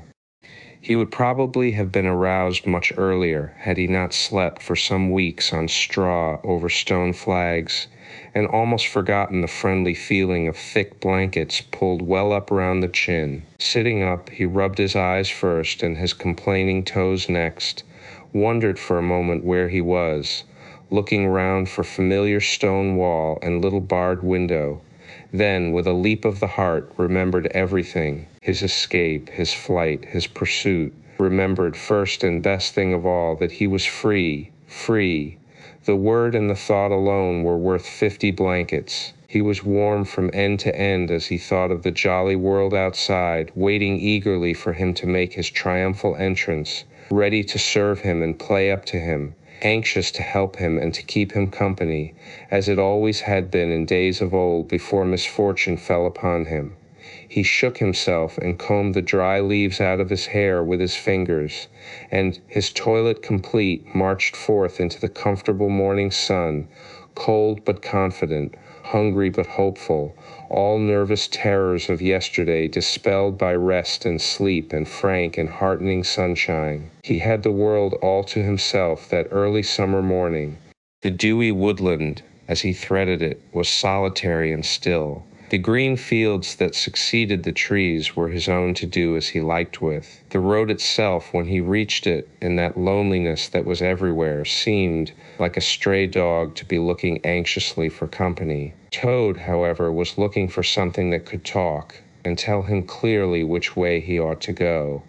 It is all very well when you have a light heart and a clear conscience and money in your pocket, and nobody scouring the country for you to drag you off to prison again, to follow where the road beckons and points, not caring whither. The practical Toad cared very much indeed, and he could have kicked the road for its helpless silence when every minute was of importance to him. The reserved rustic road was presently joined by a shy little brother in the shape of a canal, which took its hand and ambled along by its side in perfect confidence, but with the same tongue-tied, uncommunicative attitude towards strangers. "Bother them," said Toad to himself. "But anyhow, one thing's clear. They must both be coming from somewhere and going to somewhere. You can't get over that, Toad, my boy." So he marched on patiently by the water's edge. Round a bend in the canal came plodding a solitary horse, stooping forward as if in anxious thought. From rope traces attached to his collar stretched a long line, taut but dipping with his stride, the further part of it dripping pearly drops. Toad let the horse pass, and stood waiting for what the fates were sending him. With a pleasant swirl of quiet water at its blunt bow, the barge slid up alongside of him, its gaily painted gunwale level with the towing path. Its sole occupant, a big stout woman wearing a linen sunbonnet, one brawny arm laid along the tiller. "A nice morning, ma'am," she remarked to Toad as she drew up level with him. "I dare say it is, ma'am," responded Toad politely as he walked along the tow path abreast of her. "I dare say it is a nice morning to them that's not in sore trouble like what I am. Here's my married daughter, she sends off to me post-haste to come to her at once. So off I comes, not knowing what may be happening or going to happen, but fearing the worst, as you will understand, ma'am, if you're a mother too. And I've left my business to look after itself. I'm in the washing and laundering line, you must know, ma'am, and I've left my young children to look after themselves. And a more mischievous and troublesome set of young imps doesn't exist, ma'am. And I've lost all my money and lost my way, and as for what may be happening to my married daughter, why, I don't like to think of it, ma'am." "Where might your married daughter be living, ma'am?" asked the barge woman. "She lives near to the river, ma'am," replied Toad. "Close to a fine house called Toad Hall that's somewheres hereabouts in these parts. Perhaps you may have heard of it." "Toad Hall? Why, I'm going that way myself," replied the barge woman.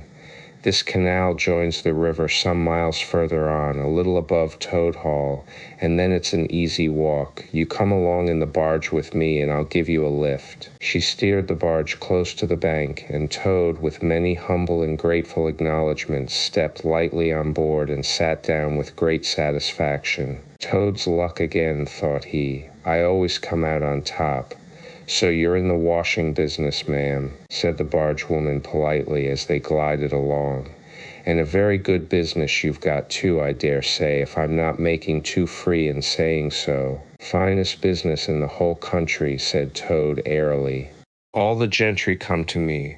Wouldn't go to anyone else if they were paid. They know me so well. You see, I understand my work thoroughly and attend to it all myself. Washing, ironing, clear starching, making up gents' fine shirts for evening wear. Everything's done under my own eye." "But surely you don't do all that work yourself, ma'am?" asked the barge woman respectfully. "Oh, I have girls," said Toad lightly. 20 girls or thereabouts, always at work. But you know what girls are, ma'am. Nasty little hussies, that's what I call 'em." "So do I too," said the barge woman with great heartiness. "But I dare say you set yours to rights, the idle trollops. And are you very fond of washing?"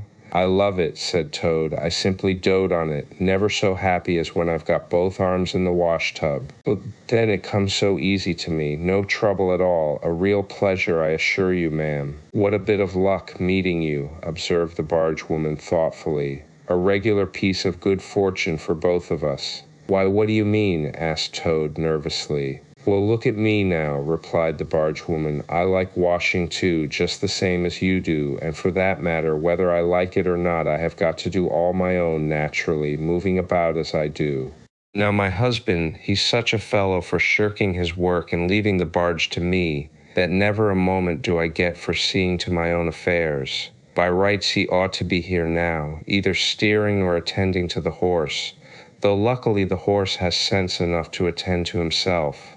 Instead of which, he's gone off with the dog to see if they can't pick up a rabbit for dinner somewhere. Says he'll catch me up at the next lock. Well, that's as may be. I don't trust him once he gets off with that dog, who's worse than he is. But meantime, how am I to get on with my washing? Oh, never mind about the washing, said Toad, not liking the subject. Try and fix your mind on that rabbit. A nice fat young rabbit, I'll be bound. Got any onions? I can't fix my mind on anything but my washing, said the bargewoman, and I wonder you can be talking of rabbits, with such a joyful prospect before you. There's a heap of things of mine that you'll find in a corner of the cabin, if you'll just take one or two of the most necessary sort. I won't venture to describe them to a lady like you, but you'll recognize them at a glance, and put them through the wash-tub as we go along. Why, it'll be a pleasure to you, as you rightly say, and a real help to me. You'll find a tub handy, and soap, and a kettle on the stove, and a bucket to haul up water from the canal with. Then I shall know you're enjoying yourself, instead of sitting here idle, looking at the scenery and yawning your head off. Here, you let me steer, said Toad, now thoroughly frightened, and then you can get on with your washing your own way. I might spoil your things, or not do 'em as you like. I'm more used to gentlemen's things myself. It's my special line. Let you steer? Replied the bargewoman, laughing. It takes some practice to steer a barge properly. Besides, it's dull work, and I want you to be happy.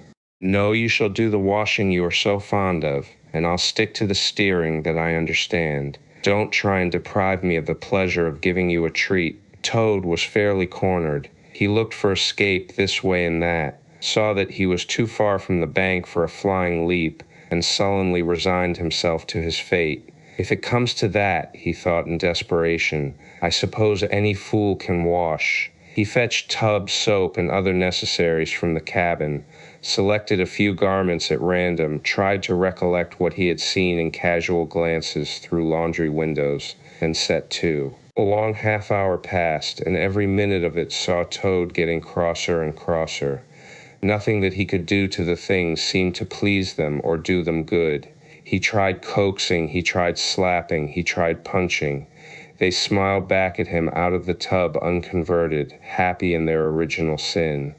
Once or twice he looked nervously over his shoulder at the bargewoman, but she appeared to be gazing out in front of her, absorbed in her steering. His back ached badly, and he noticed with dismay that his paws were beginning to get all crinkly. Now Toad was very proud of his paws.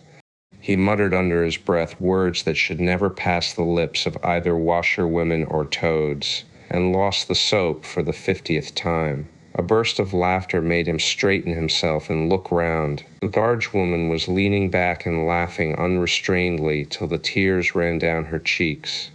I've been watching you all the time, she gasped. I thought you must be a humbug all along from the conceited way you talked. Pretty washerwoman you are. Never washed so much as a dish-clout in your life, I'll lay. Toad's temper, which had been simmering viciously for some time, now fairly boiled over, and he lost all control of himself. You common, low, fat bargewoman, he shouted. Don't you dare to talk to your betters like that. Washerwoman indeed, I would have you to know that I am a toad, a very well-known, respected, distinguished toad. I may be under a bit of a cloud at present, but I will not be laughed at by a bargewoman. The woman moved nearer to him and peered under his bonnet keenly and closely. Why, so you are, she cried. Well, I never, a horrid, nasty, crawly toad. And in my nice clean barge, too. Now that is a thing that I will not have. She relinquished the tiller for a moment.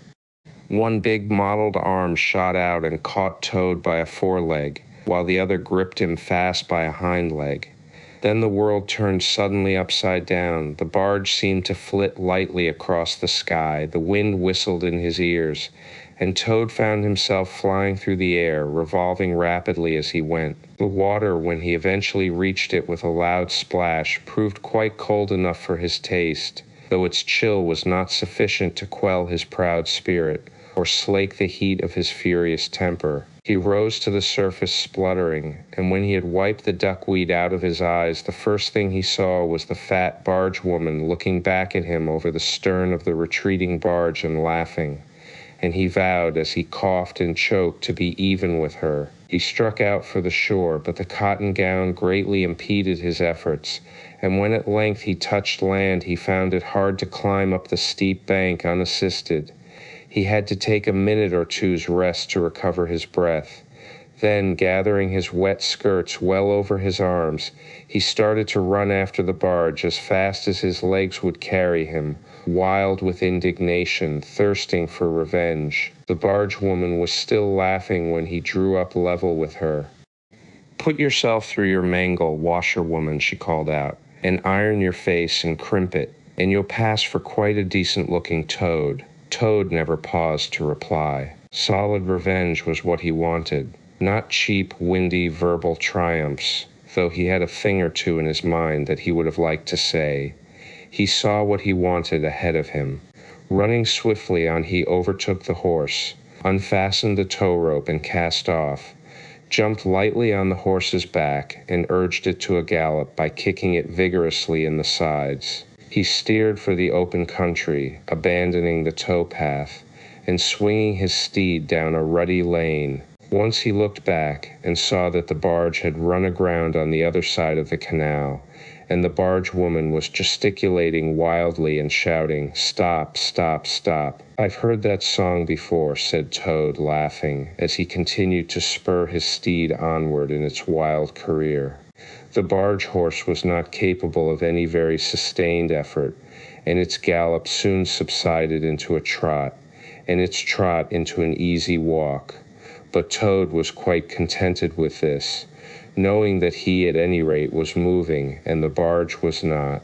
He had quite recovered his temper now that he had done something he thought really clever, and he was satisfied to jog along quietly in the sun, steering his horse along byways and bridle paths, and trying to forget how very long it was since he had a square meal till the canal had been left very far behind him.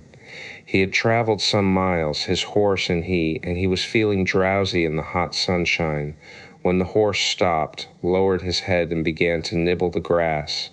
And Toad, waking up, just saved himself from falling off by an effort. He looked about him and found he was on a wide common, dotted with patches of gorse and bramble as far as he could see.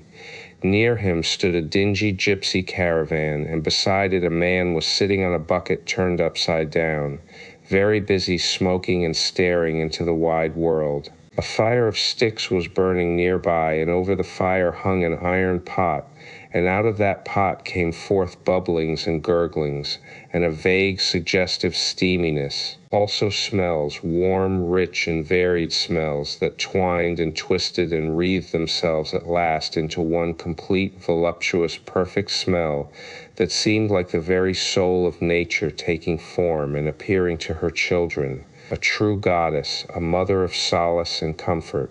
Toad now knew well that he had not been really hungry before. What he had felt earlier in the day had been a mere trifling qualm. This was the real thing at last, and no mistake, and it would have to be dealt with speedily too, or there would be trouble for somebody or something. He looked the gypsy over carefully, wondering vaguely whether it would be easier to fight him or cajole him. So there he sat, and sniffed, and looked at the gypsy, and the gypsy sat and smoked and looked at him. Presently the gypsy took his pipe out of his mouth and remarked in a careless way, "Want to sell that there horse of yours?" Toad was completely taken aback. He did not know that gypsies were very fond of horse dealing and never missed an opportunity, and he had not reflected that caravans were always on the move and took a deal of drawing. It had not occurred to him to turn the horse into cash, but the gypsy's suggestion seemed to smooth the way towards the two things he wanted so badly, ready money and a solid breakfast. "What?" he said, "me sell this beautiful young horse of mine? Oh no, it's out of the question. Who's going to take the washing home to my customers every week? Besides, I'm too fond of him, and he simply dotes on me. Try and love a donkey, suggested the gypsy. Some people do. You don't seem to see, continued Toad, that this fine horse of mine is a cut above you altogether. He's a blood horse, he is, partly, not the part you see, of course. Another part, and he's been a prize hackney, too, in his time. That was the time before you knew him, but you can still tell it on him at a glance if you understand anything about horses.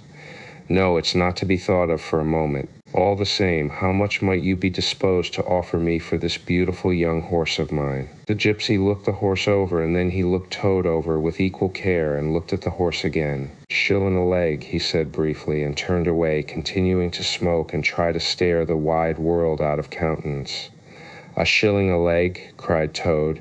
"If you please, I must take a little time to work that out and see just what it comes to." He climbed down off his horse and left it to graze, and sat down by the gypsy and did sums on his fingers, and at last he said, "A shilling a leg, why, that comes to exactly 4 shillings, and no more." "Oh no, I could not think of accepting 4 shillings for this beautiful young horse of mine."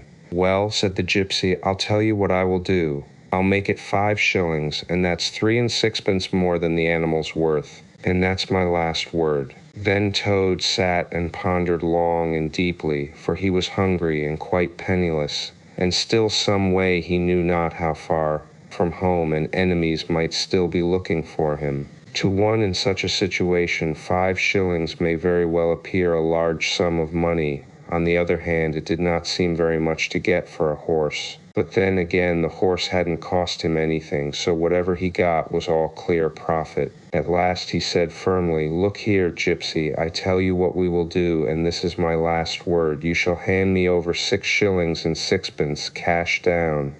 And further, in addition thereto, you shall give me as much breakfast as I can possibly eat, at one sitting, of course, out of that iron pot of yours that keeps sending forth such delicious and exciting smells. In return, I will make over to you my spirited young horse with all the beautiful harness and trappings that are on him freely thrown in. If that's not good enough for you, say so, and I'll be getting on. I know a man near here who's wanted this horse of mine for years." The gypsy grumbled frightfully and declared if he did a few more deals of that sort he'd be ruined. But in the end he lugged a dirty canvas bag out of the depths of his trouser pocket and counted out 6 shillings and 6pence into Toad's paw.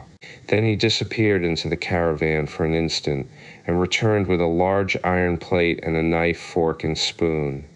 He tilted up the pot, and a glorious stream of hot, rich stew gurgled into the plate. It was indeed the most beautiful stew in the world, being made of partridges and pheasants and chickens and hares and rabbits and peahens and guinea fowls and 1 or 2 other things. Toad took the plate on his lap, almost crying, and stuffed and stuffed and stuffed, and kept asking for more, and the gypsy never grudged it him.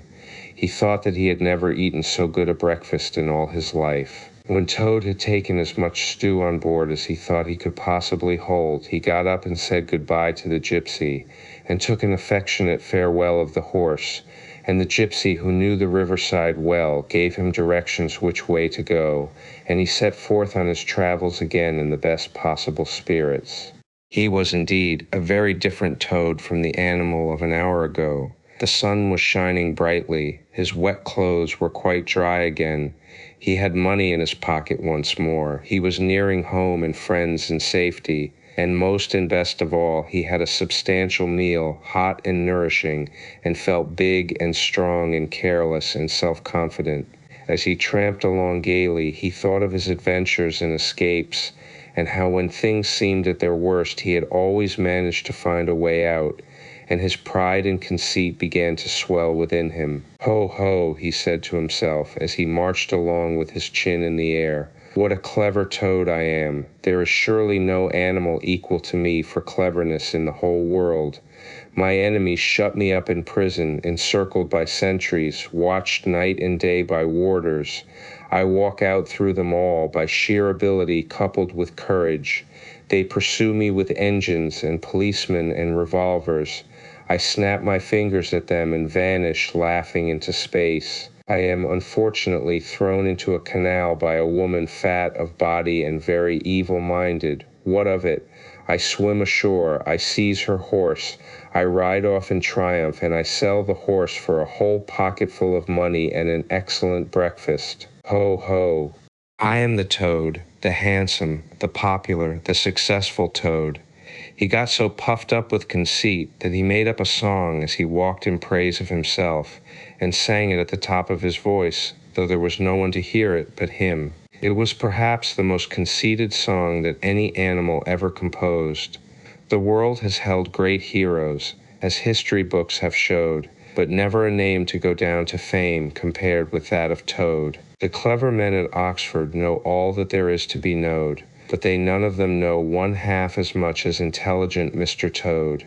The animals sat in the ark and cried, their tears in torrents flowed. Who was it said, "There's land ahead," encouraging Mr. Toad? The army all saluted as they marched along the road. Was it the king or Kitchener? No, it was Mr. Toad.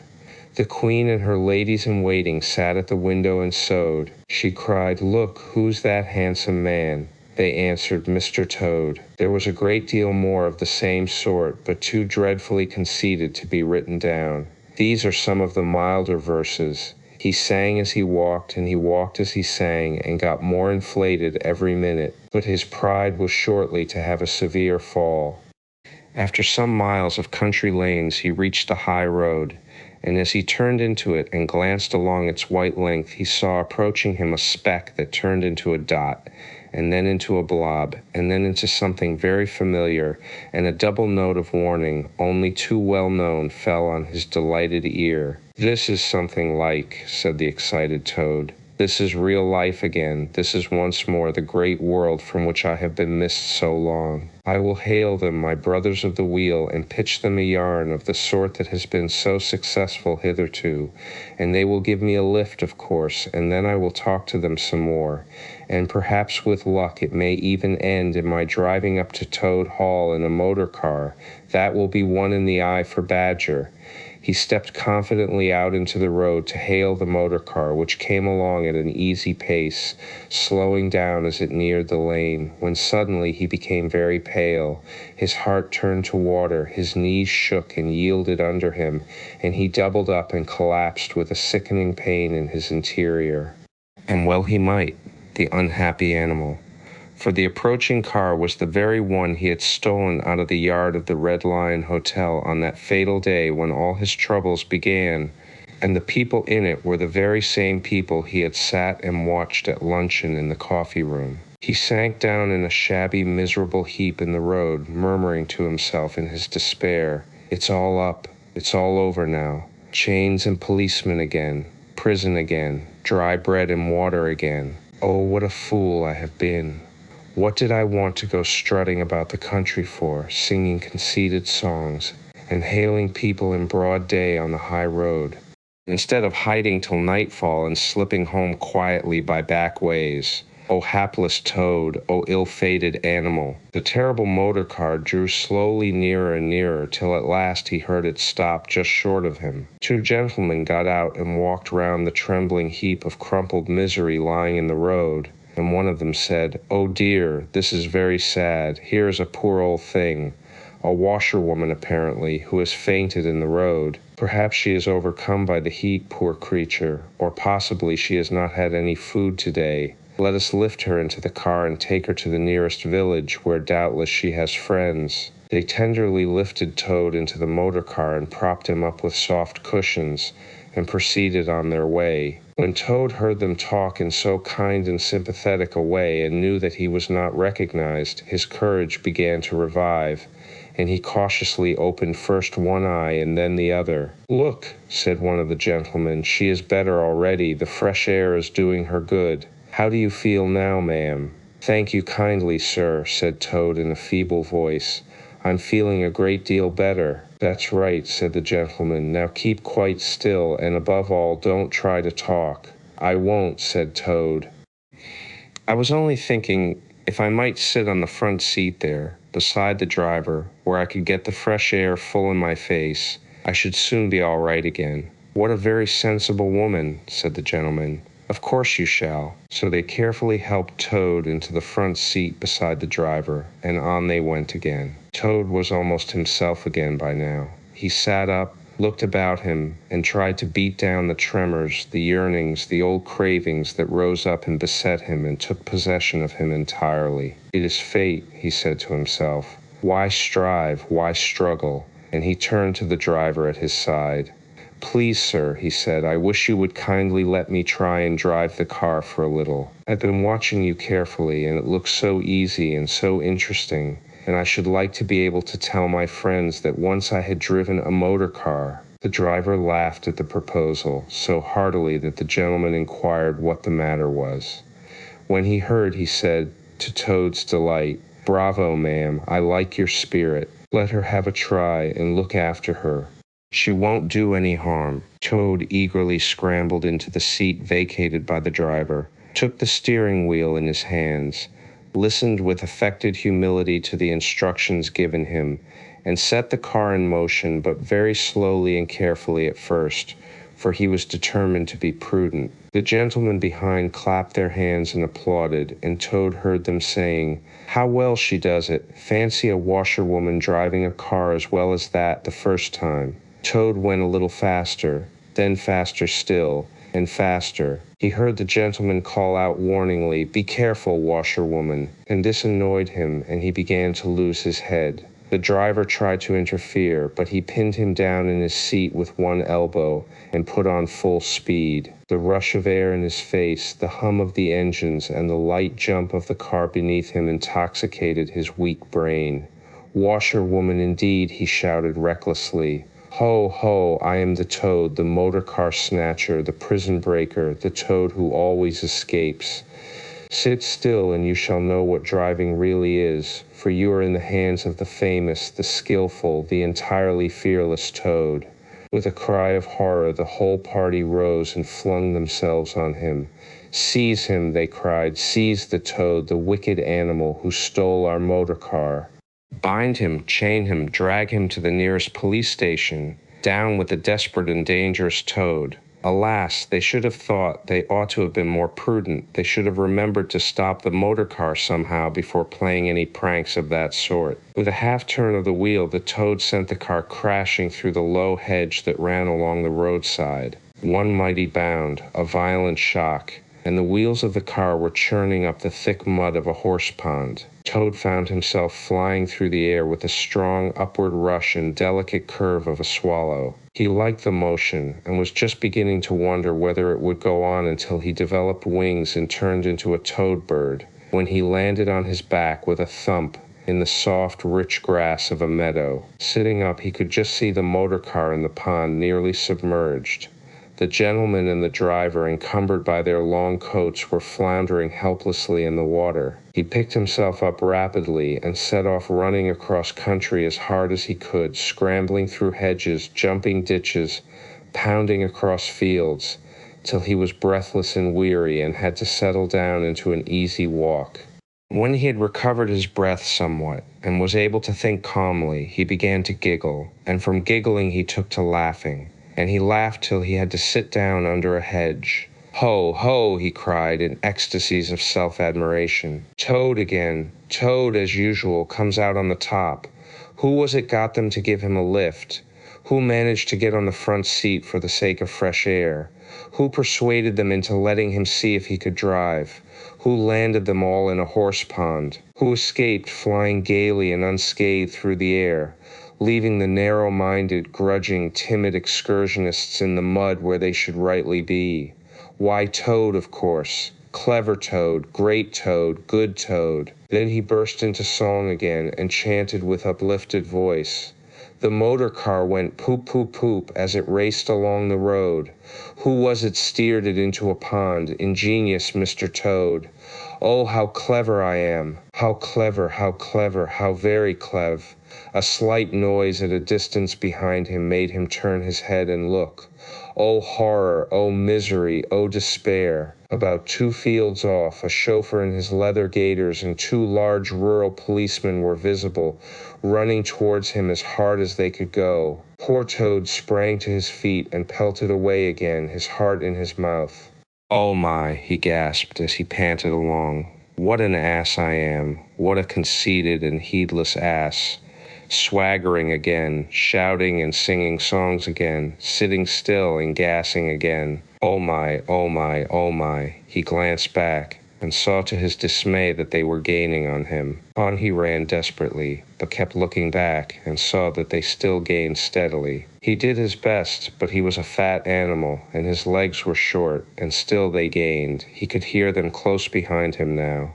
Ceasing to heed where he was going, he struggled on blindly and wildly, looking back over his shoulder at the now triumphant enemy, when suddenly the earth failed under his feet. He grasped at the air, and splash! He found himself head over ears in deep water, rapid water, water that bore him along with a force he could not contend with, and he knew that in his blind panic he had run straight into the river. He rose to the surface and tried to grasp the reeds and the rushes that grew along the water's edge close under the bank, but the stream was so strong that it tore them out of his hands. "Oh my," gasped poor Toad, "if ever I steal a motor car again, if ever I sing another conceited song." Then down he went and came up breathless and spluttering. Presently he saw that he was approaching a big dark hole in the bank, just above his head, and as the stream bore him past, he reached up with a paw and caught hold of the edge and held on. Then slowly and with difficulty he drew himself up out of the water, till at last he was able to rest his elbows on the edge of the hole. There he remained for some minutes, puffing and panting, for he was quite exhausted. As he sighed and blew and stared before him into the dark hole, some bright small thing shone and twinkled in its depths, moving towards him. As it approached, a face grew up gradually around it, and it was a familiar face, brown and small, with whiskers, grave and round, with neat ears and silky hair. It was the water rat. Like summer tempest came his tears. The rat put out a neat little brown paw, gripped Toad firmly by the scruff of the neck, and gave a great hoist and a pull, and the waterlogged Toad came up slowly but surely over the edge of the hole, till at last he stood safe and sound in the hall, streaked with mud and weed to be sure, and with the water streaming off him, but happy and high-spirited as of old, now that he found himself once more in the house of a friend, and dodgings and evasions were over, and he could lay aside a disguise that was unworthy of his position, and wanted such a lot of living up to. "Oh, Ratty," he cried, "I've been through such times since I saw you last, you can't think. Such trials, such sufferings, and all so nobly borne, then such escapes, such disguises, such subterfuges, and all so cleverly planned and carried out. Being in prison, got out of it, of course. Being thrown into a canal, swam ashore, stole a horse, sold him for a large sum of money, humbugged everybody, made 'em all do exactly what I wanted. Oh, I am a smart Toad, and no mistake. What do you think my last exploit was?"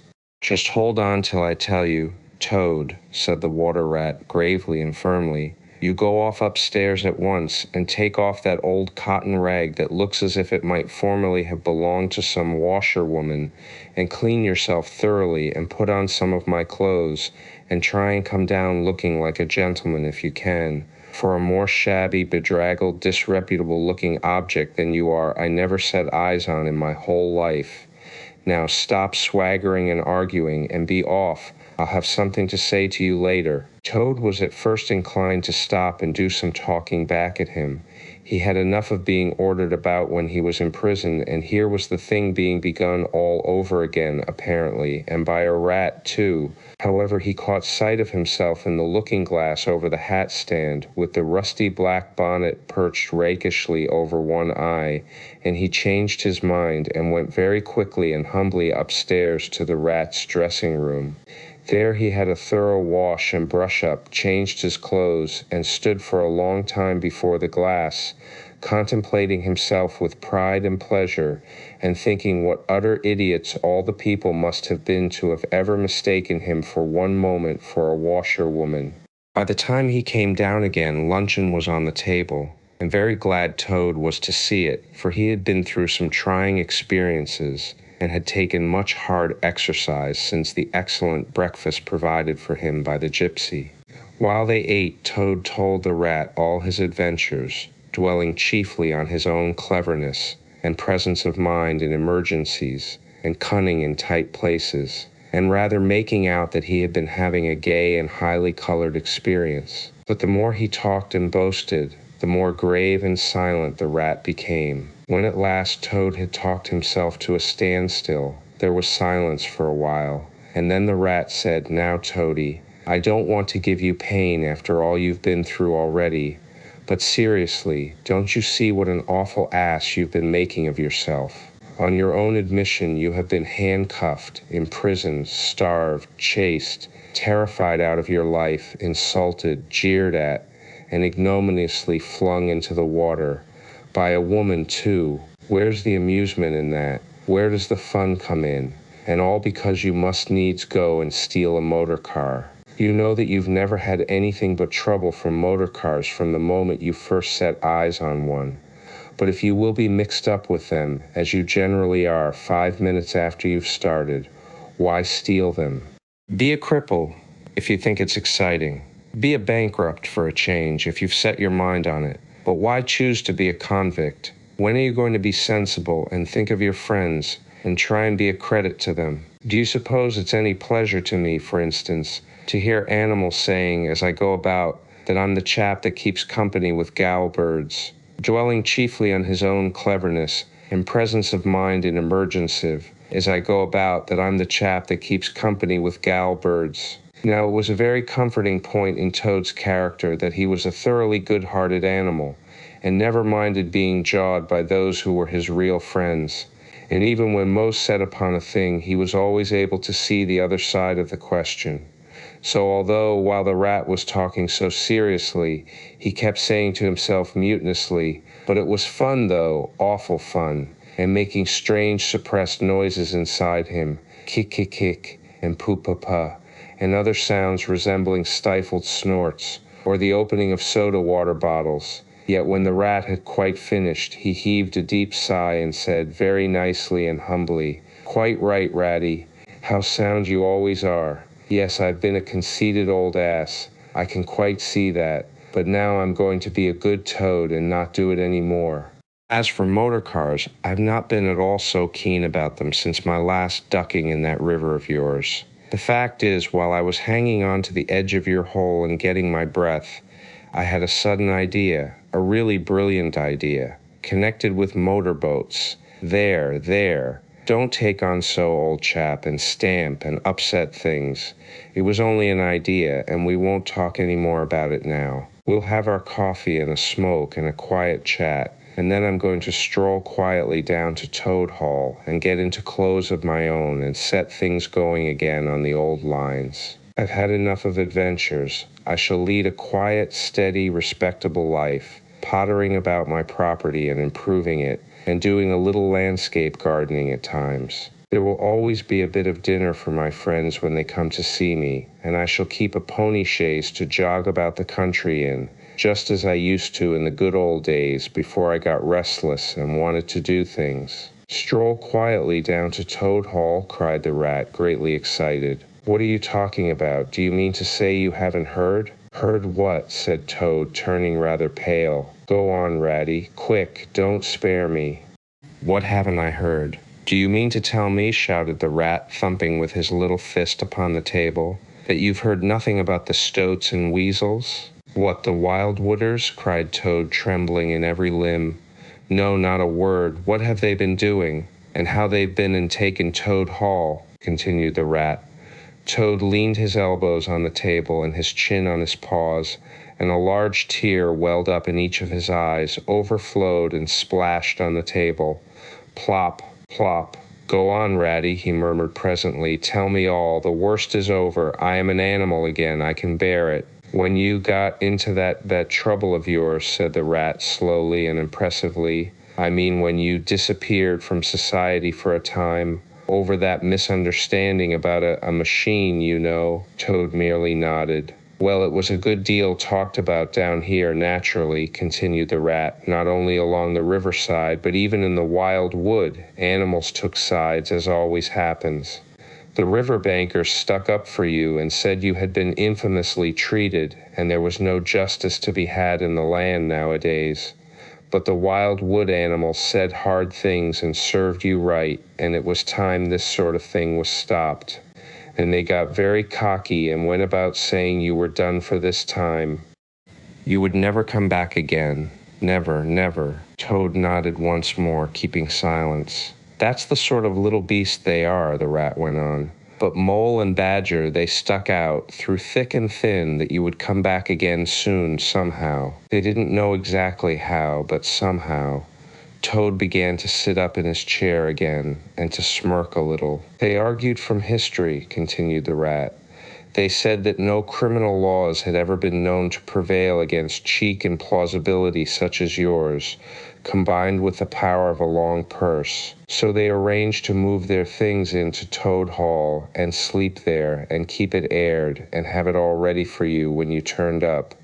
They didn't guess what was going to happen, of course. Still, they had their suspicions of the wild wood animals. Now I come to the most painful and tragic part of my story. One dark night, it was a very dark night, and blowing hard too, and raining simply cats and dogs. A band of weasels, armed to the teeth, crept silently up the carriage drive to the front entrance.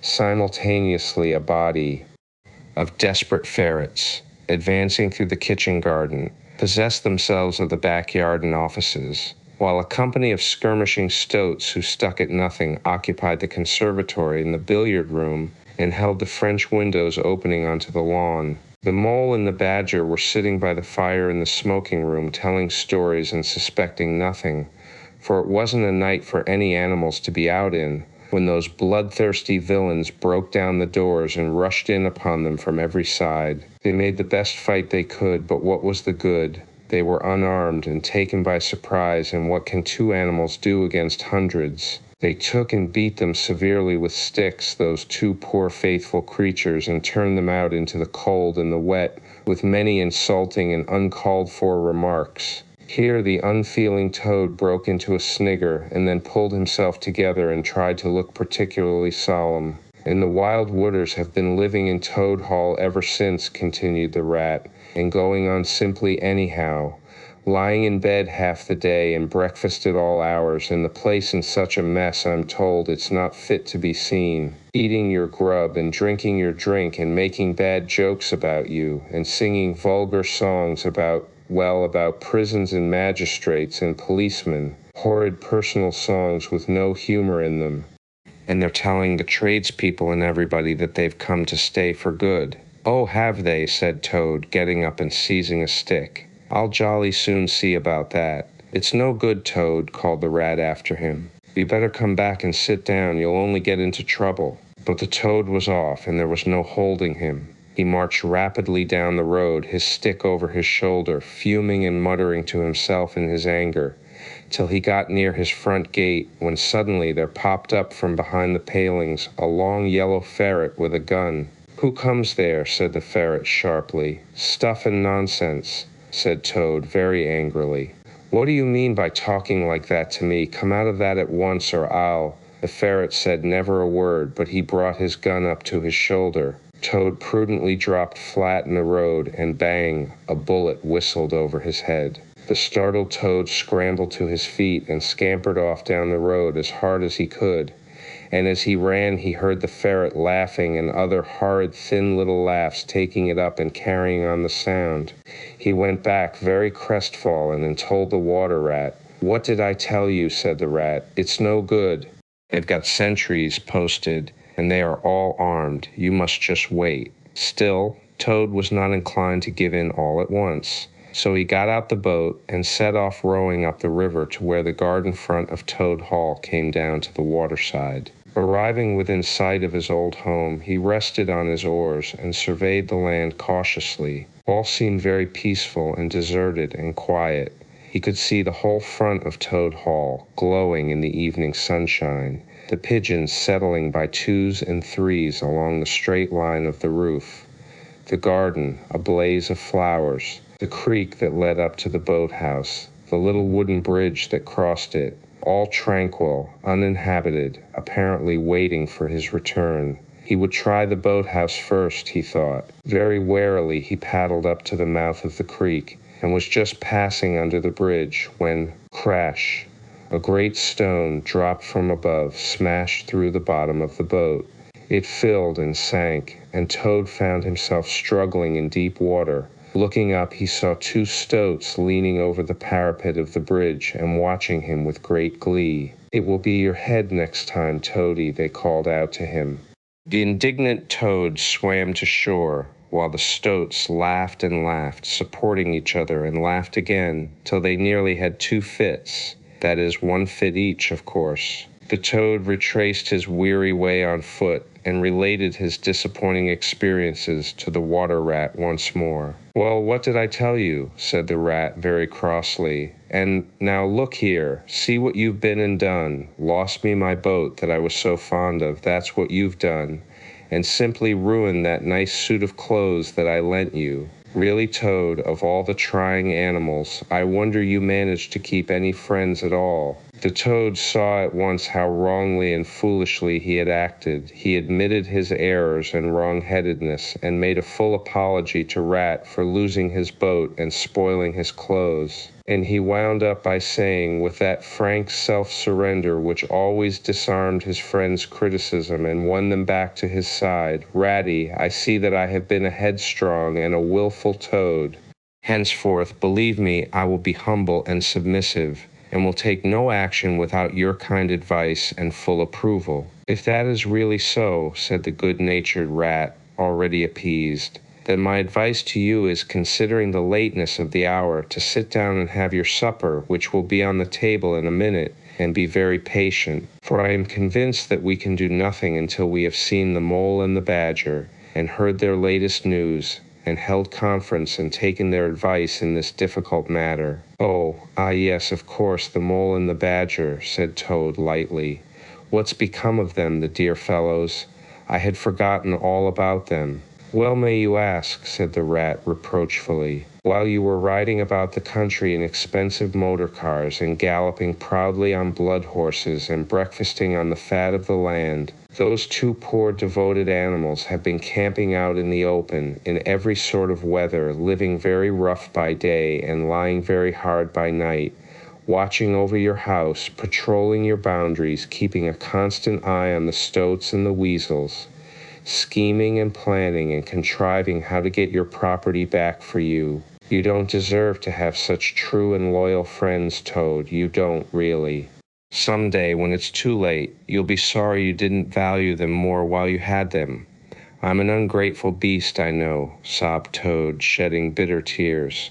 "Let me go out and find them, out into the cold, dark night, and share their hardships, and try and prove by— Hold on a bit, surely I heard the of dishes on a tray. Supper's here at last, hooray! Come on, Ratty." The Rat remembered that poor Toad had been on prison fare for a considerable time, and that large allowances had therefore to be made. He followed him to the table accordingly, and hospitably encouraged him in his gallant efforts to make up for past privations.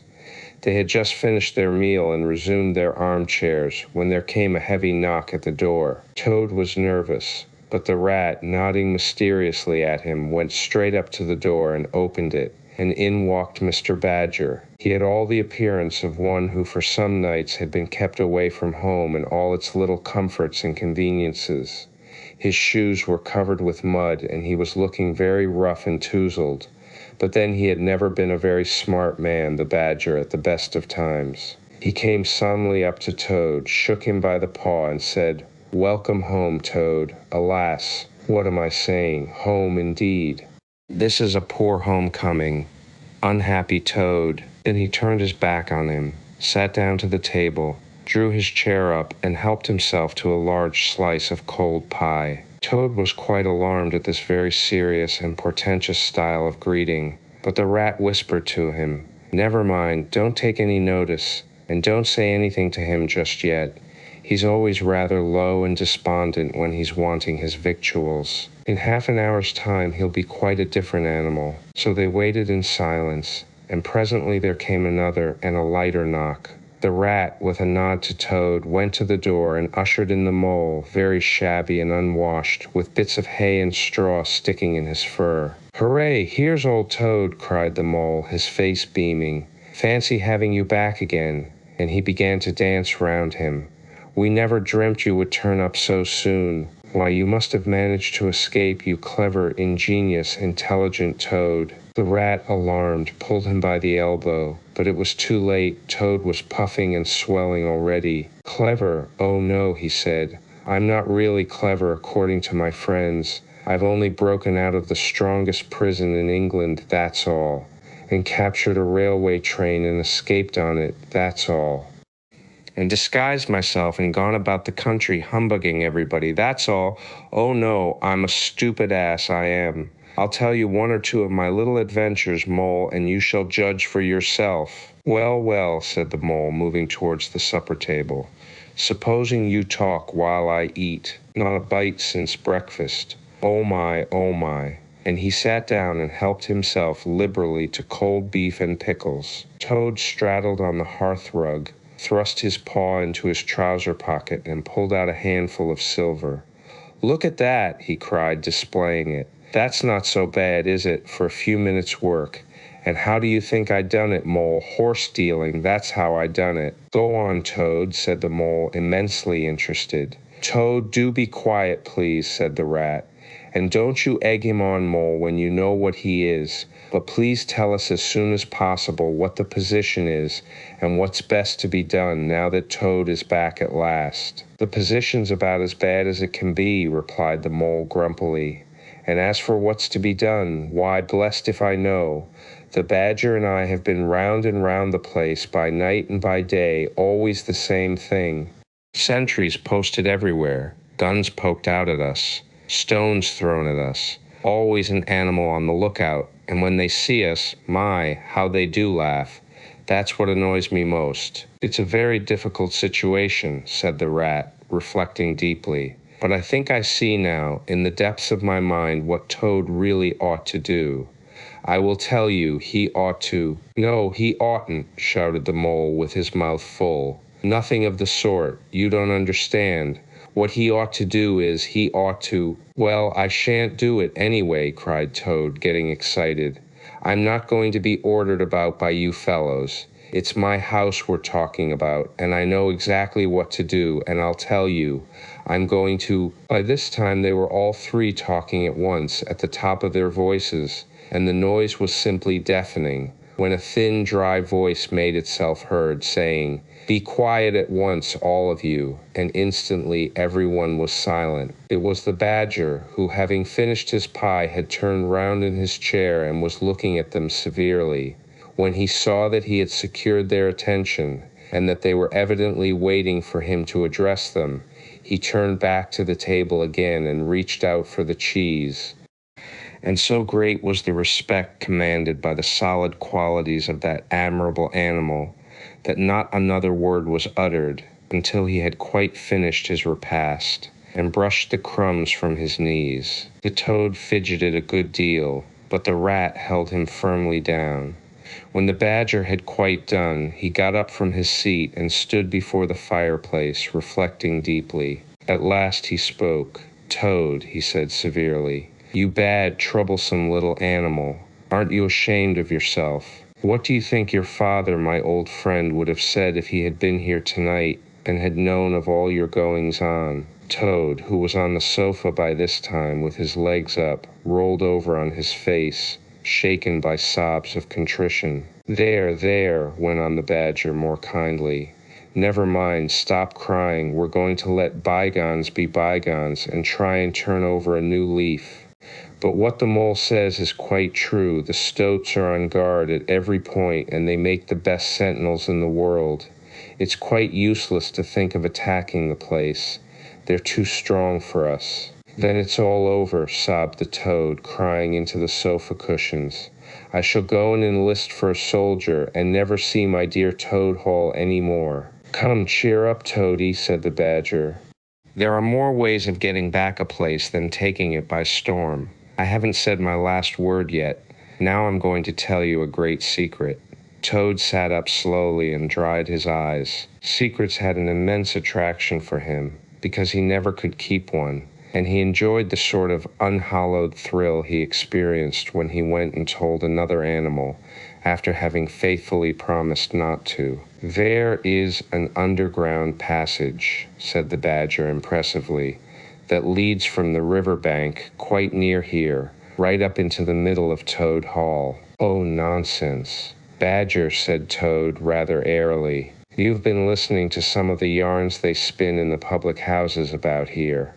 I know every inch of Toad Hall, inside and out. Nothing of the sort, I do assure you." "My young friend," said the Badger with great severity, "your father, who was a worthy animal, a lot worthier than some others I know, was a particular friend of mine and told me a great deal he wouldn't have dreamt of telling you. He discovered that passage. He didn't make it, of course. That was done hundreds of years before he ever came to live there, and he repaired it and cleaned it out because he thought it might come in useful some day in case of trouble or danger, and he showed it to me. 'Don't let my son know about it,' he said.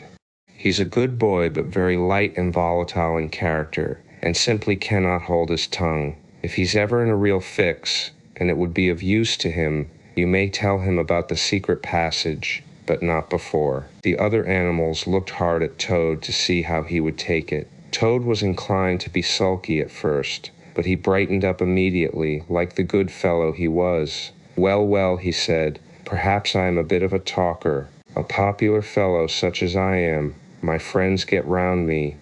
We chaff, we sparkle, we tell witty stories, and somehow my tongue gets wagging.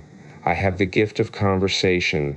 I've been told I ought to have a salon, whatever that may be. Never mind. Go on, Badger. How's this passage of yours going to help us?" "I've found out a thing or two lately," continued the Badger. "I got Otter to disguise himself as a sweep and call at the back door with brushes over his shoulder, asking for a job. There's going to be a big banquet tomorrow night. It's somebody's birthday, the Chief Weasel's, I believe, and all the weasels will be gathered together in the dining hall, eating and drinking and laughing and carrying on, suspecting nothing. No guns, no swords, no sticks, no arms of any sort whatever. But the sentinels will be posted as usual," remarked the Rat. "Exactly," said the Badger. "That is my point. The weasels will trust entirely to their excellent sentinels, and that is where the passage comes in. That very useful tunnel leads right up under the butler's pantry, next to the dining hall." "Aha, that squeaky board in the butler's pantry," said Toad. "Now I understand it." "We shall creep out quietly into the butler's pantry," cried the Mole. "With our pistols and swords and sticks," shouted the Rat. "And rush in upon them," said the Badger. "And whack 'em, and whack 'em, and whack 'em," cried the Toad in ecstasy, running round and round the room and jumping over the chairs. "Very well, then," said the Badger, resuming his usual dry manner. "Our plan is settled, and there's nothing more for you to argue and squabble about. So, as it's getting very late, all of you go right off to bed at once. We will make all the necessary arrangements in the course of the morning tomorrow." Toad, of course, went off to bed dutifully with the rest. He knew better than to refuse, though he was feeling much too excited to sleep. But he had a long day, with many events crowded into it, and sheets and blankets were very friendly and comforting things after plain straw, and not too much of it, spread on the stone floor of a draughty cell, and his head had not been many seconds on his pillow before he was snoring happily. Naturally, he dreamt a good deal, about roads that ran away from him just when he wanted them, and canals that chased him and caught him, and a barge that sailed into the banqueting hall with his week's washing just as he was giving a dinner party, and he was alone in the secret passage, pushing onwards, but it twisted and turned round and shook itself, and sat up on its end. Yet somehow, at the last, he found himself back in Toad Hall, safe and triumphant, with all his friends gathered round about him, earnestly assuring him that he really was a clever toad. He slept till a late hour next morning, and by the time he got down he found that the other animals had finished their breakfast some time before. The mole had slipped off somewhere by himself, without telling anyone where he was going to. The badger sat in the armchair, reading the paper, and not concerning himself in the slightest about what was going to happen that very evening. The rat, on the other hand, was running round the room busily, with his arms full of weapons of every kind, distributing them in 4 little heaps on the floor, and saying excitedly under his breath as he ran, "Here's a sword for the rat, here's a sword for the mole, here's a sword for the toad, here's a sword for the badger. Here's a pistol for the rat, here's a pistol for the mole, here's a pistol for the toad, here's a pistol for the badger," and so on in a regular rhythmical way, while the 4 little heaps gradually grew and grew. "That's all very well, rat," said the badger presently, looking at the busy little animal over the edge of his newspaper. "I'm not blaming you. But just let us once get past the stoats with those detestable guns of theirs, and I assure you we shan't want any swords or pistols. We 4 with our sticks, once we're inside the dining hall, why, we shall clear the floor of all the lot of them in 5 minutes.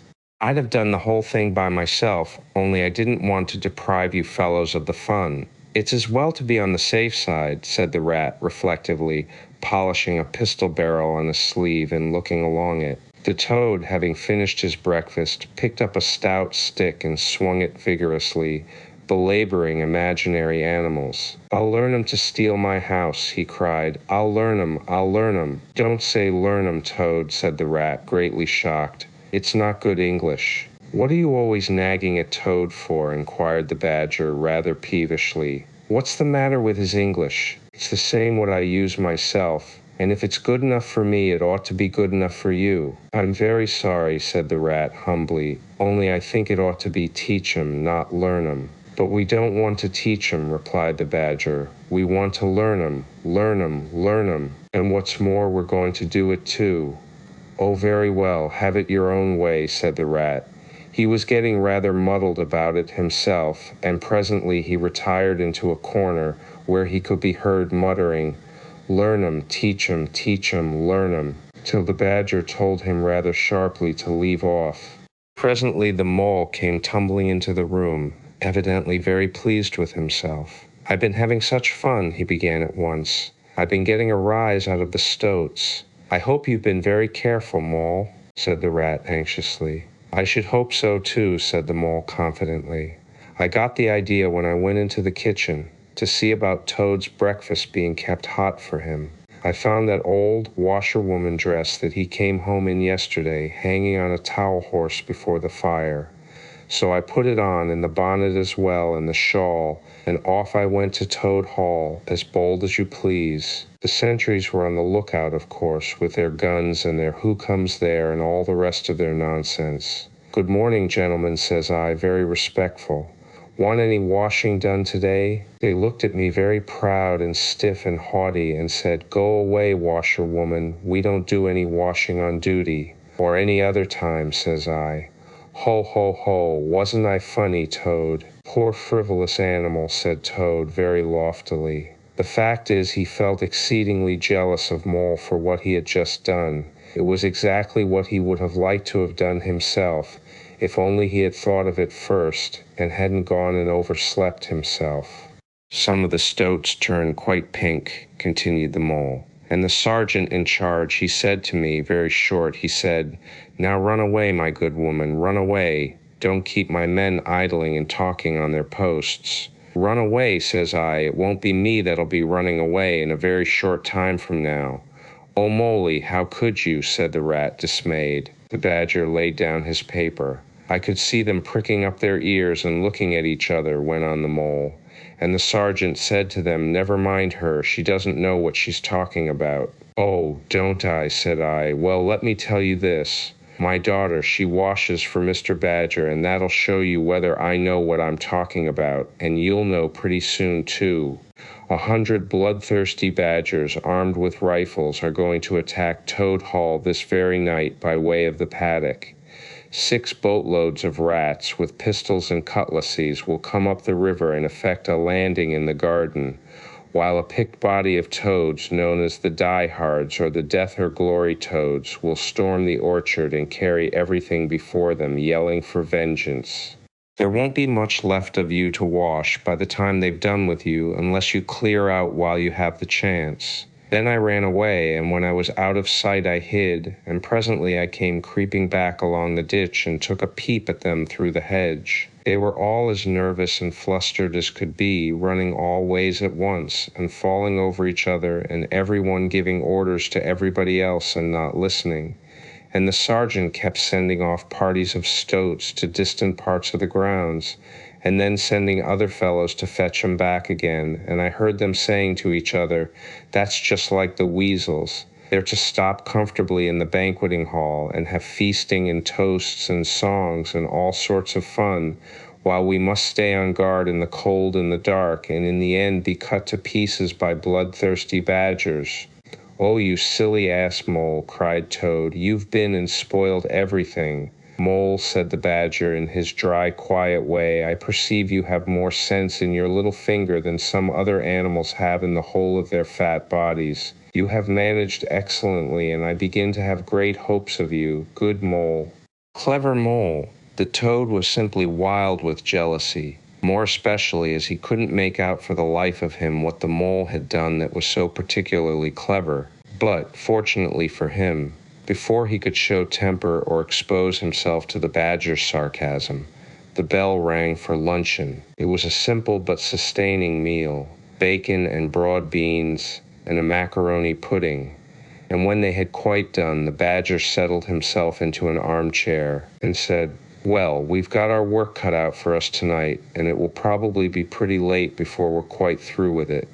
So I'm just going to take 40 winks while I can." And he drew a handkerchief over his face and was soon snoring. The anxious and laborious Rat at once resumed his preparations and started running between his 4 little heaps, muttering, "Here's a belt for the Rat, here's a belt for the Mole, here's a belt for the Toad, here's a belt for the Badger," and so on, with every fresh accoutrement he produced, to which there seemed really no end. So the Mole drew his arm through Toad's, led him out into the open air, shoved him into a wicker chair, and made him tell him all his adventures from beginning to end, which Toad was only too willing to do. The Mole was a good listener, and Toad, with no one to check his statements or to criticize in an unfriendly spirit, rather let himself go. Indeed, much that he related belonged more properly to the category of what might have happened had I only thought of it in time instead of 10 minutes afterwards. Those are always the best and the raciest adventures, and why should they not be truly ours as much as the somewhat inadequate things that really come off? The return of Ulysses. When it began to grow dark, the Rat, with an air of excitement and mystery, summoned them back into the parlor, stood each of them up alongside of his little heap, and proceeded to dress them up for the coming expedition. He was very earnest and thoroughgoing about it, and the affair took quite a long time. First there was a belt to go round each animal, and then a sword to be stuck into each belt, and then a cutlass on the other side to balance it, then a pair of pistols, a policeman's truncheon, several sets of handcuffs, some bandages and sticking plaster, and a flask and a sandwich case. The Badger laughed good-humoredly and said, "All right, Ratty, it amuses you and it doesn't hurt me. I'm going to do all I've got to do with this here stick." But the Rat only said, "Please, Badger, you know I shouldn't like you to blame me afterwards and say I had forgotten anything." When all was quite ready, the Badger took a dark lantern in one paw, grasped his great stick with the other, and said, "Now then, follow me. Mole first, 'cause I'm very pleased with him. Rat next, Toad last.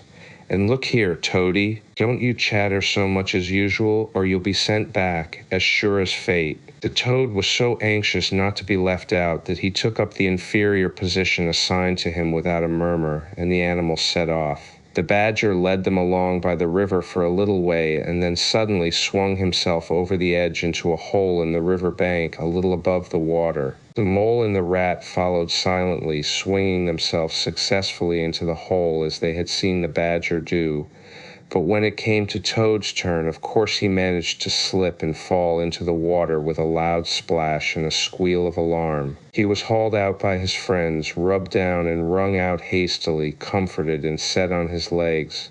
But the badger was seriously angry and told him that the very next time he made a fool of himself, he would most certainly be left behind. The badger said, "Now then, follow me." So at last they were in the secret passage, and the cutting-out expedition had really begun. It was cold and dark and damp and low and narrow, and poor Toad began to shiver, partly from dread of what might be before him, partly because he was wet through. The lantern was far ahead, and he could not help lagging behind a little in the darkness. Then he heard the rat call out warningly, "Come on, Toad," and a terror seized him of being left behind, alone in the darkness, and he came on with such a rush that he upset the rat into the mole, and the mole into the badger, and for a moment all was confusion. The badger thought they were being attacked from behind, and, as there was no room to use a stick or a cutlass, drew a pistol, and was on the point of putting a bullet into Toad. When he found out what had really happened, he was very angry indeed, and said, "Now this time that tiresome Toad shall be left behind." But Toad whimpered, and the other two promised that they would be answerable for his good conduct. And at last the badger was pacified, and the procession moved on.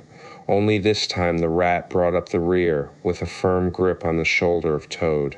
So they groped and shuffled along, with their ears pricked up and their paws on their pistols, till at last the badger said, "We ought by now to be pretty nearly under the hall." Then suddenly they heard, far away as it might be, and yet apparently nearly over their heads, a confused murmur of sound, as if people were shouting and cheering and stamping on the floor and hammering on tables. The Toad's nervous terrors all returned, but the badger only remarked placidly, "They are going it, the weasels." The passage now began to slope upwards. They groped onward a little further, and then the noise broke out again, quite distinct this time, and very close above them.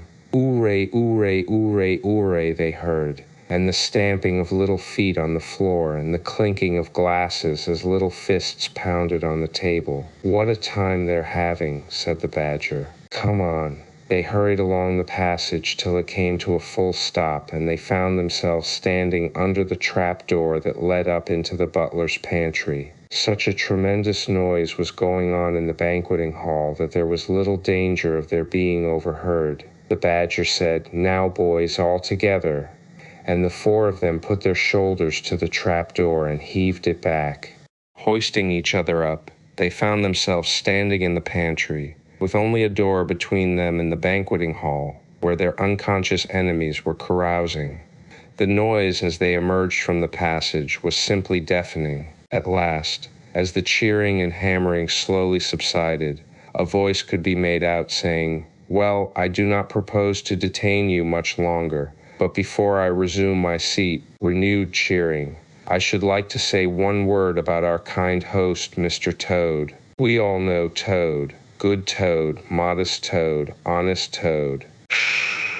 Will-I've merriment. Only just let me get at him," muttered Toad, grinding his teeth. "Hold hard a minute," said the badger, restraining him with difficulty. "Get ready, all of you. Let me sing you a little song," went on the voice, "which I have composed on the subject of Toad." Prolonged applause. Then the chief weasel, for it was he, began in a high squeaky voice. Toad he went a-pleasuring gaily down the street. The badger drew himself up, took a firm grip of his stick with both paws, glanced round at his comrades, and cried, "The hour is come, follow me," and flung the door open wide. My, what a squealing and a squeaking and a screeching filled the air.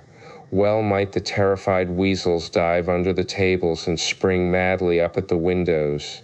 Well might the ferrets rush wildly for the fireplace and get hopelessly jammed in the chimney. Well might tables and chairs be upset and glass and china be sent crashing on the floor in the panic of that terrible moment when the four heroes strode wrathfully into the room. The mighty badger, his whiskers bristling, his great cudgel whistling through the air, Mole, black and grim, brandishing his stick and shouting his awful war cry, "A mole, a mole." Rat, desperate and determined, his belt bulging with weapons of every age and every variety. Toad, frenzied with excitement and injured pride, swollen to twice his ordinary size, leaping into the air and emitting toad whoops that chilled them to the marrow. "Toad, he went a-pleasuring," he yelled. "I'll pleasure him."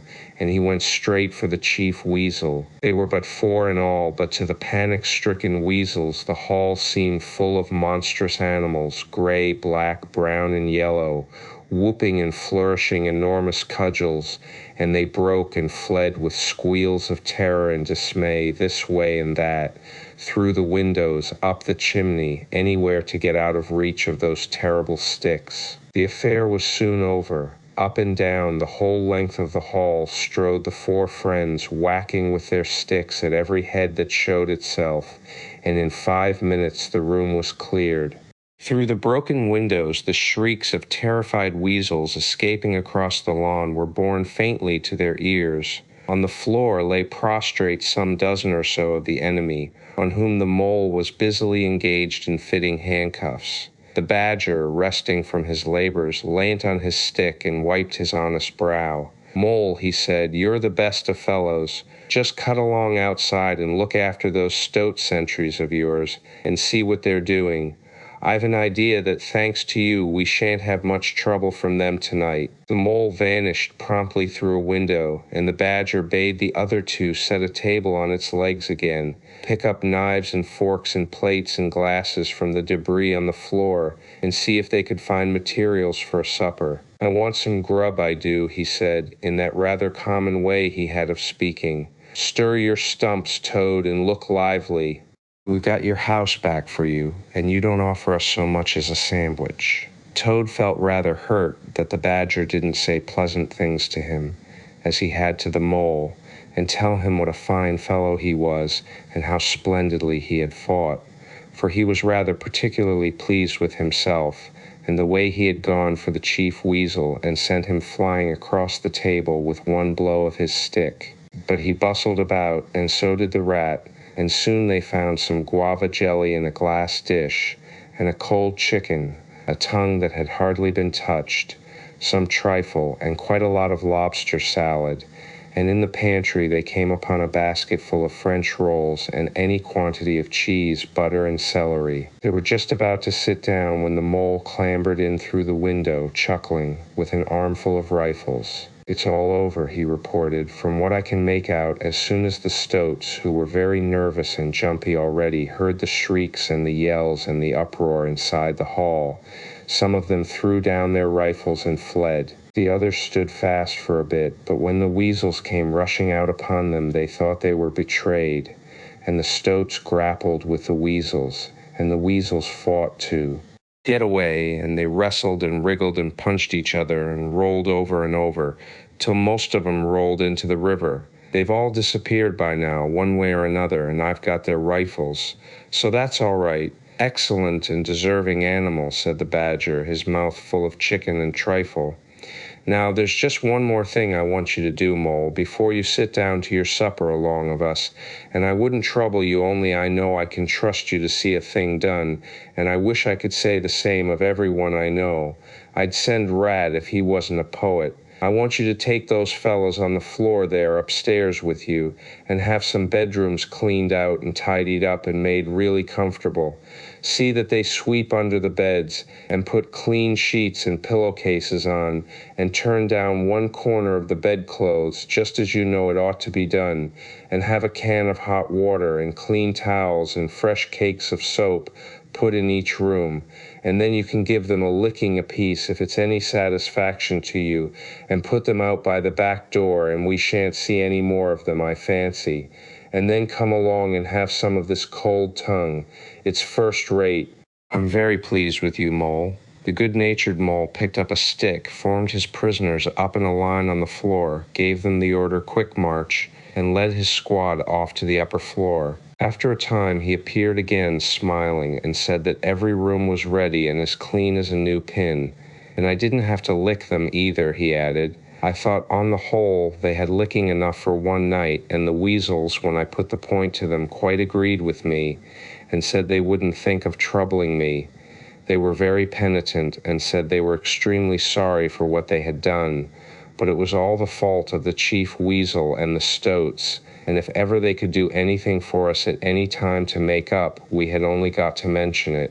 So I gave them a roll apiece and let them out at the back, and off they ran, as hard as they could. Then the mole pulled his chair up to the table and pitched into the cold tongue. And Toad, like the gentleman he was, put all his jealousy from him and said heartily, "Thank you kindly, dear Mole, for all your pains and trouble tonight, and especially for your cleverness this morning." The Badger was pleased at that and said, "There spoke my brave Toad." So they finished their supper in great joy and contentment, and presently retired to rest between clean sheets, safe in Toad's ancestral home, won back by matchless valor, consummate strategy, and a proper handling of sticks. The following morning, Toad, who had overslept himself as usual, came down to breakfast disgracefully late, and found on the table a certain quantity of eggshells, some fragments of cold and leathery toast, a coffee pot 3/4 empty, and really very little else, which did not tend to improve his temper, considering that, after all, it was his own house. Through the French windows of the breakfast room he could see the mole and the water rat sitting in wicker chairs out on the lawn, evidently telling each other stories, roaring with laughter and kicking their short legs up in the air. The Badger, who was in an armchair and deep in the morning paper, merely looked up and nodded when Toad entered the room. But Toad knew his man, so he sat down and made the best breakfast he could, merely observing to himself that he would get square with the others sooner or later. When he had nearly finished, the Badger looked up and remarked rather shortly, "I'm sorry, Toad, but I'm afraid there's a heavy morning's work in front of you. You see, we really ought to have a banquet at once to celebrate this affair. It's expected of you. In fact, it's the rule." "Oh, all right," said the Toad readily. "Anything to oblige. Though why on earth you should want to have a banquet in the morning I cannot understand. But you know I do not live to please myself, but merely to find out what my friends want, and then try and arrange it for 'em, you dear old Badger." "Don't pretend to be stupider than you really are," replied the Badger crossly, "and don't chuckle and splutter in your coffee while you're talking. It's not manners. What I mean is, the banquet will be at night, of course, but the invitations will have to be written and got off at once, and you've got to write 'em. Now sit down at that table. There's stacks of letter paper on it, with Toad Hall at the top in blue and gold, and write invitations to all our friends, and if you stick to it, we shall get them out before luncheon. And I'll bear a hand, too, and take my share of the burden. I'll order the banquet." "What?" cried Toad, dismayed. "Me stop indoors and write a lot of rotten letters on a jolly morning like this, when I want to go around my property and set everything and everybody to rights, and swagger about and enjoy myself? Certainly not. I'll see you. Stop a minute, though. Why, of course, dear Badger. What is my pleasure or convenience compared with that of others? You wish it done, and it shall be done. Go, Badger, order the banquet, order what you like. Then join our young friends outside in their innocent mirth, oblivious of me and my cares and toils. I sacrifice this fair morning on the altar of duty and friendship." The Badger looked at him very suspiciously, but Toad's frank, open countenance made it difficult to suggest any unworthy motive in this change of attitude. He quitted the room accordingly in the direction of the kitchen, and as soon as the door had closed behind him, Toad hurried to the writing table. A fine idea had occurred to him while he was talking. He would write the invitations, and he would take care to mention the leading part he had taken in the fight, and how he had laid the chief weasel flat, and he would hint at his adventures and what a career of triumph he had to tell about. And on the flyleaf he would set out a sort of a program of entertainment for the evening, something like this, as he sketched it out in his head: "Speech by Toad. There will be other speeches by Toad during the evening. Address by Toad. Synopause. Our prison system. The waterways of Old England. Horse dealing and how to deal. Property, its rights and its duties. Back to the land. A typical English squire. Song by Toad. composed by himself. Other compositions by Toad will be sung in the course of the evening by the composer. The idea pleased him mightily, and he worked very hard and got all the letters finished by noon, at which hour it was reported to him that there was a small and rather bedraggled weasel at the door, inquiring timidly whether he could be of any service to the gentleman. Toad swaggered out and found it was one of the prisoners of the previous evening, very respectful and anxious to please. He patted him on the head, shoved the bundle of invitations into his paw, and told him to cut along quick and deliver them as fast as he could, and if he liked to come back again in the evening, perhaps there might be a shilling for him, or, again, perhaps there mightn't. And the poor weasel seemed really quite grateful, and hurried off eagerly to do his mission. When the other animals came back to luncheon, very boisterous and breezy after a morning on the river, the mole, whose conscience had been pricking him, looked doubtfully at Toad, expecting to find him sulky or depressed. Instead, he was so uppish and inflated that the mole began to suspect something, while the rat and the badger exchanged significant glances. As soon as the meal was over, Toad thrust his paws deep into his trouser pockets, remarked casually, "Well, look after yourselves, you fellows, ask for anything you want," and was swaggering off in the direction of the garden, where he wanted to think out an idea or two for his coming speeches, when the rat caught him by the arm. Toad rather suspected what he was after, and did his best to get away, but when the badger took him firmly by the other arm, he began to see that the game was up. The two animals conducted him between them into the small smoking room that opened out of the entrance hall, shut the door, and put him into a chair. Then they both stood in front of him, while Toad sat silent and regarded them with much suspicion and ill humor. "Now, look here, Toad," said the rat. "It's about this banquet, and very sorry I am to have to speak to you like this.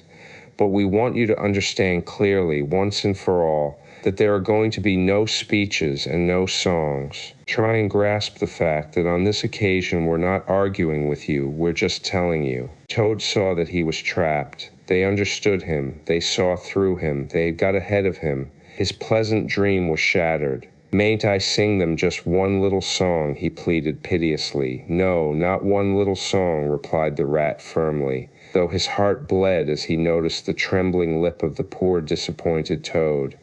"It's no good, Toady. You know well that your songs are all conceit and boasting and vanity, and your speeches are all self-praise and gross exaggeration and gas," put in the badger in his common way. "It's for your own good, Toady," went on the rat.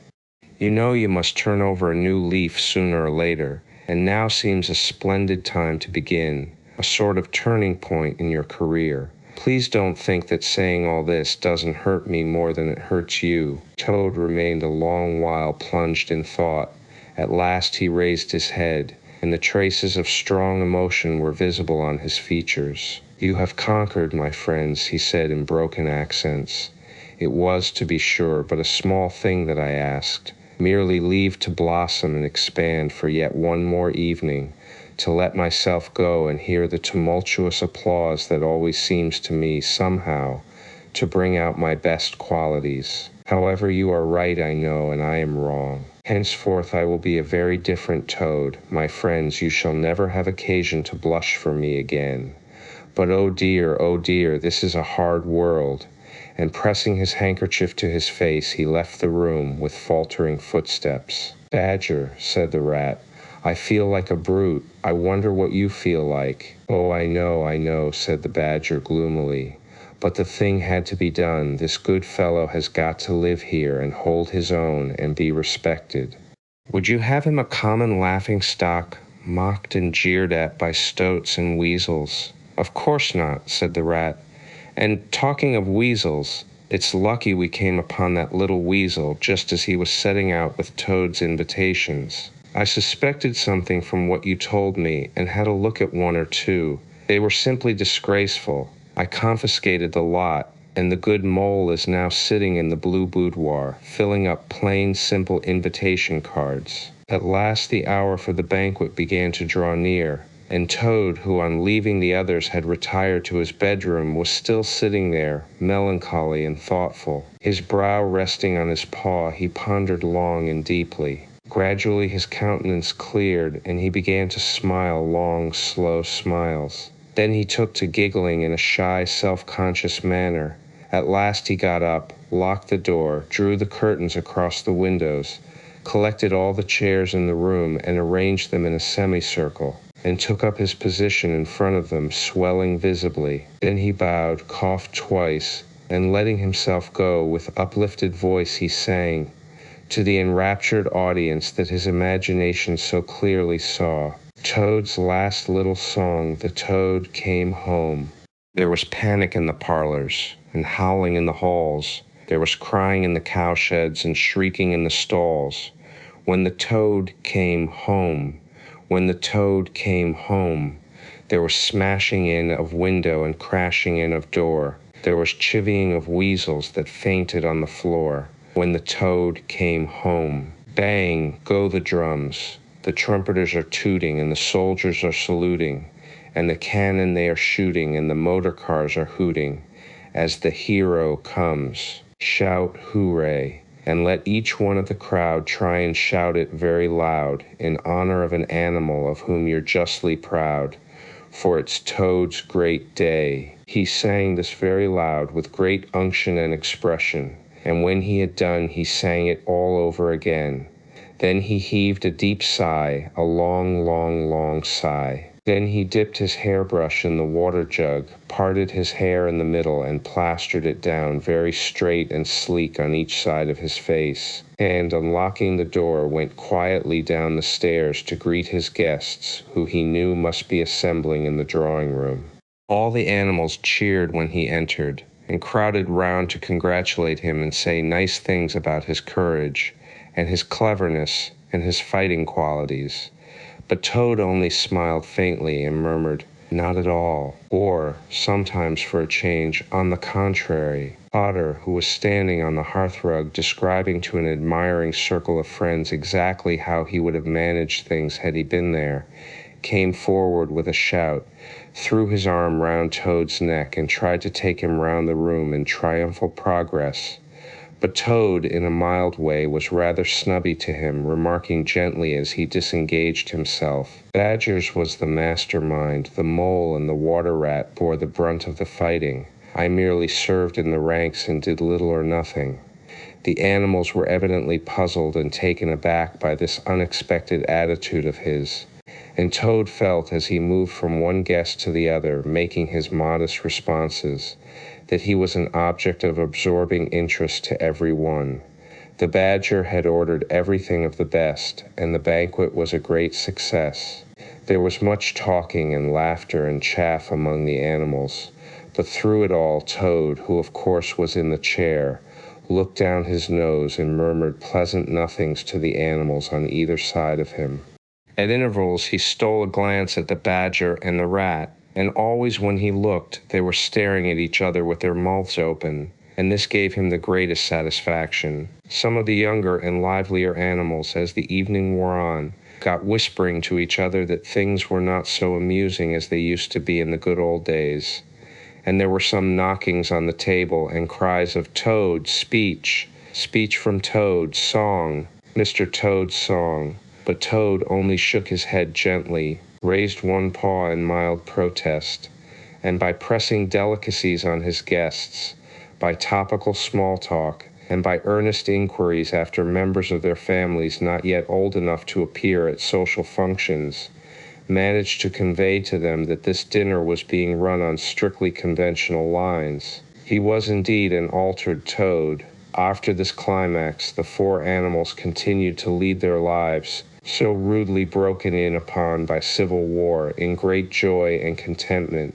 undisturbed by further risings or invasions. Toad, after due consultation with his friends, selected a handsome gold chain and locket set with pearls, which he dispatched to the gaoler's daughter, with a letter that even the badger admitted to be modest, grateful, and appreciative. And the engine driver, in his turn, was properly thanked and compensated for all his pains and trouble. Under severe compulsion from the badger, even the bargewoman was, with some trouble, sought out, and the value of her horse discreetly made good to her, though Toad kicked terribly at this, holding himself to be an instrument of fate, sent to punish fat women with mottled arms who couldn't tell a real gentleman when they saw one. The amount involved, it was true, was not very burdensome, the gypsy's valuation being admitted by local assessors to be approximately correct. Sometimes, in the course of long summer evenings, the friends would take a stroll together in the wild wood, now successfully tamed so far as they were concerned, and it was pleasing to see how respectfully they were greeted by the inhabitants, and how the mother weasels would bring their young ones to the mouths of their holes, and say, pointing, "Look, baby, there goes the great Mr. Toad, and that's the gallant water rat, a terrible fighter, walking along o' him. And yonder comes the famous Mr. Mole, of whom you so often have heard your father tell." But when their infants were fractious and quite beyond control, they would quiet them by telling how, if they didn't hush them and not fret them, the terrible gray badger would up and get them. This was a base libel on Badger, who, though he cared little about society, was rather fond of children, but it never failed to have its full effect. The Wind in the Willows end of Project Gutenberg's The Wind in the Willows by Kenneth Grahame